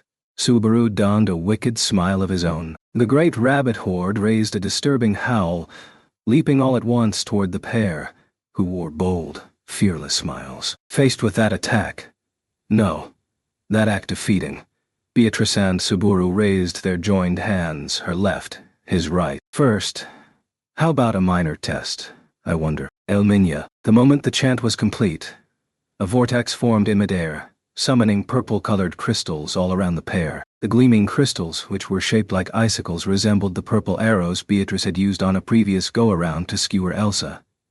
It was a spell she'd called her specialty, yet the sheer number of arrows floating the sky was incomparable to what he had seen before. Targeting took but an instant, locking onto the heads of every demon beast that made up the great rabbit horde. The purple arrows shot forward at the same time. Each missile found a skull, slaying every one of the demon beasts. Their dead bodies turned into purple crystals, like the arrows that had felled them, then shattered, unable to withstand the raging snow. The world of white was filled with glimmering purple fragments. With a single blow at the outset of the battle, the Great Rabbit vanguard was nearly annihilated. Of course, it was difficult to call this a painful blow to a demon beast that could infinitely propagate, but the spectacular feat left Subaru amazed. That's incredible. Really? This is nothing at all. For Betty, this is but a piece of cake, I suppose. Come on, be real. What's this magic that has so much power? What element is that? The dark element, of course. Also, is this even a fraction of its full potential, I wonder? Seeing Subaru's animated reaction made Beatrice proudly puff out her chest. She took pride in the magic Mother had taught her, the magic she had worked so hard to master. I shall demonstrate the mastery of the dark element and show you that the power of dark magic is the greatest this world has to offer. What should I do? Would you hold Betty's hand and not leave her alone, I wonder? Beatrice spoke such endearing words as she strengthened her grip on Subaru's hand, squeezing her palm back. Subaru glared at the menace before them, as if to tell Beatrice it was time to let loose. Devouring the fragments of their comrades' corpses, the great rabbit host prepared to advance as a ravaging horde once more. But before they could start, Subaru, this is a good lesson for a spirit mage. Rather than use the spirit mage's own mana, as is typical, shall use magic to directly manipulate the mana in the air. I wonder. I see. In that case, even with my busted gait, okay, I'll leave Shamak to you. Do not expect anything as paltry as Subaru's useless Shamak. Can Subaru, who's equally useless and nothing more than dead weight, do anything for Betty? Sav showering her with praise. Beatrice's imperious pop quiz left Subaru falling into thought a little. But as he pondered, the clacking of the great rabbit's fangs pressed near, and with nothing but his direct experiences with impending death coming to mind, Subaru shouted, I don't know the answer. Then, I should teach you, I suppose. Focus on Betty Shand, and imagine it. Imagine the weaving of mana, the power to shape it into the form of an arrow, the power to materialize and shatter our foe. Imagine a mighty attack. I imagined it. Then is there anything left but to chant, I wonder? Beatrice's voice made Subaru snap open his closed eyes and thrust his left hand forward. Simultaneously, Beatrice moved her right hand forward, aiming it toward the great rabbit horde. Power surged forth. Elminia, the two chanted as one. Purple-streaked power manifested in the sky, pouring earthward upon the demon beasts. The explosive, destructive force made the stage known as the Sanctuary glimmer with purple fragments. The ferocious battle had begun. To Subaru, using magic had always been an act tantamount to whittling his own soul away. Just as Roswaal and Puck had guaranteed from the beginning, Subaru had no talent for magic. In the end, he'd bust Shamak, the one spell he'd learned, finally wrecking his own gait. closing the path of the magician Tohem forever. Therefore, he'd never thought another opportunity Taos magic would visit him ever again, but... Minya. .e. This is tough to say, damn it. Minya. Reeling on the vast surge of mana, Subaru did the seemingly impossible, rapidly casting great magic again and again. The purple arrows thus spawned opened one hole in the demon beast force after another, turning the ferocious great rabbit into purple fragments. Glancing at these, Beatrice tugged on Subaru's arm, and with a light step they sailed into the air. Strangely, Subaru was not surprised by the feeling of weightlessness brought by ignoring gravity. Stepping upon the sky, Beatrice twirled and wove to evade the fangs in what truly looked like the dance of a fairy. Recrossing. Did. An instant after she made her announcement, space distorted, and the pair vanished from the sky. It was a short-range warp that differed from passage. The jump through space threw off the great rabbit. The horde did not notice when Subaru and Beatrice emerged behind it. Will you take care of the left, I wonder? Then I'll leave the right to you. Giving form to the magic in his mind, Subaru influenced the world through Beatrice. It felt like he was profiting with someone else's hard-earned money, robbing the moment of any enjoyment. Subaru followed the power of his imagination, loading the sky up with purple arrows large and small, using them as deadly weapons to bore holes into the demon beasts. In his mind, he was loading a gun. He felt like he was creating bullets of mana and then pulling the trigger. But his imagination had an undeniable effect in reality, shooting down the onrushing demon beasts like he was hunting ducks. The great rabbit horde on the opposite side was being similarly attacked by the destruction wrought by Beatrice. Cracks came forth from thin air, and it was like hundreds of the creatures were being shut inside the surface of a painting. The picture fragmented, seemingly being broken apart, and the demon beasts inside were all returned to Tosh. All Subaru could do was twirl his tongue at the breath of her magical skill. Unlike Subaru, an idiot who'd learned only one spell, Beatrice could employ multiple varieties in multiple fashions. It was as if she was going out of her way to make plain to Subaru all the cards she held in her hands. That said, blasting him without a plan won't solve anything. Biko, you have a plan, right? Of course I have a plan. Is the first stage of it not already complete, I wonder? The great rabbit increased its numbers every bit as much as they dwindled. As Subaru sensed this special nature put them at a stalemate, Beatrice made it a reply that sounded quite dependable indeed. He gave her a look that demanded an explanation, and in response, Beatrice sniffed proudly. All that is necessary is to assemble the demon beasts in one place. Have we truly gathered the entire horde in this forest? In this sanctuary here in front of the tomb? I wonder. Well, I suppose we have, but they infinitely reproduce. It's not like we've taken a roll call. Infinite, you say, but that does not mean there is no limit. The sentence made Subaru narrow his brows. Then comprehension struck him like a bolt of lightning. Hell looked at the horde of demon beasts. As usual, the white fur balls were visible for as far as the eye could see. Yet, if they really were reproducing infinitely, it doesn't add up. If they could really do that, they'd cover the whole planet and even space. Most likely, even if they can propagate endlessly, there should be an upper limit. Therefore, they will not increase beyond that fixed number. In that case, get them to that upper limit and wipe them all out in one go. Subaru's eyes glimmered as he saw the strategy laid out before him. But the problem is in the second stage. How should we go about eliminating them, I wonder? Beatrice's concern was just how to simultaneously strike down the great rabbit, which numbered in the tens of thousands. If you had force on par with some kind of missile, you could just burn them away along with the sanctuary itself. But if even one of them survived, they would recover in full. The risk was incalculable. It was difficult to wipe them off the map with simple brute force. The other way would be to... Your face says you have thought of something. Like usual, I settled on a plan that depends on you. Sounds good. Beatrice used magic even in the midst of their conversation to attract the demon beast's attention toward the pair. Subaru drew his lips close to her refined ear and whispered his idea into it. Beatrice nodded after a few moments of thought. Betty did think of something rather similar, I suppose. But even with Betty and Subaru, these numbers are... Hey, you've got something wrong here, Biko. You don't get it at all. Betty, in a situation like this, it's not like we have to settle everything with you alone or just the two of us, you know. Listening to Subaru's reply, Beatrice let an "ah" slip out as her eyes shot open. Then the girl heaved a cloudy sigh as she turned toward Subaru with the faintest of pouts. Truly, Subaru, no one in the world is better at relying upon others than you. I promise in the future I'll become a vibrant high-end contractor so you'll never get frustrated again. Did you really think that would sound even slightly convincing when it comes from the mouth of a serial promise breaker, I wonder? She said that with a smile, and Subaru couldn't deny any of it. Seeing his reaction, Beatrice pressed her palm against this chest, nodding deeply with a gaze filled with trust. Even Betty requires time to prepare for this. Would you serve as a decoy during that time, I wonder? Ox.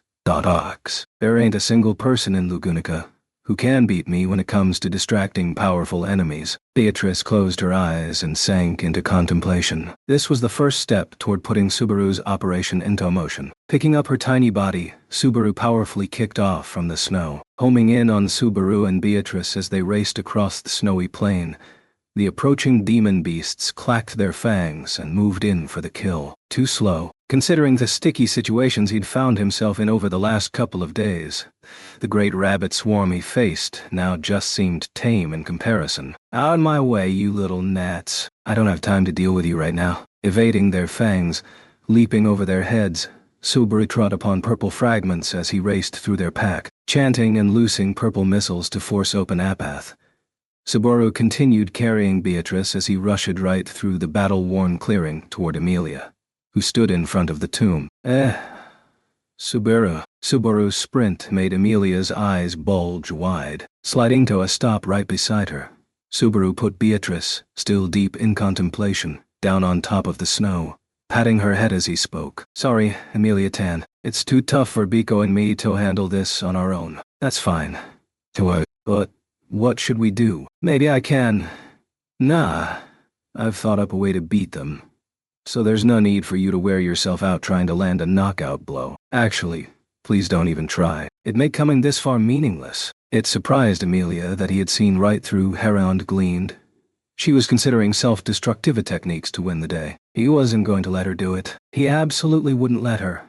Now or later, he fully intended to make sure she would never have to do it ever again. He didn't want any part of her thinking it didn't matter how badly she was hurt as long as she could save everyone else. Everyone safe, everyone saved. That's obviously the best outcome. Subaru, Amelia Tan, I want you to be just a little more selfish from here on. If you can't, I'll think a little harder.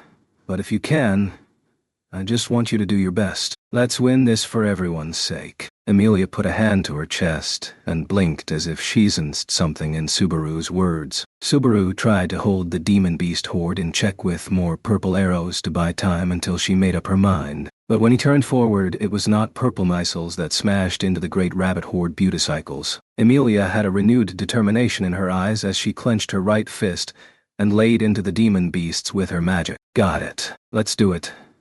Subaru, tell me what you need. Anything. Amelia's reply, containing determination and resolve, made Subaru clench his own fist. That's my Amelia Tan. Let's do this thing. The upsurge in magical energy was so incredibly powerful that even Subaru could feel it. Amelia was standing in front of the tomb, Subaru was holding Beatrice within his arms. Believing in Subaru's plan, both of them were fully devoted to controlling their respective mana to bring it to fruition, and it fell to Subaru to buy the time they both needed until they were prepared. Timon, I'm your opponent, same as usual. Follow me. Smiling and waving, Subaru mercilessly pounded the horde with a vicious blow. The explosive bombardment created a wild dance of purple light, which sent the demon beasts flying and made them wriggle as one. The horde moved like one gigantic body and began chasing Subaru in a mad dash around the sanctuary. This was the beginning of the operation. At the very least, his worry that they might hit the tomb first was gone. It's not as if you can ignore the smell of mana and mist stench either. It was the great rabbit's nature to be attracted by mana. It was Subaru's nature to have demon beasts want to devour him. With Beatrice, her eyes still closed, resting in his arms, Subaru Natsuki was a veritable mouth-watering feast on the hoof as far as the great rabbit was concerned. He heard the clacking of fangs. Subaru heard the deadly footsteps chasing them from behind. For one of the three great demon beasts, you're Soslo. You half-wits, Do you actually want me to make you extinct like Olwaylee? Biting fear back with his molars,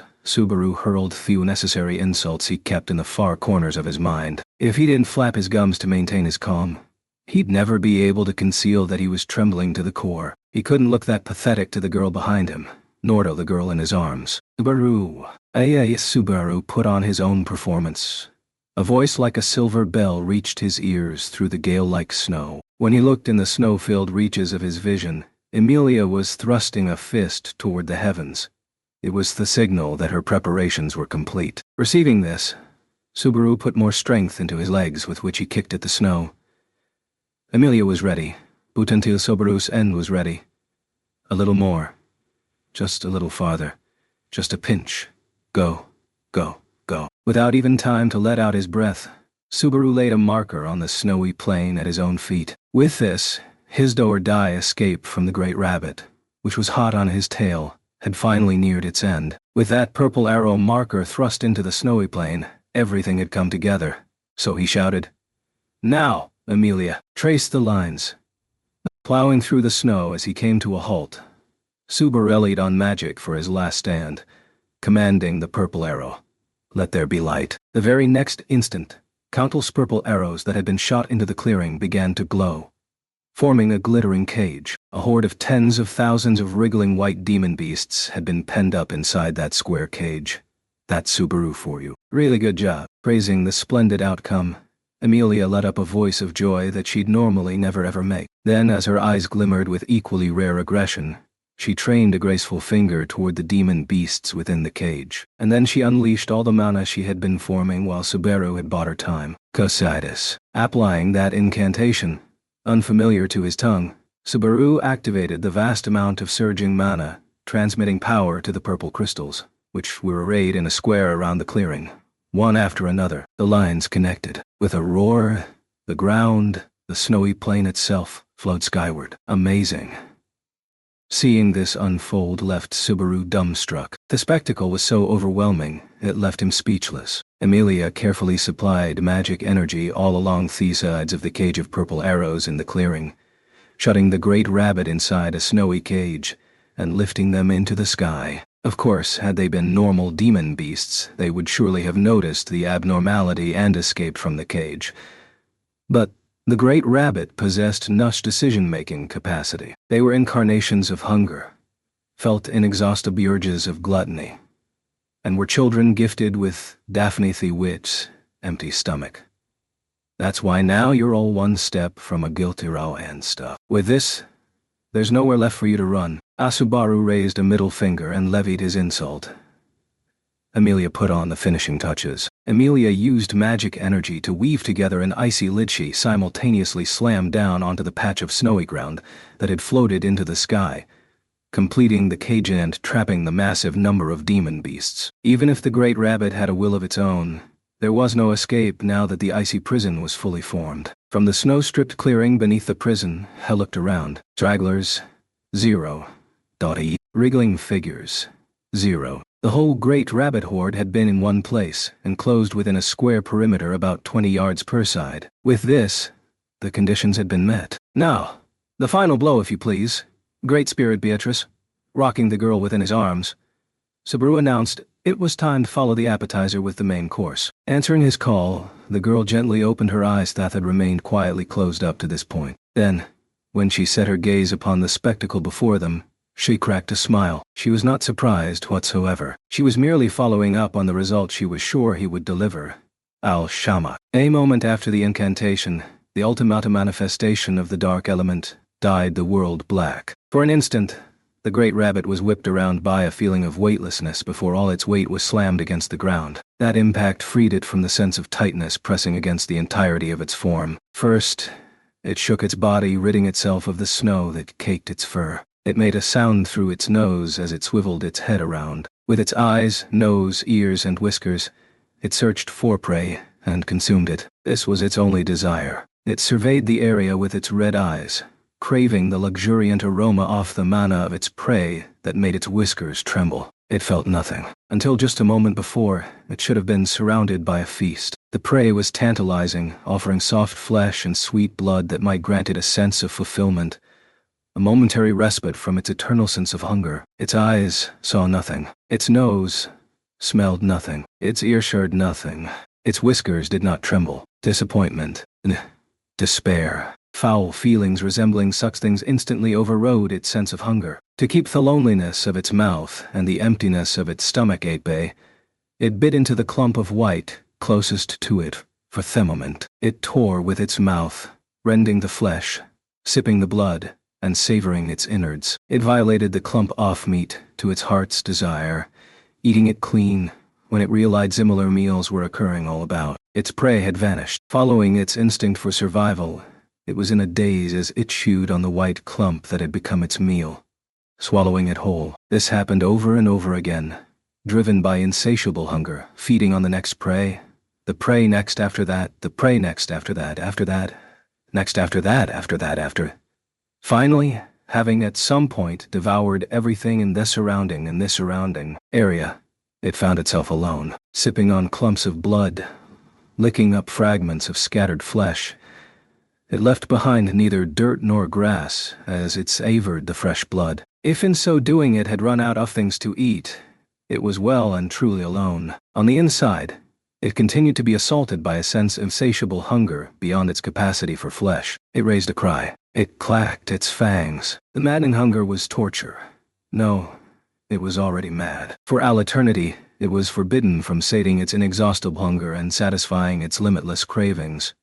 This was themedness of gluttony. Did Mother also harbor such feelings? For a single instant, reason bloomed in the back of its mind, which was ruled by hunger. However, it was immediately blotted out. Its body trembled. As a consequence of its madness, Ithad subconsciously reproduced, creating a being separate from itself. It ate this spawn without the slightest hesitation. There was not even an anguished cry as it stuffed itself with the flesh. Afterward, it suffered again from renewed hunger. Then, as a consequence of its hunger, it birthed another one of itself into the world. It ate, it raged, it birthed, it ate, over and over. It continued these things over and over. It was alone.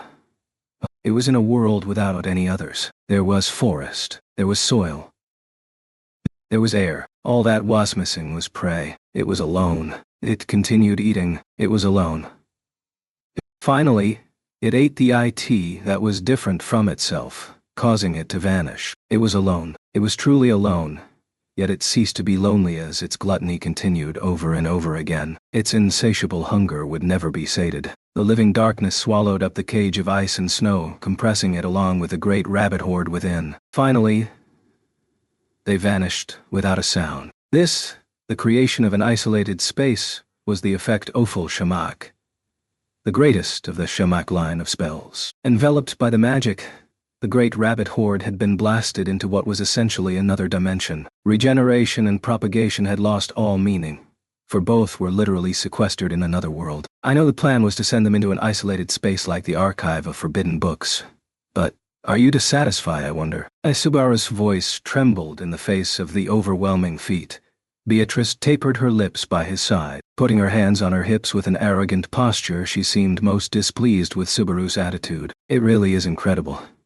In Subaru's stead, it was Amelia who voiced Word's honest praise. Being far more versed in magic than he, Amelia was doubtless more surprised than Subaru. Now that she had released her combat posture, the freezing across half her body had gradually relented. The worst-case scenario had been avoided. Swiveling his head about, Subaru made sure the great rabbit, which once blanketed the clearing, was nowhere to be found. Turning around, he also confirmed the tomb was safe. When he saw the various residents of the sanctuary and Elham village were giving him a thumbs up, he lifted a hand toward them in return. When he looked closer, he noticed Ryuzu replicas were mixed in among them. Sharing information about what happened in the sanctuary is gonna be a pain, huh?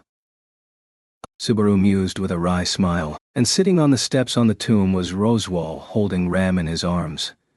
Ram's hand was touching Groswal's cheek. His clownish expression contorted, and even from a distance, Subaru could see the tracks of tears. The scene swiftly gave Subaru the feeling that a great burden had been lifted from his chest. It wasn't that everything had been resolved, but it was just as he'd said to Beatrice. Subaru didn't need to personally resolve every single thing. The Great Rabbit had been defeated through Subaru's Beatrice's and Amelia's valiant efforts. Just like how incredible deeds had been accomplished in the sanctuary and at the mansion both. More than anything, it was the sight of Ram smiling Andras while crying that told Subaru as much. "Hey, Subaru." As Subaru exhaled at length, Amelia abruptly poked his cheek with her finger. Amelia tossed him a pleasant smile as she used a hand to indicate behind him. Beatrice was still right there waiting for him, arms folded with a sour look on her face. "I think you should say something to the one who worked the hardest." Subaru couldn't help but give a short sigh when he saw her childish, cheek-puffing gesture. Then, sweeping an arm under her, he hoisted up her light body. Ignoring her cutesy plaintive cry, Subaru continued to embrace the girl as he twirled around on the spot. "You did awesome. That's my Biko. I love you. Wait, that's not... W, would you let go, I wonder? That he is not. Good girl. Good girl. You're so cute. You're wonderful, Biko. You're the best, Biko. Biko forever." Grandly singing her praises, Subaru lifted Beatrice way up as he spun all around. Beatrice's face was beet red as she dangled from his arms. Amelia watched the worked-up pair with gentle eyes. Behind her, she heard the various villagers clapping their hands together and raising cheers. And as the contractor continued spinning around with his spirit, expressing joy with the entirety of his body, his foot slipped, sending the pair tumbling headlong into the snow. Closing chapter, meeting each other halfway. "Okay.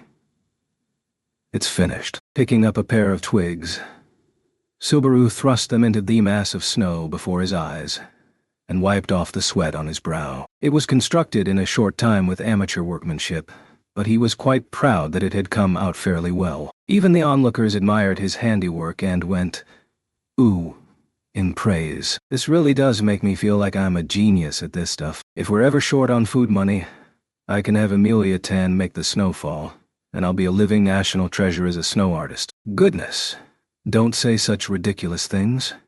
But you really did a good job, huh? Sitting on the stone steps, Amelia let out a white breath as she watched Subaru's handiwork. Displayed in her violet eyes were Subaru and the Hordolf snowmen.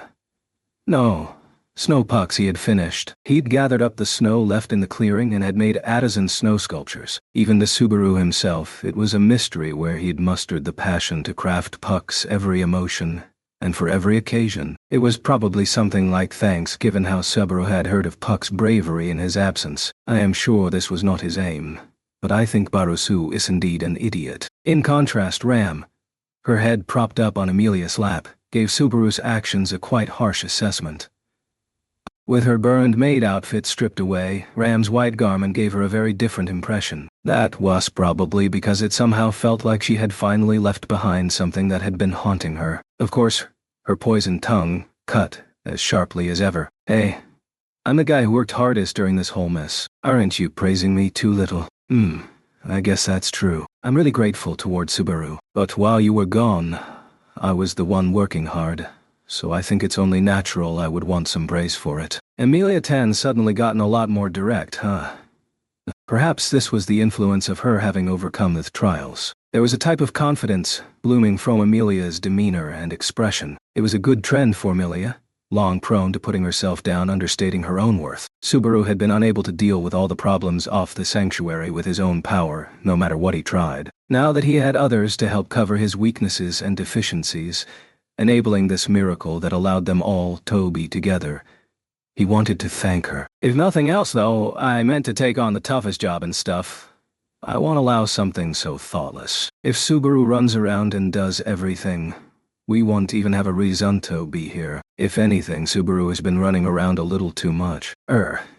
But I'm way short on firepower, so running around is about the only tactic I have. But that will not be the case going forward, will it? Amelia was stroking Ram's head atop her lap as she spoke, smiling at how they were both understating Thether's worth. Deducing exactly what her words were getting at, Subaru rubbed under his nose with a finger as replied, had worked a lot of things, and had ended up being saved by many people around him. But he'd also gained pretty much everything he needed. He probably would never be worrying about things alone ever again. Lifting his face, Subaru turned his gaze from the snow sculptures in the clearing in front of the tomb. Now that the trial system had vanished, A pair of individuals had stepped inside. He had some idea of what they might be talking about. Well, even I can read the mood enough not to intrude in that. They'd had untold opportunities to speak to each other, yet they'd never taken advantage of them. All the words left unspoken must have piled high in Odo become a mountain. The witch sleeping in the transparent coffin was just as beautiful as the day she died.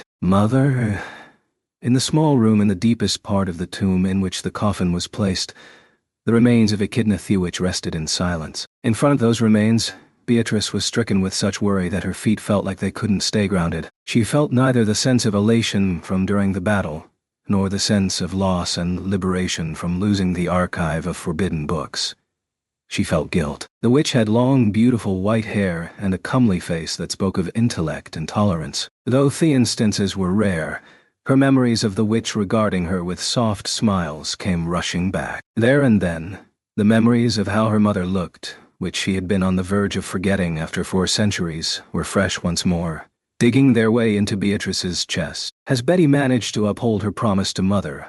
I wonder. I am sorry. Stroking the edge of the cracked coffin with her finger, Beatrice began their first meeting in 4 centuries with anthropology. Beatrice had lost both the intellect of the witch and the book of knowledge given to her upon their parting. She had deigned to come crawling back, her promise unfulfilled. Betty never met that person, and the book has been burned away. Are the words I am sorry enough to make up for it, I wonder? Beatrice judged herself to be a poor daughter. She was a foolish girl who'd been unable to fulfill Mother's last request with 4 centuries on hand to do it. She could not help but regret that from the bottom of her heart as she reunited with her mother, who by rights she should have been unable to even face. For all that, you have quite a relieved look upon your face, do you, Newt? The man on the other side of the coffin, Roswaal, easily guessed how Beatrice truly felt. As always, the man was disgustingly good at pointing things out. However, Beatrice could not help but put her discordant feelings aside. It was hardly unrelated to Theman having taken off his makeup and exposing his bare face. You look most relieved of all, Roswaal. It is not like you to stand before Betty without your makeup on.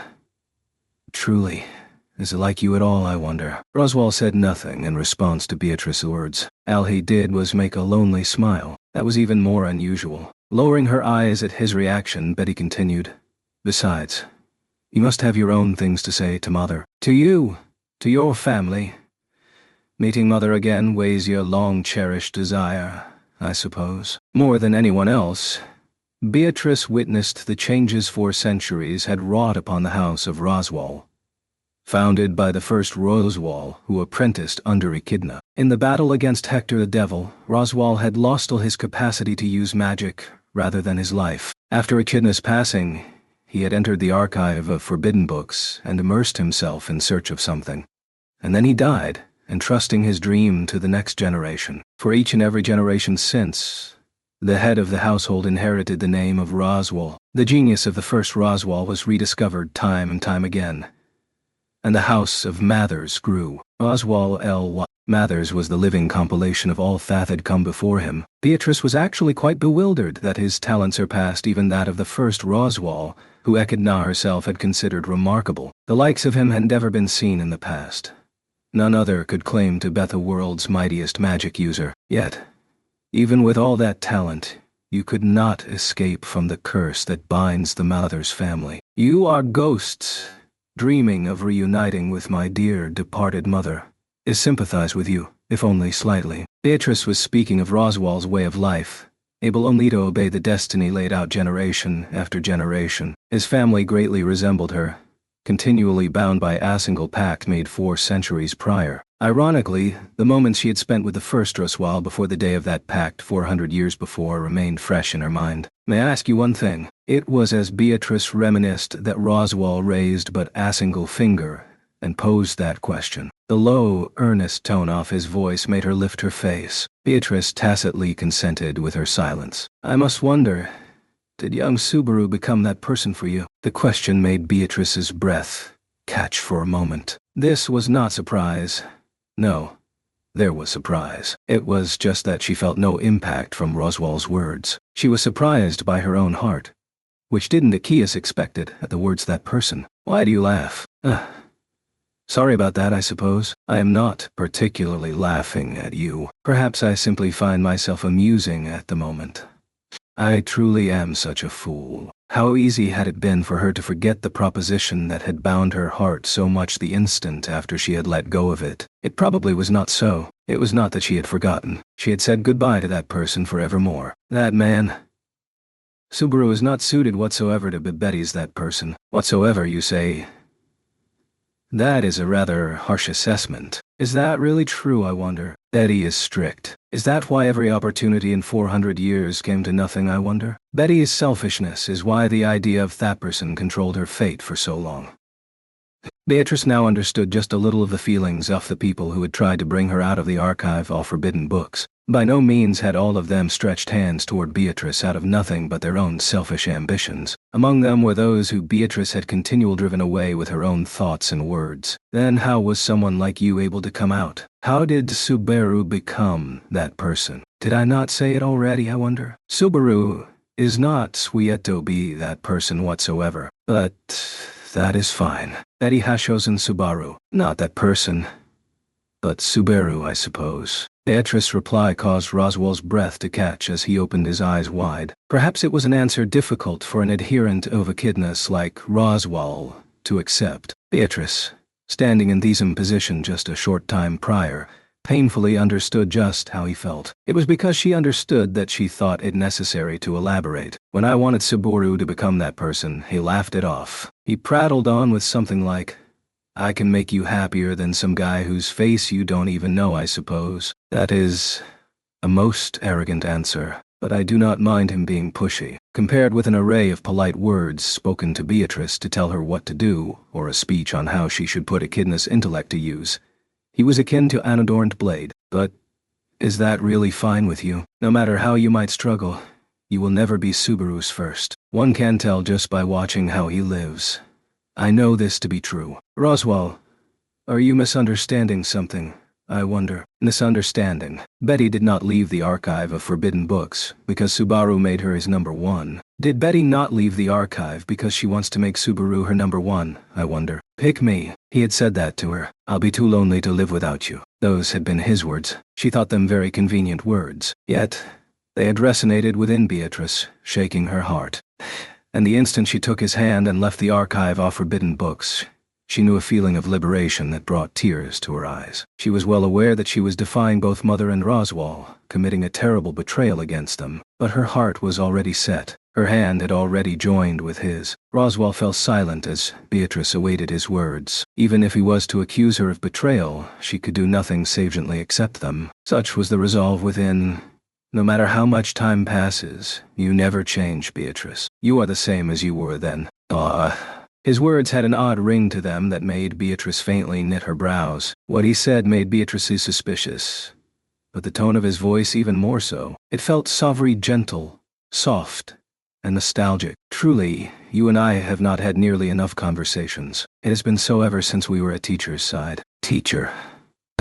When she heard Roswell's gentle word, a term that should never have been heard from his lips, a shudder ran through her. Simultaneously, a possibility arose in the back of Beatrice's mind from the very depths of the time she had experienced. It couldn't be. Yet, if it was so, Roswell, is that you? I've always been Roswell. No, that is not what You surely know what I meant. I jest. It is precisely so, Beatrice. It is I, the very Sam Roswell. The instant he changed how he referred to himself, Beatrice saw two Roswells overlap. A tall, handsome man with long indigo hair overlapped with a young man who possessed the same characteristic features. This was the young man who had once doted on Echidna, who had asked the witch to mentor him and who Beatrice had lived alongside. It couldn't be. Are you using soul transcription? Theory of immortality that Mother pursued. But that failed. The soul will not graft to an empty vessel. That issue was a temporary impasse, one that I overcame by force. If the issue is compatibility between vessel and soul, this can be eliminated through greater proximity of the two. Beatrice could not conceal her utter shock when she grasped the meaning of those words. When Echidna's research into immortality failed and led instead to Ryuzu Meyer becoming the core of the sanctuary, The witch attempted to make efficient use of their placation technique created as a byproduct, yet in terms of her lust for knowledge, she had erred. In the end, unable to graft the soul of another to an empty vessel.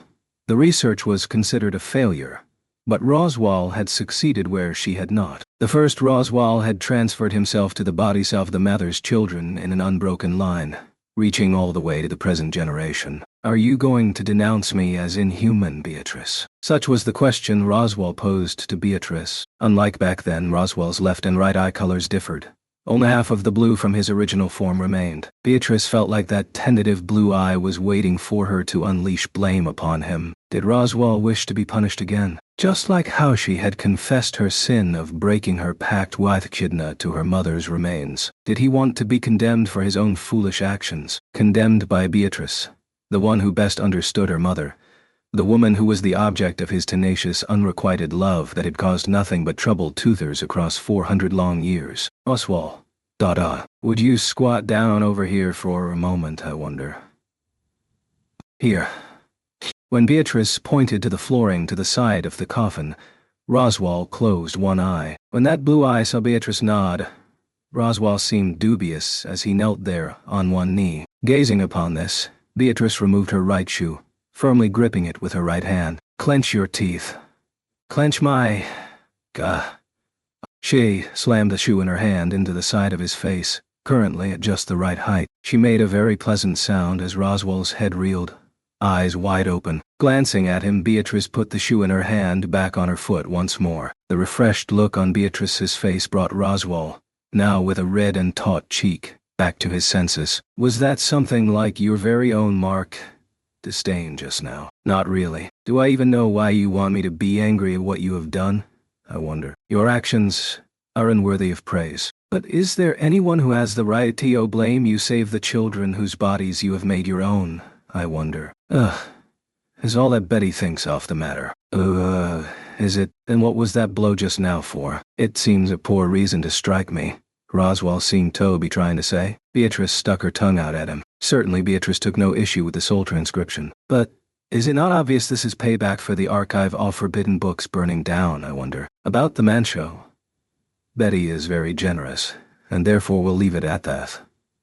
If Subaru forgives you, then perhaps I can too, I suppose. Interrupting Roswaal, Beatrice let the words pour from her lips, preventing further discussion of the matter. The demonstration of her intent made Roswaal fall silent. Enumerating Roswaal's schemes would require far more than the fingers on both hands. If he counted every single ion of them, Beatrice would probably be unable to forgive him anymore. Hence, she would not let him speak them. Besides, if Beatrice's eyes did not deceive her, Roswaal had lost his book of knowledge. The mystical tome that was the basis of all his schemes was in his grasp no more, just like hers had been to Beatrice. Roswaal's mystical tome had been the embodiment of his hopes. He had clung to it, relied on it, yet after walking across 4 centuries, nothing had changed. At the end of their journey, Beatrice and Roswaal found themselves reunited back at the sanctuary. Therefore, Beatrice had only one thing to say to him. Roswaal. What is it? Welcome home. That brief phrase made Roswaal's breath catch. To Beatrice and Roswaal, to Echidna, to Ryuzu, this place represented the old days. That was why Beatrice's words faintly made Roswaal's lips tremble. Yes, I suppose I am. I'm back. Beatrice. Welcome home. They're not coming out, huh? I'm sure they had a load of things to talk about, but isn't this excessive? Growing impatient due to the lack of any new developments after returning from making his 30th snowpuck in the clearing, Subaru turned toward the tomb. It had been just short of an hour since the pair had entered, yet they still had not emerged. I understand you're worried, Subaru, but I think you're the one being a little excessive. Subaru appeared unable to calm down as Emilia stood beside him, stroking a snowpuck with what seemed like exasperation. Incidentally, Ram, who'd been borrowing Emilia's lapand, making Subaru envious for quite some time, seemed largely recovered by that point, as she gently sat upon the steps, looking like she was also waiting for the pair to return from the tomb. With Beatrice now enlightened, the possibility Thatraswal would slip into despair didn't even register as a concern to Subaru. Maybe I'm just deluding myself that it's all going to just work itself out. You've become quite a believer in Beatrice. But you two have always gotten along so well, haven't you? I can really understand how you two formed a pact. Now and again, I wish she'd talk like we get along a little more. Also, is that Puck, scratching his cheek after hearing Emilia's honest opinion.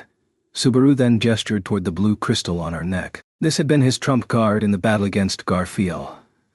The same thing that had bolstered Ram's resolve in the sanctuary, and now served as the icon of the Great Spirit who slumbered in tranquility at Emilia's side. Having broken his pact and pushed himself several times over, this was the sealed bed in which Puck had fallen into a deep sleep. I wanted to tell him, thanks for the assist, but that's not happening in his state, is it? No, it's not. Seems he pushed himself a little too hard.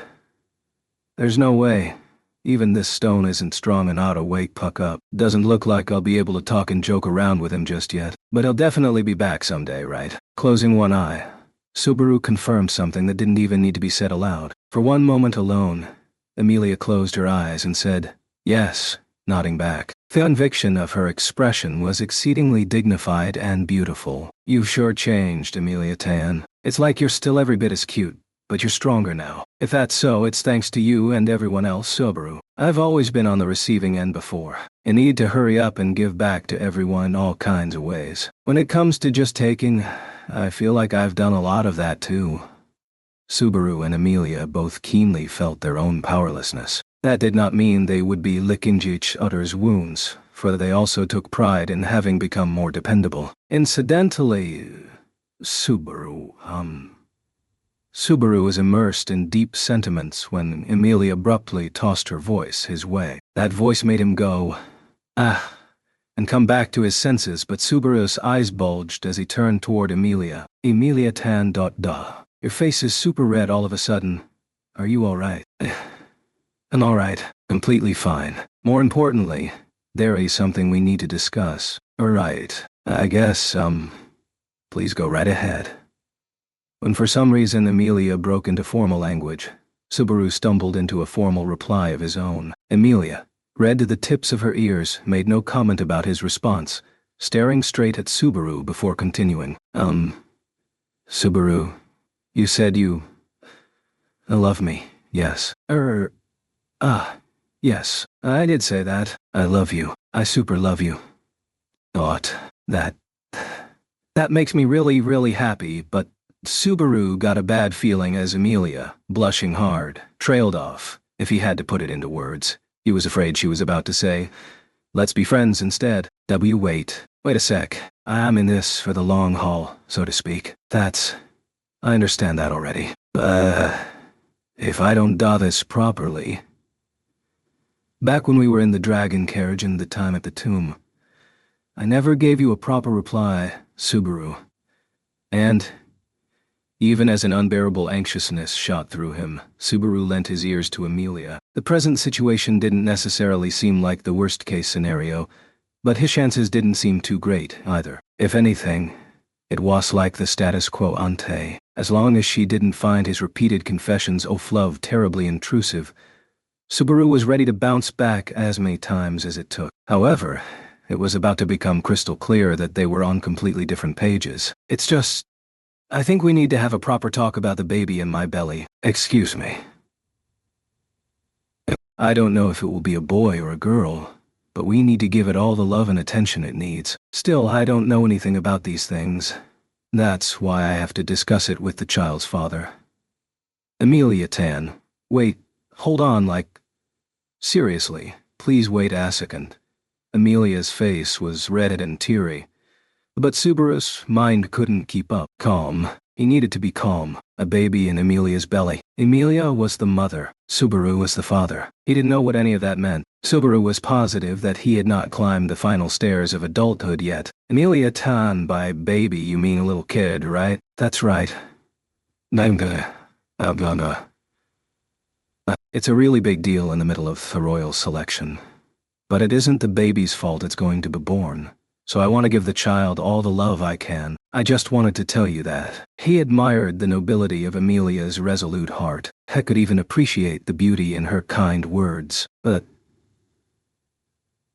they were talking past each other. It was almost as if people had children differently in this world. Emilia-tan, you know babies aren't delivered by birds or harvested from cabbage patches, right? But babies are made when a man and a woman kiss, aren't they? Subaru was in shock. Emilia's lack of knowledge was a part of it, but he was mainly astounded by how adorable her misunderstanding was. Subaru. ...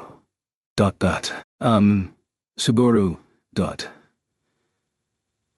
What's wrong? Subaru fell silent. Emilia seemed worried as she peered into his face with the look of someone who had accepted her impending motherhood. That was commendable. However, her misunderstanding inflicted a grievous wound upon a pure heart. He couldn't help but wonder if it was better to simply declare himself the father of the non-existent child. Subaru, could it be that you regret kissing me? Absolutely not. In fact, I'd love to do it again and again. Okay.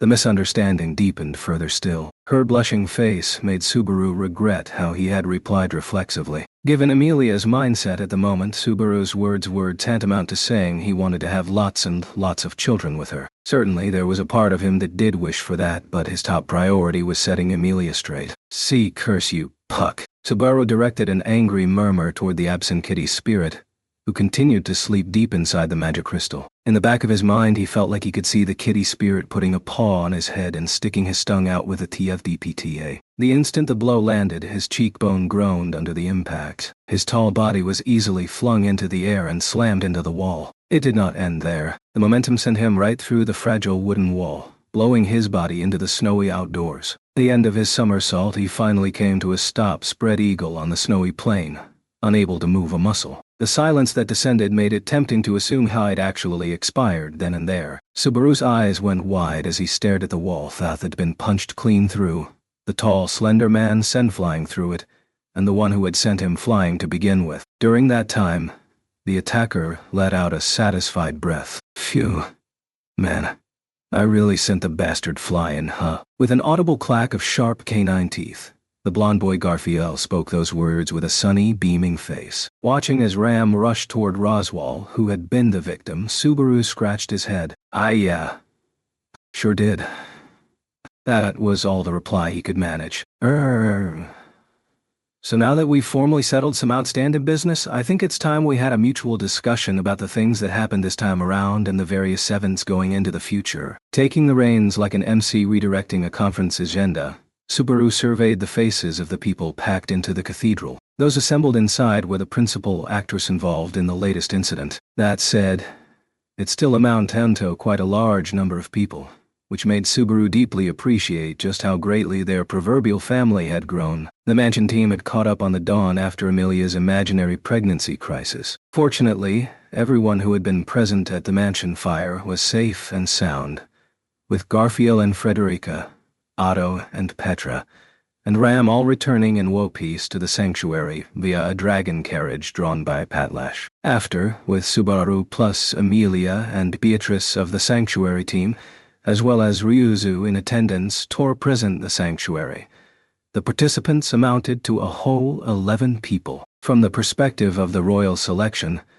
this might seem like one small step, but it's one giant step for the Emilia camp. Wow. That sounds really impressive. But you're absolutely right. That means I'll have to work even harder now. Taking Subaru's silly talk completely seriously, Emily earnestly sought to repay the trust in her. Setting the whole baby in her belly thing aside, her genuine forward-looking nature was one of the things that made her beautiful. Indeed, she was a little too serious, which made relieving her of the baby misunderstanding quite an arduous chore. I'd better straighten myself out before the conversation goes off the rails. Let's get right to the point. Should I assume everyone here knows everything that happened already? What comes after is the jury's verdict in regards to the accused. To be perfectly honest, it was a difficult issue to broach, yet there was no means to avoid it. Subaru scratched his face as he moved the conference forward, making all the other cathedral attendees shift their glances to the rear, toward Roswell, lying limply on a couch as Ram offered her lap to his head. Oh my, could it be? You have not yet made enough sport of me and my defenseless star. Don't make me out to be the bad guy. That was settling things. Well, some of it was what some might call excessive, though. Roswal's abrasive words made Subaru recall the violent scene that had taken place not long ago. In summary, it was a ceremony where Roswal, the mastermind behind many of their troubles, was punchadanced by every one of his victims. What had begun with Garfield's bare fist was followed by Frederica's beastly fist, Patlash's charge, and so on and so forth. Personally, the one Subaru liked most was Petra swinging a wet towel right into Roswal's face. The moist slap had a really nice echo to it, instilling force and acceleration that went beyond what the eye could see. Not to trivialize all that, but it's what brought everyone to the same table so we could talk. That said, there is one little thing I wanted to say about your standpoint. Cutting off his words there, Subaru looked not at Roswal but at Ram as she let him rest his head in her lap. Accepting his gaze, Ram said, "What?" as she narrowed her pink eyes. "Even if you're not at full health, you just stood back and watched while people settled things with Roswal. I was sure you'd flip out seeing him get smacked around that much. What a foolish thing to say. Even Ram does not think Master Roswal is someone who is never mistaken. If being punched is the natural course of events, he must accept what he deserves. But Ram is free to treat him with great gentleness after the fact. To not comprehend such a thing as the height of foolishness." Subaru grimaced hearing her call him a fool at both the head and the tail of her remarks. Beatrice heaved a hearty sigh at Ram's obstinacy in Subaru's place. Goodness, does this girl love trouble? I wonder. Even after incurring such severe burns to her belly, had Betty not been here, scars would have remained for certain. I am deeply grateful to Lady Beatrice for healing me. However, that does not mean I care to be lectured as to how I may love someone with this life of mine, and a body that is alive and well. I don't intend to be quite that kind, I suppose. I will merely say it is a difficult life you choose. As always, Ram fearlessly pursued her love. During her fierce battle to halt Roswal's schemes, she had suffered wounds so grievous they had put her on death's door. But apparently, they were not nearly bad enough to get in the way of her feelings. Since Ram was by no means blinded by her love, Beatrice could only breathe a hearty sigh. Naturally, there was someone else present who couldn't accept things just like that. Figures Ram ain't bending one bit. But, General, you serious about this? Speaking this with a noise from his fangs was Garfield standing between Ruzu and Frederica Dot. He was giving Roswal a sharp glare in contrast to the smiling face he'd had right after settling prior business. The glint in his eyes held blatant hostility within them. You're seriously gonna have this bastard be on our side? Just don't sit right with me. Garfield, maybe we haven't smacked him enough. Yeah. We definitely ain't smacked him enough. How much has that bastard done up until now? If it weren't for the General, the village be rabbit food, and the folks at the mansion would have been toyed with and killed by the belly woman. All 'cause that bastard planned it. You don't know when he'll come chop our heads off in our sleep. Garfield howled and took a step forward that made the cathedral faintly tremble, but there was no one present who could immediately refute his words. Garfield's opinion had sound logic behind it. Roswal had simply done that much. He'd exposed many lives to danger for the sake of his own objective. As a matter of fact, Subaru had personally and repeatedly witnessed a great many deaths with his eyes, present company included. It had taken a miracle to set this situation right. Subaru shared the same anger Garfield had. He also shared the feeling that Roswal could not be among them. But even so, we need Roswal's power. General. There's no replacing Roswal's cooperation if Amelia's gonna fight her way through this royal selection business. If we lose him as her sponsor, Amelia will be forced to drop out. Of course he's gotta pay compensation, but we can't just go okay. See ya and leave it at that. Are you telling me to forgive the guy who tried to kill family of mine? Garfield's words were emotional, yet the terrible pain in them struck Subaru. Even if Subaru tried to suppress them with words and logic, Garfield still probably wouldn't accept it. Garfield had nearly lost Frederica and Ryuzu both. To him, having fiercely fought as a one-man army to protect his family for over a decade, it was a betrayal most difficult to forgive. I forgive the master, Assis. But it was none other than Frederica who refuted Garfield's assertions. His elder sister's words made Garfield blink hard before powerfully clacking his fangs. What are you saying? This bastard tried to kill you and everyone else at the man. Yet, even so, I am alive. Thanks to you, Garf. That's just looking at things in hindsight, damn it. This bastard almost killed my sis and my granny. but I'm supposed to just forgive him. The master has taken care of me for more than 10 years. Frederica narrowed her jade eyes in the face of Garfiel's ragged voice. The deep affection that could be felt from her gaze showed she was deeply moved by the indignation of her younger brother, who had grown so much in the years they spent apart. I have borrowed from the master's power for the sake of my own goal. And I have arrived at this point, having learned a great deal in the process. Put another way, I shall lose the master's goodwill for the sake of my own goal. In own sense. Does lending and borrowing not amount to the same thing? You're going to put life and debts on the same playing field. Sis, that's how you and Ram get used like the... I'm sorry to intrude at such a passionate point, but may I have a word? Garfield was still choking on Frederica's words when Otto urged a pause. Went Garfield, making a sour noise at the intrusion, but Otto deftly ignored it. For the moment, let us leave emotional arguments for later and speak of matters pragmatically. In other words, we must discuss to what degree the Marquis intends to yield to us. Another thing out of the blue. Feels a bit like we can't just drop this, though. Otto sought to advance the conversation in a measured, businesslike tone, but Subaru knit his brows, unable to read what his intentions were. At that point, Otto said as a preamble, "It is a simple matter. To put it plainly, Garfield's anger is justified. I am quite vexed myself, and by any normal standard, one punch is hardly enough to lay everything to rest. Gotta say, I feel like you sure put your hips into the one punch you gave him. I was merely collecting the interest on my losses. At any rate, it is clear to anyone's eyes that this cannot be simply forgiven. Yes, I am certain the Marquis understands this as well. In other words, the issue is therefore to what extent I intend to swallow the terms you offer." At the end of the explanation, it was Roswaal who sat up and picked up where Otto left off. Closing one eye, he gazed back at Otto with his yellow eye. "It would be poor of me to accept your terms before you have spoken them, I believe. Then, I shall take my revenge with all interest accrued." Otto was quite collected as he faced the Marquis with a great deal of nerve. Roswaal made a pained smile. "You say that so calmly. Now, returning to the previous subject, Garfield is concerned that you do not know when he might become your enemy again.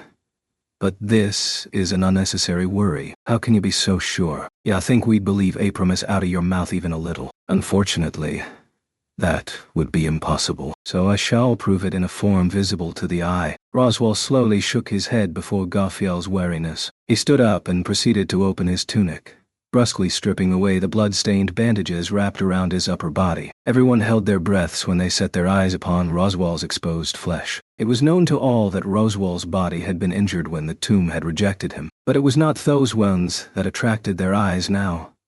Rather, it was the pale, glowing symbols carved into his flesh. Realizing at a glance that the symbols were vestiges of a magical ritual, Beatrice looked at Subaru. "Is this a vow sealed with a curse, I wonder?" "A vow sealed with a curse? The hell! I've never heard of that one. However, the malevolent ring of the words certainly fits symbols perfectly." Beatrice nodded, as if to bolster Subaru's impression of them. "Oaths come in various forms, such as pacts, vows, and covenants. Pacts, like the ones with spirits, are two-party oaths. Covenants extend across bloodlines, and vows bind a single party. Perhaps the one taking the vow expects to gain compensation commensurate with the oath that must be fulfilled, I suppose. As for carving a cursed seal into one's body like this, the effect would be, I have lost the battle. In accordance with my vow, I can inflict no harm upon you." Receiving Beatrice's words, Roswaal divulged the vow he had taken. "Should I renounce this vow, my soul shall be tainted and my flesh enveloped and burned away by purifying fire, and my soul shall fall into the void, never to return to Adaragna again. That is what I have sworn." Somehow, that sounds really ominous. Why, this is only appropriate. Did we not make a wager, you and I? Hay let out a wry laugh, or perhaps a muted, spontaneous laugh. The sentence that had come from Roswaal's loosened lips made Subaru sink into thought, immediately allocating the answer. He was speaking about the final bet between them. This was the result of the bet Subaru had made when told Roswaal this would be his last attempt. And should Roswaal have been triumphant, Subaru had said he would do Roswell's bidding. My terms were that you'd genuinely come on board if I won, and so this cursed seal brings those terms to fruition. In other words, if I'd lost, then I would have carved this cursed seal into you. Had you defied the vow, you would have been reduced to cinders. Scary. He felt as if he'd unwittingly signed away his soul with no memory of the act whatsoever. As a matter of fact, it was precisely so. But the better way to view it was that there probably were no loopholes in the process. Besides, whatever the possibilities, the fact remained that Roswell himself had carved the cursed seal into his own body. Roswell won't betray us so long as that's on him. How about it, Garfield? Like I said, Roswell's power is necessary and indispensable for the royal selection. It's on a level that even if we don't want his cooperation, we're tied to him so much that we need it anyway. General, that ain't the same as coming to an agreement. Yes, it is. We've got to look for some point of compromise. Roswell won't betray us. What do you want Otto to Roswell on top of that? Sorry, but I can't let you actually kill him. He was essentially indicating Garfield's short temper was blocking their path. Of course, if Garfield was minded to push the issue, he could knock Subaru out of the way easier than a bowling pin. But Garfield's nature prevented him from being emotional enough to go that far. Garf. Ryuzu tugged on Garfield's sleeve with a worried look on her face. The sensation brought Garfield back to his senses as Ryuzu slowly shook her head. Shima chose her own fate. No matter what young Rose did, it would have always been one of us who needed to serve as the key to lift the barrier. Surely, she believed she had been relieved of her duty, yet it was she who saved us by fulfilling her role as administrator at the very end. That is how we think of it. Ryuzu Shima had offered herself as the key to lift the barrier. If there was one person who could be called a sacrifice for the sanctuary and the mansion, it was Shima herself. It pained Subaru's chest to think of how it hurt Garfield to learn of this after the fact. It was Subaru's earnest wish to take back everything he could take back, to carry everything with him. But Shima's sacrifice had been the unavoidable key to liberating everyone trapped within the sanctuary. Subaru couldn't help but be annoyed at how the design of this system seemed emblematic of the rotten personality of the witch who had crafted it. Of course, Garfield was angry about that too. He couldn't help but look for a place to slam that anger into. Shima said she has not been lonely these past 10 years. She said that was because, I know that already. Don't make a sad face like that, Granny. But Garfield interrupted his grandmother's words, replying with a coarse yet gentle voice. Surprisingly calm, he let out a deep breath before pointing straight at Roswell. Swear it, Roswell. I don't care what you swore before. I want you to swear it again here and now. I'll never pull this crap on us again. Swear it. Roswell's breath briefly caught when Garfield spoke these words, which were every bit a compromise. Then, tracing the cursed seal carved into his flesh with a finger, he nodded. I shall never sacrifice anyone present in this place, nor use you as pawns to achieve some greater goal. I swear this upon the soul of my cherished teacher. From Roswell's point of view, just how weighty were those words? Probably only Subaru, Ram, Ryuzu, and Beatrice fully appreciated the significance of that promise, but the depth of his resolve had been conveyed even to those who could not comprehend it in its entirety. If you break your word, I ain't letting no fire get you. I'll crush your head with my own damn fangs. It was not swelling, overwhelming bloodlust that made Subaru shudder, but fighting spirit. This spirit was being sent squarely toward Roswell, but just the wake of its passing made the skin of everyone else present feel ablaze. Having made that vow, Garfield let out a heavy sigh. Then he extended a hand. For now, that's enough for me. Looks like this kid here agrees too. With that, he placed a hand on the head of Petra, who'd been glaring at Roswell the entire time. The sensation made her grip Frederica's hand tightly. But, he added, letting out a long breath before continuing, talking to your parents and friends about this ain't gonna make no one happy. ATP present, the fact that it was their own liege behind the current uproar had not been divulged to the Earlham villagers or the residents of the sanctuary, nor did Garfield think they needed to know it was Roswell. Petra wasn't in attendance as a representative of the village, but because Frederica insisted Petra should be individually recognized as a servant of Roswell Manor. She also did so partly out of faith that Petra was a clever enough girl to eventually arrive at the truth from fragmentary information alone. No matter how much Master Subaru says so, I don't want to. The master? The Lord did terrible things to the village, didn't he?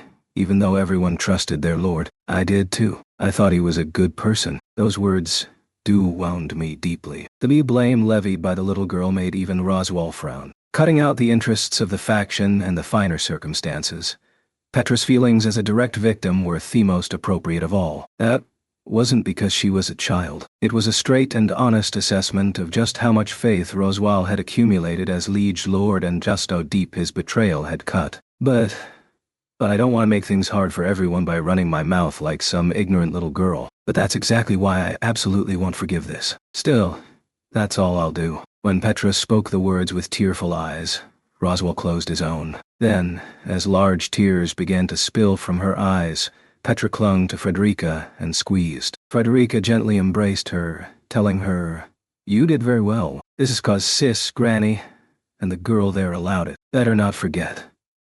Accepting Petra's tearful voice, Garfiel warned Roswaal to uphold his vow. "But of course, I have been an expert in upholding my oaths for a very long time." That was Roswaal's reply. Everyone's anger had been settled for the moment. "That's right. Petra's a good girl and you shit. So aside from the burned-down mansion, all of the trouble caused to the people of Earlham Village, and the sanctuary and other assorted stuff, does anyone else have something to say?" Subaru waited for Petra to stop crying before seeking a consensus anew. In one sense, the present situation had come about from everyone in their camp, scowling at Roswaal all at once. If that's the end of the first stage of the meeting, they could move on to the issues the future would bring. Yes, I do. It was then that a sole figure broke the silence and raised her hand. It was Emilia, leader of the group, yet to offer her opinion on how to deal with Roswaal. "Okay, Emilia Tan, this is the right time, so say whatever you want. Then I'll indulge myself and say this." Thus recognized by Subaru. Emilia stared straight at Roswaal. Receiving her gaze, Roswaal awaited Emilia's words with a meek expression. It was unclear just what thoughts lurked beneath. "All of you are being really strange. Roswaal still hasn't done the most important thing, has he? We can't end this conversation until he does. The most important thing. When you've done something wrong, you have to say you're sorry." Emilia's statement left absolutely everyone taken aback, eyes wide open. Earlier, everyone was telling you to prove you've reflected on this and that, and Roswaal swore on his stature. But there's something he should have said before that, isn't there? "Roswaal, have you said it to everyone even once?" "I sure didn't hear you." Emilia was flushed and in a huff as she spoke perfectly bluntly to Roswaal. The contents of her words sounded astoundingly childish, leaving everyone at a loss for words. But Emilia was not speaking in jest. She was expressing her genuine anger. This she did to make him do the obvious, natural thing that everyone had forgotten about. "Apologize, Roswaal Dawton. It's the least we can expect from a person who's gonna be with us from now on." Roswaal looked thoroughly taken aback at Subaru following Emilia's example, boldly speaking those words. Subaru's intentions were conveyed to everyone in the cathedral. All eyes gathered upon Roswaal. Then Roswaal, consternated at the situation he found himself in after coming this far, drew in his breath, and, "Yes, that will do." After watching Roswaal apologize, Emilia flashed an impressive smile. "That is quite a miserable-looking face." "So it's you, huh, Biko?" Subaru raised his eyebrows as a cute face poked over his shoulder, peering intently at him. He'd been sitting on the floor, deep in thought. Subaru made a pained smile as he realized he hadn't noticed someone had approached him. He dusted his pants off. Ash rose to his feet. They were in the coffin room in the deepest portion of the tomb. No one else was here, so he'd come to think things over. "What are you doing in a place like this while staring so intently at the corpse of Betty's mother, I wonder?" "I was just thinking of the future like a normal person, but your phrasing is gonna land me in a heap of trouble." "Not really. If Subaru has an unspeakable hobby, I shall not reveal it. I will think, ugh, however. Seriously, if you ever think, ugh, as soon as I come to mind, then I'm never gonna recover." Though they bantered much like before, their intimacy was incomparable to anything prior, even including the exchange. Mysteriously, ever since their pact, Beatrice was just too cute for Subaru to resist. It wasn't romantic love, but it was undoubtedly affection. He wanted his stomach filled with it full time. That was simply how he felt. Thinking about it calmly, He seemed to have had quite a bit of that feeling even back when he first met her. Does your face reveal yet another worthless thought in your head, I wonder? It ain't worthless at all. I was thinking about you, Biko. You're so adorable it puts me in a bind. Really now? Certainly that would be a problem. But perhaps I prefer to continue doing so, I wonder. That was so cute that Subaru picked Beatrice up without a word of warning. This surprised Beatrice, then made her angry at him in turn. She smacked him, but it didn't hurt, so he let it slide. Then, after getting their fill of messing around, Beatrice's demeanor became serious as she shifted her gaze toward the coffin. This is your mother, right? More importantly, this is Echidna. Subaru, not the Witch of Greed you are familiar with. Subaru echoed a question first hailed by Emilia, wondering about the two different echidnas. At present, neither she nor Subaru had found a suitable answer Tohat that actually meant. Subaru, too, had been surprised the first time had encountered the witch's remains inside that room. For Beatrice's sake, he was simply grateful from the bottom of his heart that it truly was her echidna sleeping there. He was glad Beatrice had been reunited with her mother, even if only Echidna's remains were left, though there were other reunions that could never take place. It's really too bad that Nishima and your friend from the crystal couldn't make it. Has it not been 4 centuries since we parted, I wonder? There is no helping it now. Beatrice's halting murmur felt like she was mostly putting on a brave front. Subaru turned his face toward the sky. Echidna's old laboratory site was within the forest of Krimaldi. When the sanctuary had been liberated, Ryuzumair and the crystal sealing her, both of which formed the core of the sanctuary's barrier, had vanished together. He'd been told the coffin where the witch slept, along with the magic crystal sealing the girl within, had been teased to the barrier. Shima had sacrificed herself to open these, granting them true liberation. Albeit, perhaps she would be angry at having what she did referred to as a sacrifice. Truly, it would be just like her to say she'd done her duty, cutting a path open for the youngster's future. He had little doubt that deep down, it was for the sake of her beloved Garfield, though. The day was surely approaching when they could match her proud way of life. At the very least, he wanted to swear he would live up to it all, bringing no shame to what she had bequeathed to them. Well, even if I made a lofty-sounding vow like that, it wouldn't sound very convincing coming from me. Tawa. Subaru, what are you smiling to yourself for, I wonder? It feels creepy. Nothing. Wait, creepy. Maybe not, I suppose. I did not mean you are extremely creepy. Only a little, I suppose. The naked insult and guileless poison thrust several times deeper than anything preceding it. When Subaru fell to his knees, Beatrice hastily and earnestly tried to cheer him up. It took a little while after that for Subaru to recover, at which point he let out a long sigh. Ooh, I was in danger of dying from shock. You understand a little of how Puck felt. You have grown quite conceited if you think you can understand Pucky's feelings, Subaru. But could you not forget that feeling of devotion, I wonder? If you do not, ya will become a fine spirit mage in no time. Yeah. Hearing the words spirit mage, Madmem remembered just now. But you were seriously awesome. I've never been able to let loose with magic like that before. Sure was one heck of a ride. Hadn't had the time to calmly think back upon it. But Subaru's manly heart had danced during that battle against the Great Rabbit. He'd gone with the flow during the collapse of the archive of forbidden books and formed a pact with Beatrice. Subaru's original objective was to bring Beatrice out of the archive, so forming a pact relationship as a spirit mage was nothing but a byproduct of that goal. Even so, it had been an incredible experience. Subaru's honest appraisal made Beatrice's cheek stiffen. Her gaze wandered about. Subaru, about that. In other words, I may have something important to say about spirit mages, I suppose. Oh. Why all formality? This is a matter between Betty and Subaru that cannot be put off. Beatrice seemed rather subdued as she sat Subaru back down on the floor. He had a bad feeling about this, having barely finished hearing Emilia get similarly formal before talking about her imaginary pregnancy. That said, now that she'd stated it concerned the pair's future, all he could do was quietly listen. First, Subaru formed a pact with Betty as a spirit mage. But Betty is somewhat different compared to a regular spirit, I suppose. Therefore, there are certain things that differ from what would be common sense for other practitioners. Well, you don't usually see humanoid spirits, and I know you're especially cute. AIT present. Subaru knew exactly two spirit mages, Emilia and Julius. Emilia had a pact with Puck but also had formed pacts with lesser spirits besides him. In contrast, Julius had pacts with multiple quasi-spirits more powerful than lesser spirits, which meant he was a powerful practitioner himself. Technically, the evil spirit Betelgeuse had been something similar, but that was a case best left forgotten. Betty is an artificial spirit created by Mother. Did you know this? I wonder. Mother infused Betty with special power. But, in turn, she has certain flaws. Flaws, huh? What sort? Betty's flaws.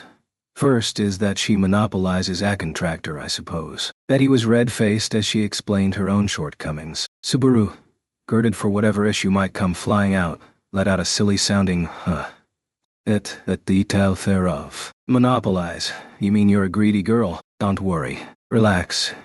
You're the only spirit for me. That may be so, but that is not the point. The short version is that a spirit mage contracted with Betty is unable to contract with other spirits and lesser spirits, I suppose. There are no exceptions whatsoever.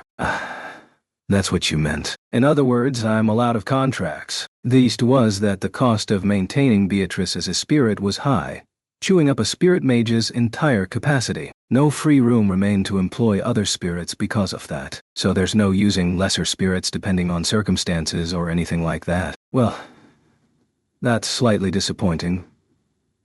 But I'll just take it in stride. No way I'm letting you go so I can pick up other spirits. Well, that's only natural, I suppose. Of course you would not. Might one even call that ordinary sound judgment, I wonder? Beatrice was unable to hide how happy Subaru's reply made her. Subaru gave her head another few circular strokes. Beatrice was letting Subaru do so when she cleared her throat with an audible ahem. Actually, there is still more. But compared with the matter just now, is it no great issue whatsoever, I wonder? So, the hurdles got a lot lower. Oh.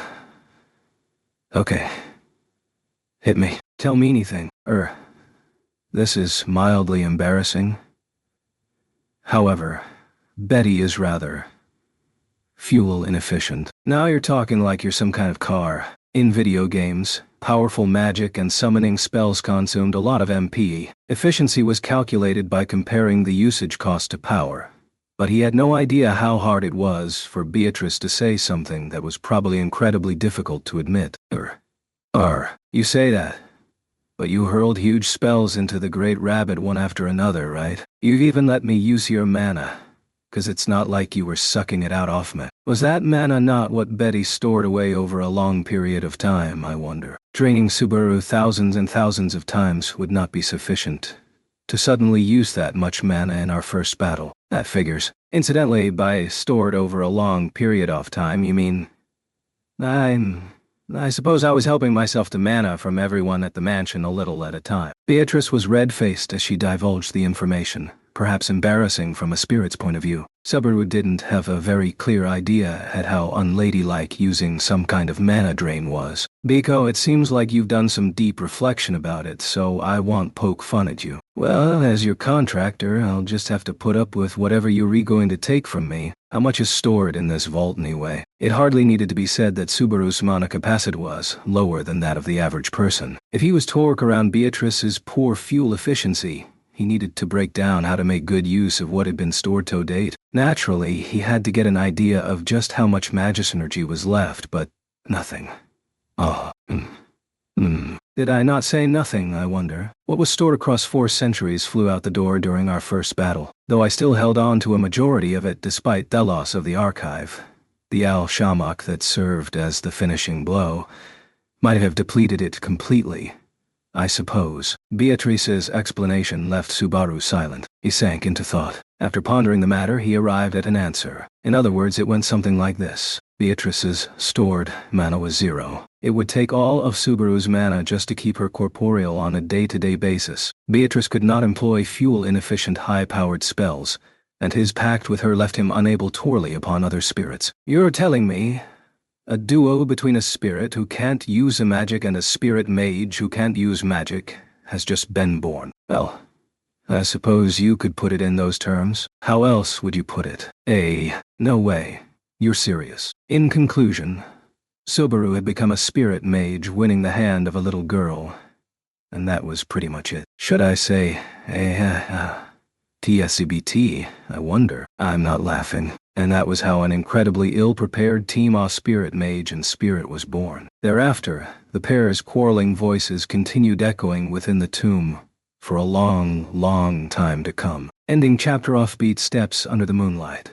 The dignified Great Hall's appearance had changed in something completely at odds with what Subaru remembered. A number of candlesticks lined the red carpet covering the floor. The flickering of the red flames lent the chamber a solemn atmosphere that caused those in attendance to unconsciously straighten their backs. Familiar, nostalgic faces were lined against the walls in orderly fashion. It was because those were familiar, nostalgic faces that they looked amusing while dressed in solemn, ceremonial outfits. Particularly hilarious were Garfield, locked in a brutal struggle with his formal garb, and Otto, who looked every bit the pampered nobleman. The contrast with their normal appearances was really something else. Were they deliberately trying to make him laugh?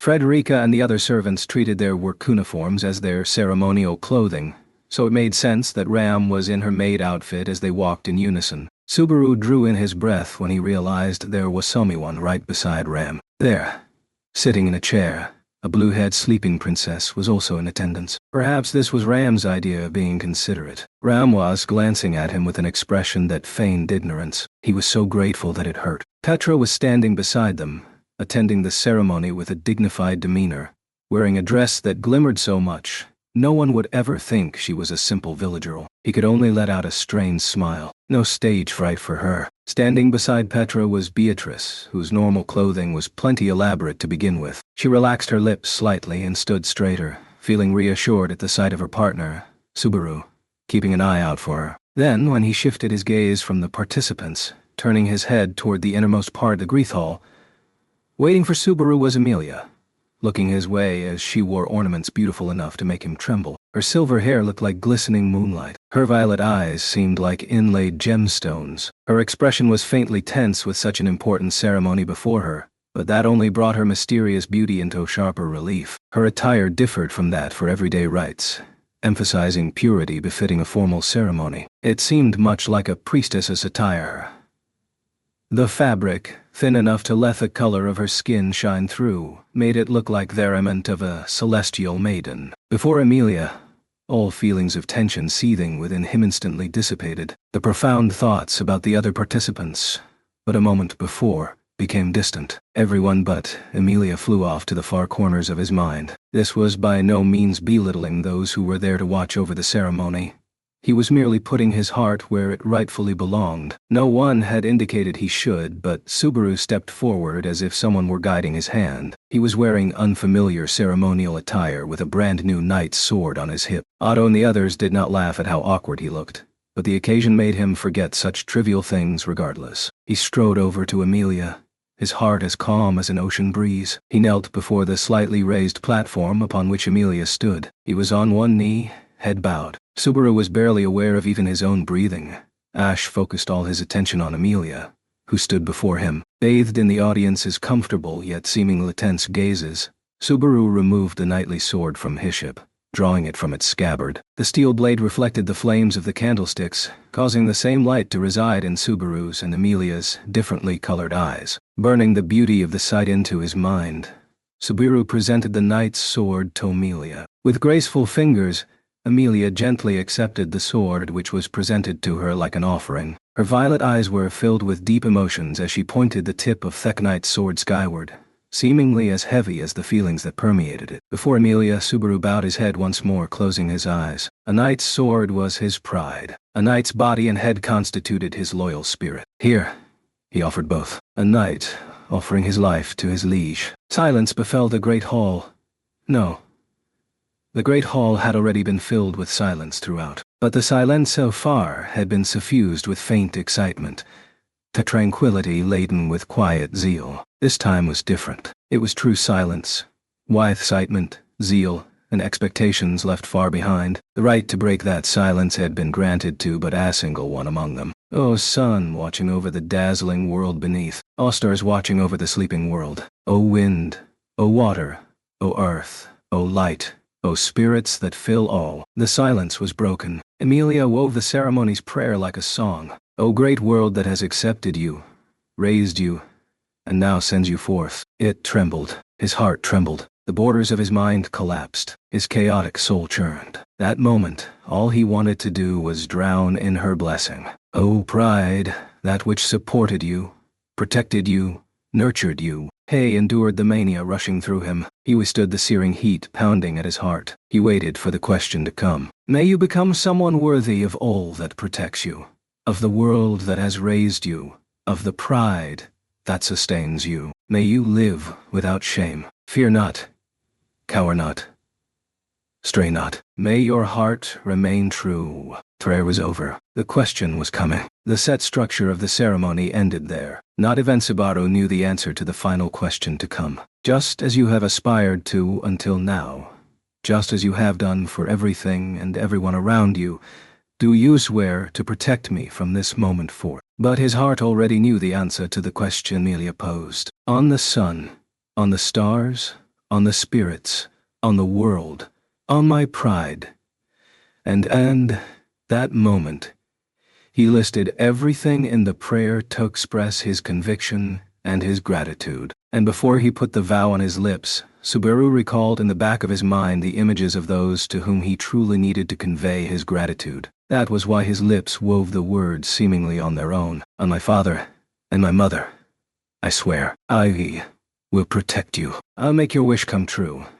My name is Subaru Natsuki. Hay lifted his head. The radiance of the raised sword overlapped with Emilia's, but the light of mere steel meant nothing to him. All he could see were the dazzling violet eyes gazing back at his own. Emilia, I am your knight, and yours alone. Yes. When Emilia responded to the words he spoke, an irresistible wave of emotions brought tears to her eyes. Yet, even then, Emilia somehow managed to maintain her composure as she gently brought down the sword she had raised. She returned to Subaru, who continued to kneel, the symbol of a knight's pride. Reverently accepting it with both hands, he returned Theswood to its scabbard. Completing the ritual, Subaru looked up. With Emilia nodding in assent, he stood on the spot. And then, Emilia Tan, it's a bit late to mention this, but you look cute and super hot in that outfit. Idiot. With the solemn atmosphere of the ceremony shattered, Emilia stuck out her tongue at him with a reddened face. A great variety of food was arrayed atop the table that was being brought into the great hall. At this buffet-style feast, none of the participants in the ceremony paid much attention to stuffy manners and merrily helped themselves in any which way they pleased. Everyone sure is having a good time. I've never been so tense before in my life, though. Subaru was out on the terrace, showered by the nighttime breeze as he watched the festivities with distant eyes. A dinner plate and drinking glass had been placed on the handrail, but he hadn't touched either. The burning sensation shooting up his neck made it unlikely he would manage to get anything down his throat. Inside the manor, Petra was doing a little dance performance in her dress in the middle of the hall. It looked like a sort of dance that was often performed at festivals in Irelham village. But Petra seemed to have arranged this on herself. The dignified way she carried herself meant she didn't look out of place even at a nobleman's court. Dragged along by Petra and dancing with matching steps was a red-faced Beatrice. She desperately tried to maintain her composure, but Subaru couldn't help but notice ears and the tip of her nose were trembling with bashfulness. Mysteriously, Beatrice seemed unable to act headstrong whenever Petra was concerned. Petra seemed to have taken Subaru's words to heart, and had somehow managed to make a friend out of Beatrice. The heart-warming scene made Subaru feel more at ease when. Watching something like that makes you deeply appreciate having brought Beatrice out, does it, Newt? A tall body abruptly cut into Subaru's peripheral vision, coming beside Subaru to rest its weight against the handrail. He glanced over to see Roswell wearing a formal long-sleeve dress outfit that differed from the norm. With his long hair in proper order and wearing clothing with minimal pomp, he would be very much a handsome aristocrat at a glance. However, all that kinda clashes with the clown makeup. Oh my, how harsh. But if I don't have this on, it just isn't me. Is that not Sue? I wish you'd respect the time, place, and circumstance for self-expression. Not that I'm one to talk, but this is a formal occasion, you know. Subaru flashed an expression of exasperation at Roswell, who was wearing his clown face without a shred of guilt. He was recalling his own barbaric actions that despoiled the Royal Selection Conference. This said, Thoth hadn't been a formal occasion, so his judgment was technically sound. Speaking of this formal occasion, I gotta say, you sure went all out for this conferring knighthood thing. I had reasons to hurry. However, I believe you have yearned for this for quite some time. Well, you're not wrong about that. But I'm just not cut out for this stuff.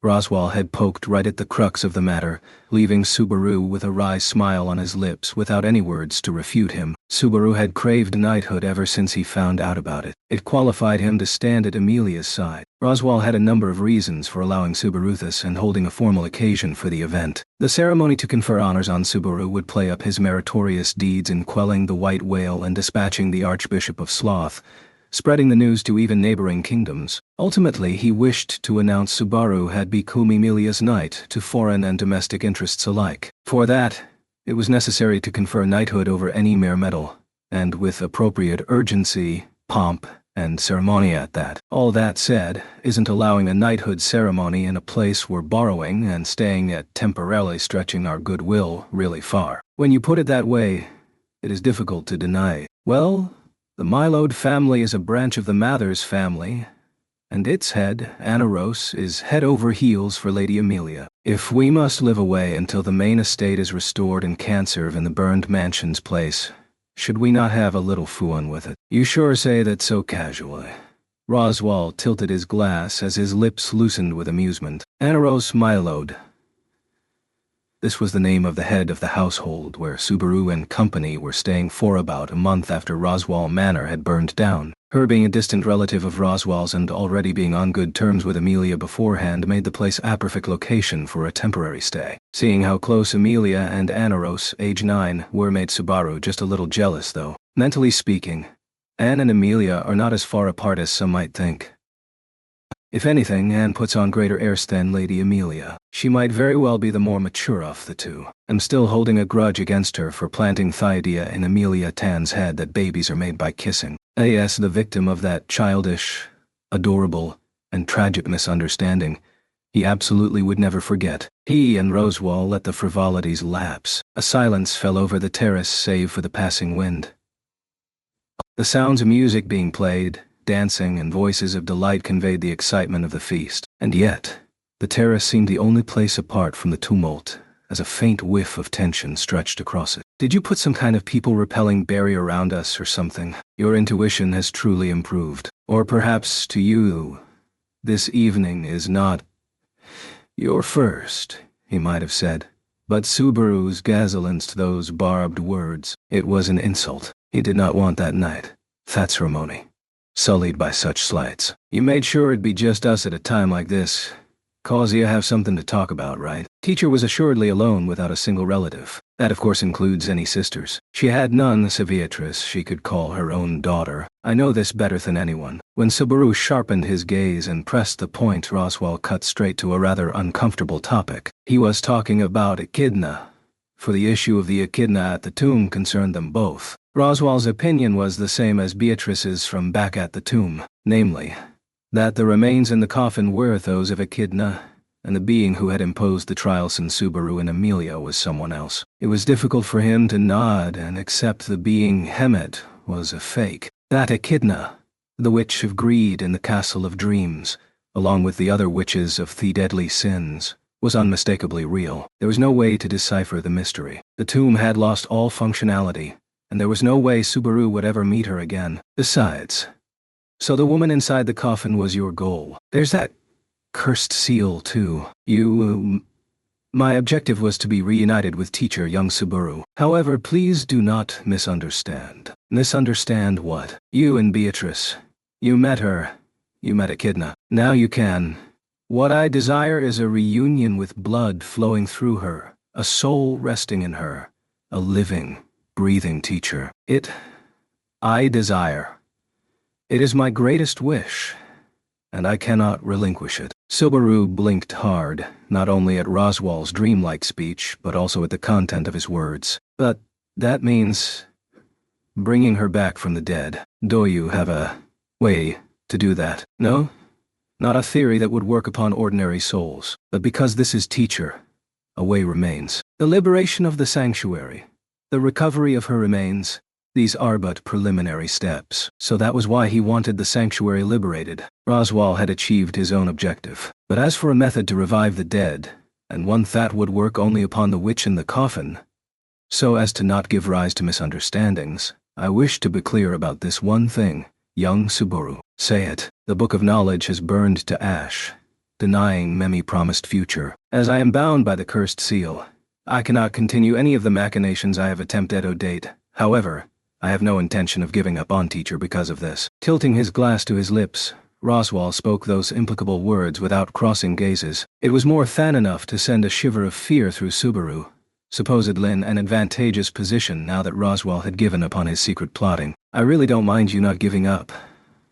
This might be gutsy to say to someone like you, but just do whatever you like. Thing is, what can you do to make that goal come true? It's a simple matter.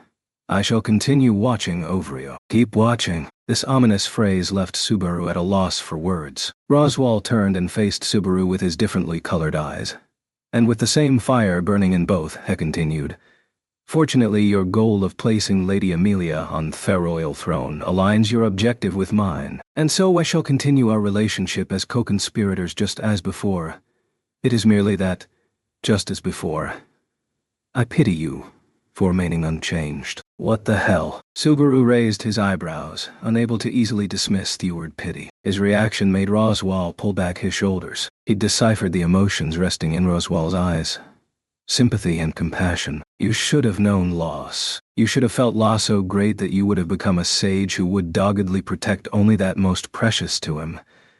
In my own way, I wanted to save you. What the hell's wise about that? What does simply accepting loss get you? You, who have rejected loss and have decided to carry everything in your arms, will continue to suffer. You will experience wounds that can never be undone, experience losses over and over, and you will rise up for the sake of regaining what you have lost, continuing to add to your invisible injuries. That is simply too cruel.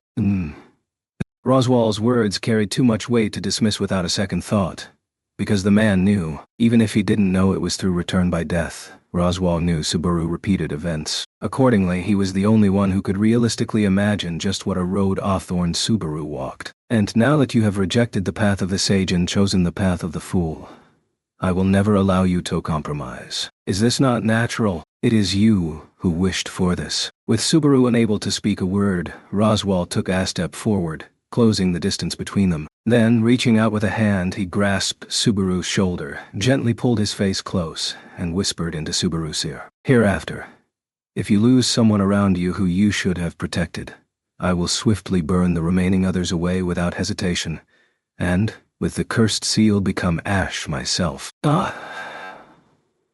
Honda, you have decided to shoulder all. You must not abandon anything. I will not allow a lost world to continue into the future. I reject your compromise. Now that I have lost the Book of Knowledge, I have only you to guide me to teacher, young Subaru. You and the path you walk. Pulling his face away, Roswaal gave Subaru's chest a light shove. Even though it had little strength behind it, Subaru wobbled as if he had been thrust away, grabbing hold of the railing to support his body. This was Roswaal L. Others. The man who lived for Awish that was 400 years old. He would never seek to inflict undesired suffering upon Subaru and Amelia again. If Subaru wished it, he would no doubt cooperate to work towards Subaru's objectives, even lending Amelia a hand with his full strength. But if Subaru miscalculated even slightly, Roswaal would flip the table over, rendering everything futile. This was no lie or deception. Roswaal absolutely would do it for the sake of his greatest desire. There is no need to be so frightened. So long as you remain true to yourself and continue in your duty, I shall cooperate with you fully. This is simply the new pact between you and I. I've learned that for pacts, you have to check not just the fine print, but the guy you're signing it with too. Subaru's sarcasm and anguished sigh made Roswaal widen his eyes. Immediately after, he put his hand to his mouth as he began to laugh. He laughed for a while before saying, yes. And lifting his face, I only just said I would cooperate in full. so there is something of which I must properly inform you. You're still holding on to secrets to shake me up in the royal capital, and this time? That makes it twice that I have hired the Bowel Hunter. But the girl in Bonds Underground? This Beastmaster, I had nothing to do with either of her attacks. Subaru, on guard for what more might come, could only drop his mouth wide open. The girl held in Bonds Underground meant Miley captured at the mansion and kept prisoner since. Absent. The death of her partner in crime, Elsa, had left her too uncooperative to deal with in any other fashion. That had hurt his head enough. But Roswell's next words were a thunderclap out of the clear blue sky. This time, my contract only targeted Beatrice. In accordance with the Book of Knowledge, I was to liberate that girl from her twisted fate. But if I heard correctly, those girls had plans that went beyond my request, did they not? Yeah, Elsa and Miley were part of the same group, I figure. So Miley was helping her out with her contract. Because if that wasn't the case, who could have tipped them off about the mansion's interior like that? In other words, there was another culprit who planned this attack on the mansion besides me. Your troubles shall continue. Truly, that is where you shine. You really are cut out for struggling, are you not? Letting those words of sarcasm dangle, Roswell inverted his now empty glass over his mouth. A single droplet of alcohol fell and struck his lips. With that, he departed from the terrace, advancing in the direction of the Great Hall. Congratulations, young Subaru. Take this as praise from a witch apprentice. You have won, today, at least. Leaving those final words behind, Roswell left Theteris. A cold wind blew. The chill from wind and his sweat sent a small tremble through Subaru's body. The traces of the fire continued to smolder. Subaru felt the heat of those lingering flames as he let out a very deep breath. So this is where you were, Subaru. Subaru was resting his weight against the handrail and gazing at the stars in the night sky when a voice called to him. When he lowered his gaze, the moonlight only increased the beauty of the silver fairy standing before him.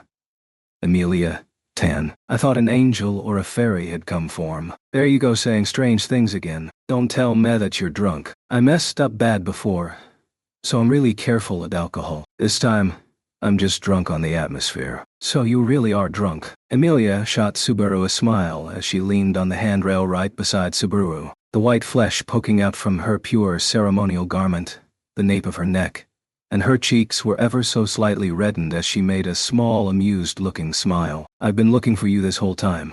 Where did you run off to?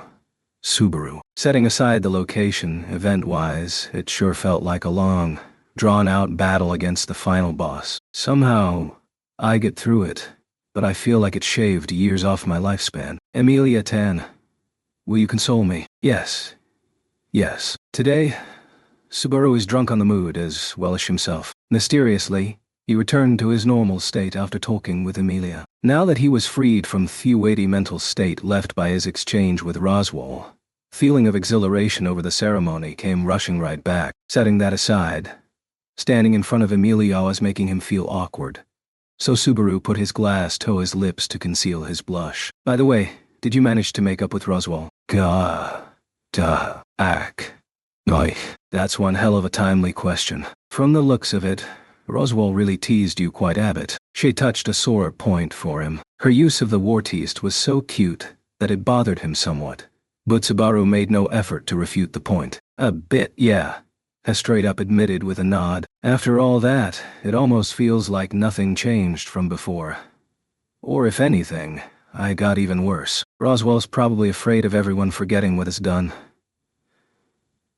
That's why he's doing that, to draw everyone's attention to himself. He's really childish deep down, you know. Subaru was taken back by how Amelia put her hands on her hips, speaking those words with the faintest hint of anger. He was not taken back by her cuteness. It was because Subaru, too, believed this was the truth. The instant he had the thought, his interpretation of Roswell's earlier admonition changed considerably. You're really something, Amelia Tan. Is that so? Teehee. Thank you. I think Subaru's really something too. I wonder. Yes, you are. Goodness, Subaru.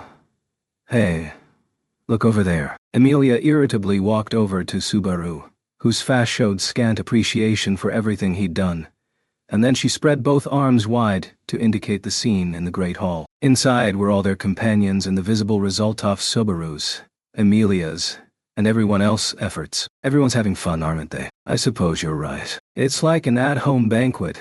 Kind of the ideal for my small-time, common man sensibilities. I think so too. This is a really nice scene. Her violet eyes contained affection and envy in equal measure. Glancing at them from the side made Subaru's heart tremble. This was the scene Emilia had wanted to see. In a broader sense, this was the ideal she was seeking to make a reality. The atmosphere offered tranquility for nobles, merchants, commoners, humans, demi-humans, and mixed-blood people, without any discrimination of social standing or race. Subaru, you're making a really gentle face. Guess that figures. I think I'm just happy watching the same scene as Emilia Tan, and also thinking how nice everything is. Ah, I get it. I'm happy Subaru feels the same way I do too.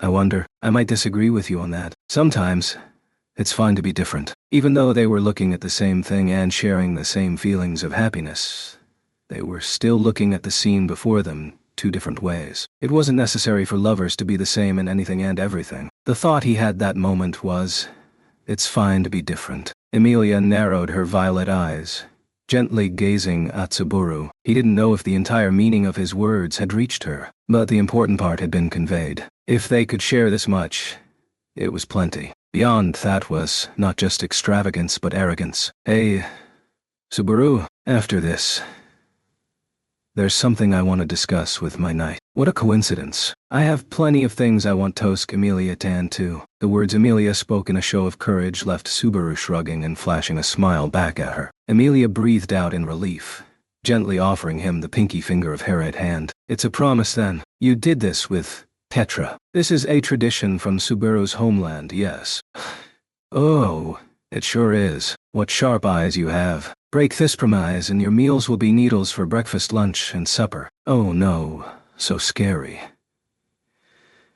You better keep this promise then. Nervously, Emilia wrapped her slender finger around Subaru's right pinky. When the celebration is over, let's have an important talk in my room. Don't break our promise this time, okay? I'm a serial promise breaker and all, but is it even an option to not keep my word to go to Emilia Tan's room at night after I've been summoned? I'm thinking no. I'm sorry, I don't have any idea what you're talking about. The two engaged in such typical banter as they formed that promise between them. Missing the touch of their joined pinkies as they parted, Subaru went, "Now, then."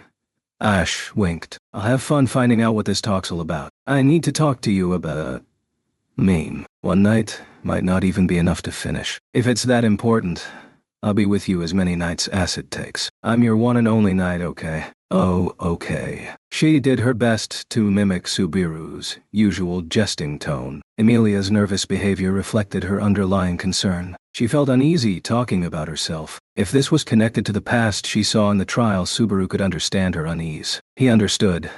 Booth wanted to tell her it was an unnecessary concern nonetheless. "It's alright, Emilia Tan. No matter what happens, you'll never disappoint me. Subaru, it's just like I told you at the tomb. I love you.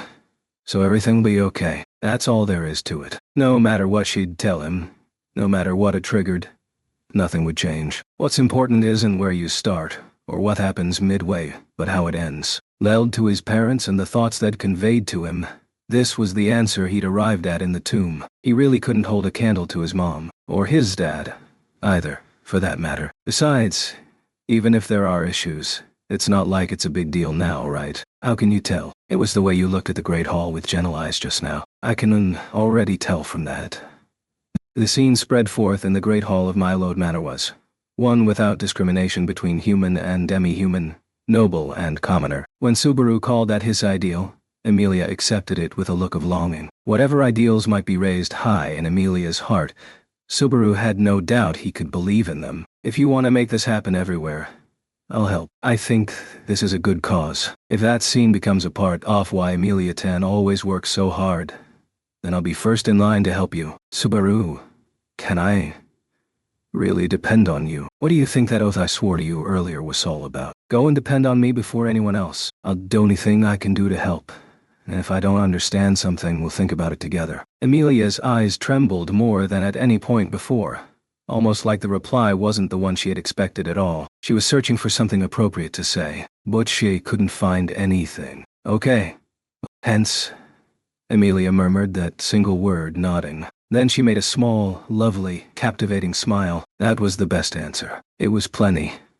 All right, all doubts cleared up. Saying this, Subaru took the glass standing on the handrail and went bottoms up. Then he grasped the now cold meat pie and stuffed his cheeks, chewing it down. The delicious taste was undiminished by the temperature.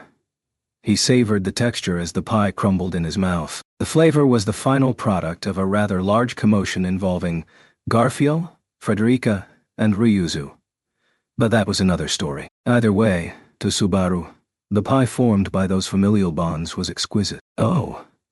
Subaru, if you eat it so fast you're going to choke on it. Well, I'm hungry. I'll savor the taste more if Emilia Tanse's Aya for me though. I feel like I've done that before when Subaru was tired.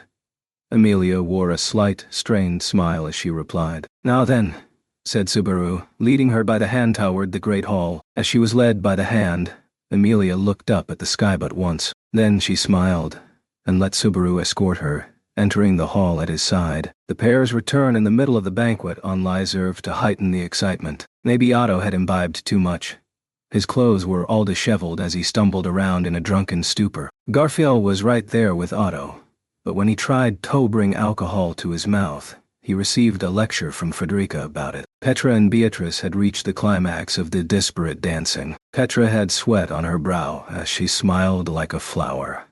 Beatrice was putting on quite a passionate performance of her own in her desperation to not be beaten. Ryuzu and Roswell sat beside each other, lightly tapping their glasses together and exchanging words a little here and there, like old acquaintances rekindling their relationship. Subaru spotted Ram nearby, watching the scene from a distance, her lips relaxing in apparent relief. Instead of staying at Roswell's side, she stood by the younger sister she had lost all memory of, and yet still felt a tangible lingering bond between them. It was almost like she knew Ram would have wanted her to be close. Others partaking in the festivities included various associates of the Mylod family. Numerous demi-human servants busily hurried about, while their mistress, the young lady of the household, was venting an annoyance at a rather courteous butler. Later, Subaru would have to celebrate that special night with his favorite dragon, waiting patiently for him outside the manor. It was with various such thoughts that he spent the evening of festivities with everyone.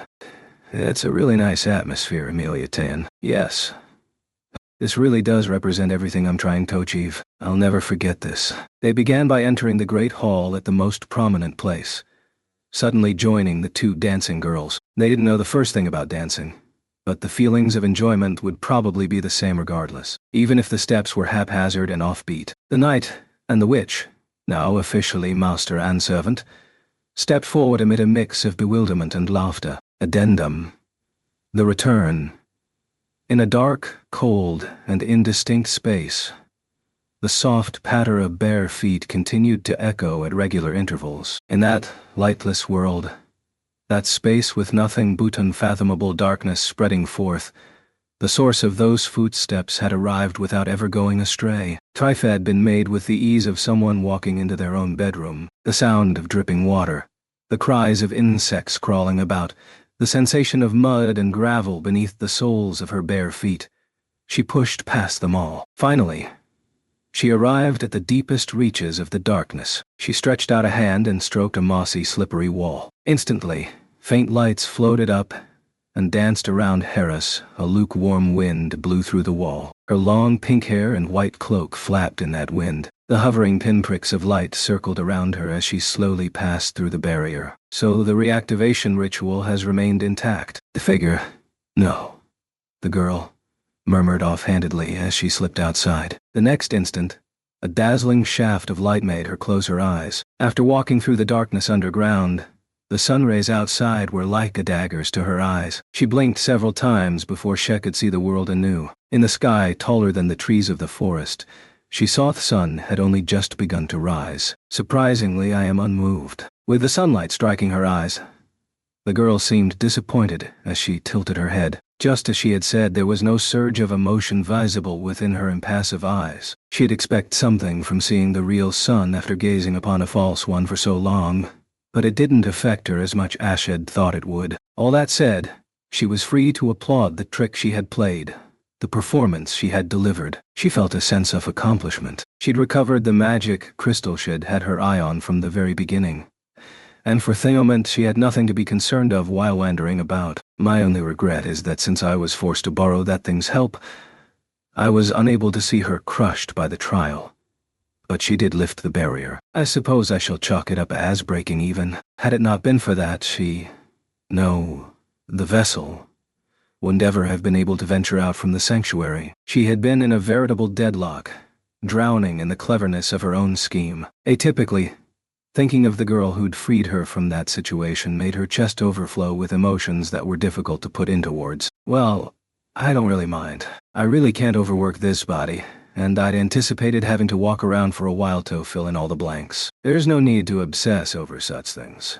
For now, the girl opened and closed her hands to check on the condition of her body. This was the result of repeatedly exerting herself on their Plika, who had a soul identical in nature to the girl whose body had become the core of the barrier. She'd grafted a piece of her soul inside the replica who had once entered the tomb, taking over bit by tiny bit. Revival by attaching a soul to the body of another, strictly speaking, this differed from reviving the dead, but it was unquestionably similar, rough around the edges as it might be. It would take time to become fully accustomed to the body, but there was no way around that. Surely it was a time to be grateful that she could walk around with her old soul and her new body at all. As for a name, it has been so long. Perhaps, in accordance with his knowledge, I should call myself Omega. The word bore the meaning of the end. Given her current situation, there was no name more fitting. The girl relaxed her lips as she stepped onto grass, slipping through gaps between the trees and emerging from the forest. An ever so slight discomfort could be detected in her gait,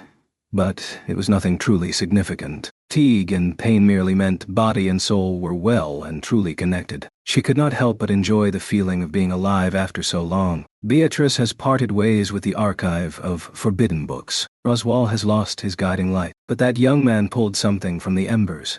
And Garfield, with all that anger stored up inside, is a pile of smoldering coals indeed. From the shadows, I suppose I should watch over their valiant exploits as they face him under the light of day. The girl intentionally avoided commenting on her slight mental slip as she walked forth. A world was waiting for her. A world where nothing was fated and muted. A mountain filled with treasure to satisfy her inexhaustible greed for knowledge. And as I go, perhaps the day will come when I finally understand. The girl smiled as she gazed at a single flower along the road. Plucking one of its petals with her fingers, she breathed in its scent and subsequently tossed it into her mouth. The flower, so proudly displaying its beauty to the world, would someday wither. Why did flowers wither? Why did beautiful memories shared by people grow faint one day? Why does love fade so? The girl walked forward, her long pink hair swaying. Ashe murmured to herself. The witch had been released unto the world once more. Endued. Ciao.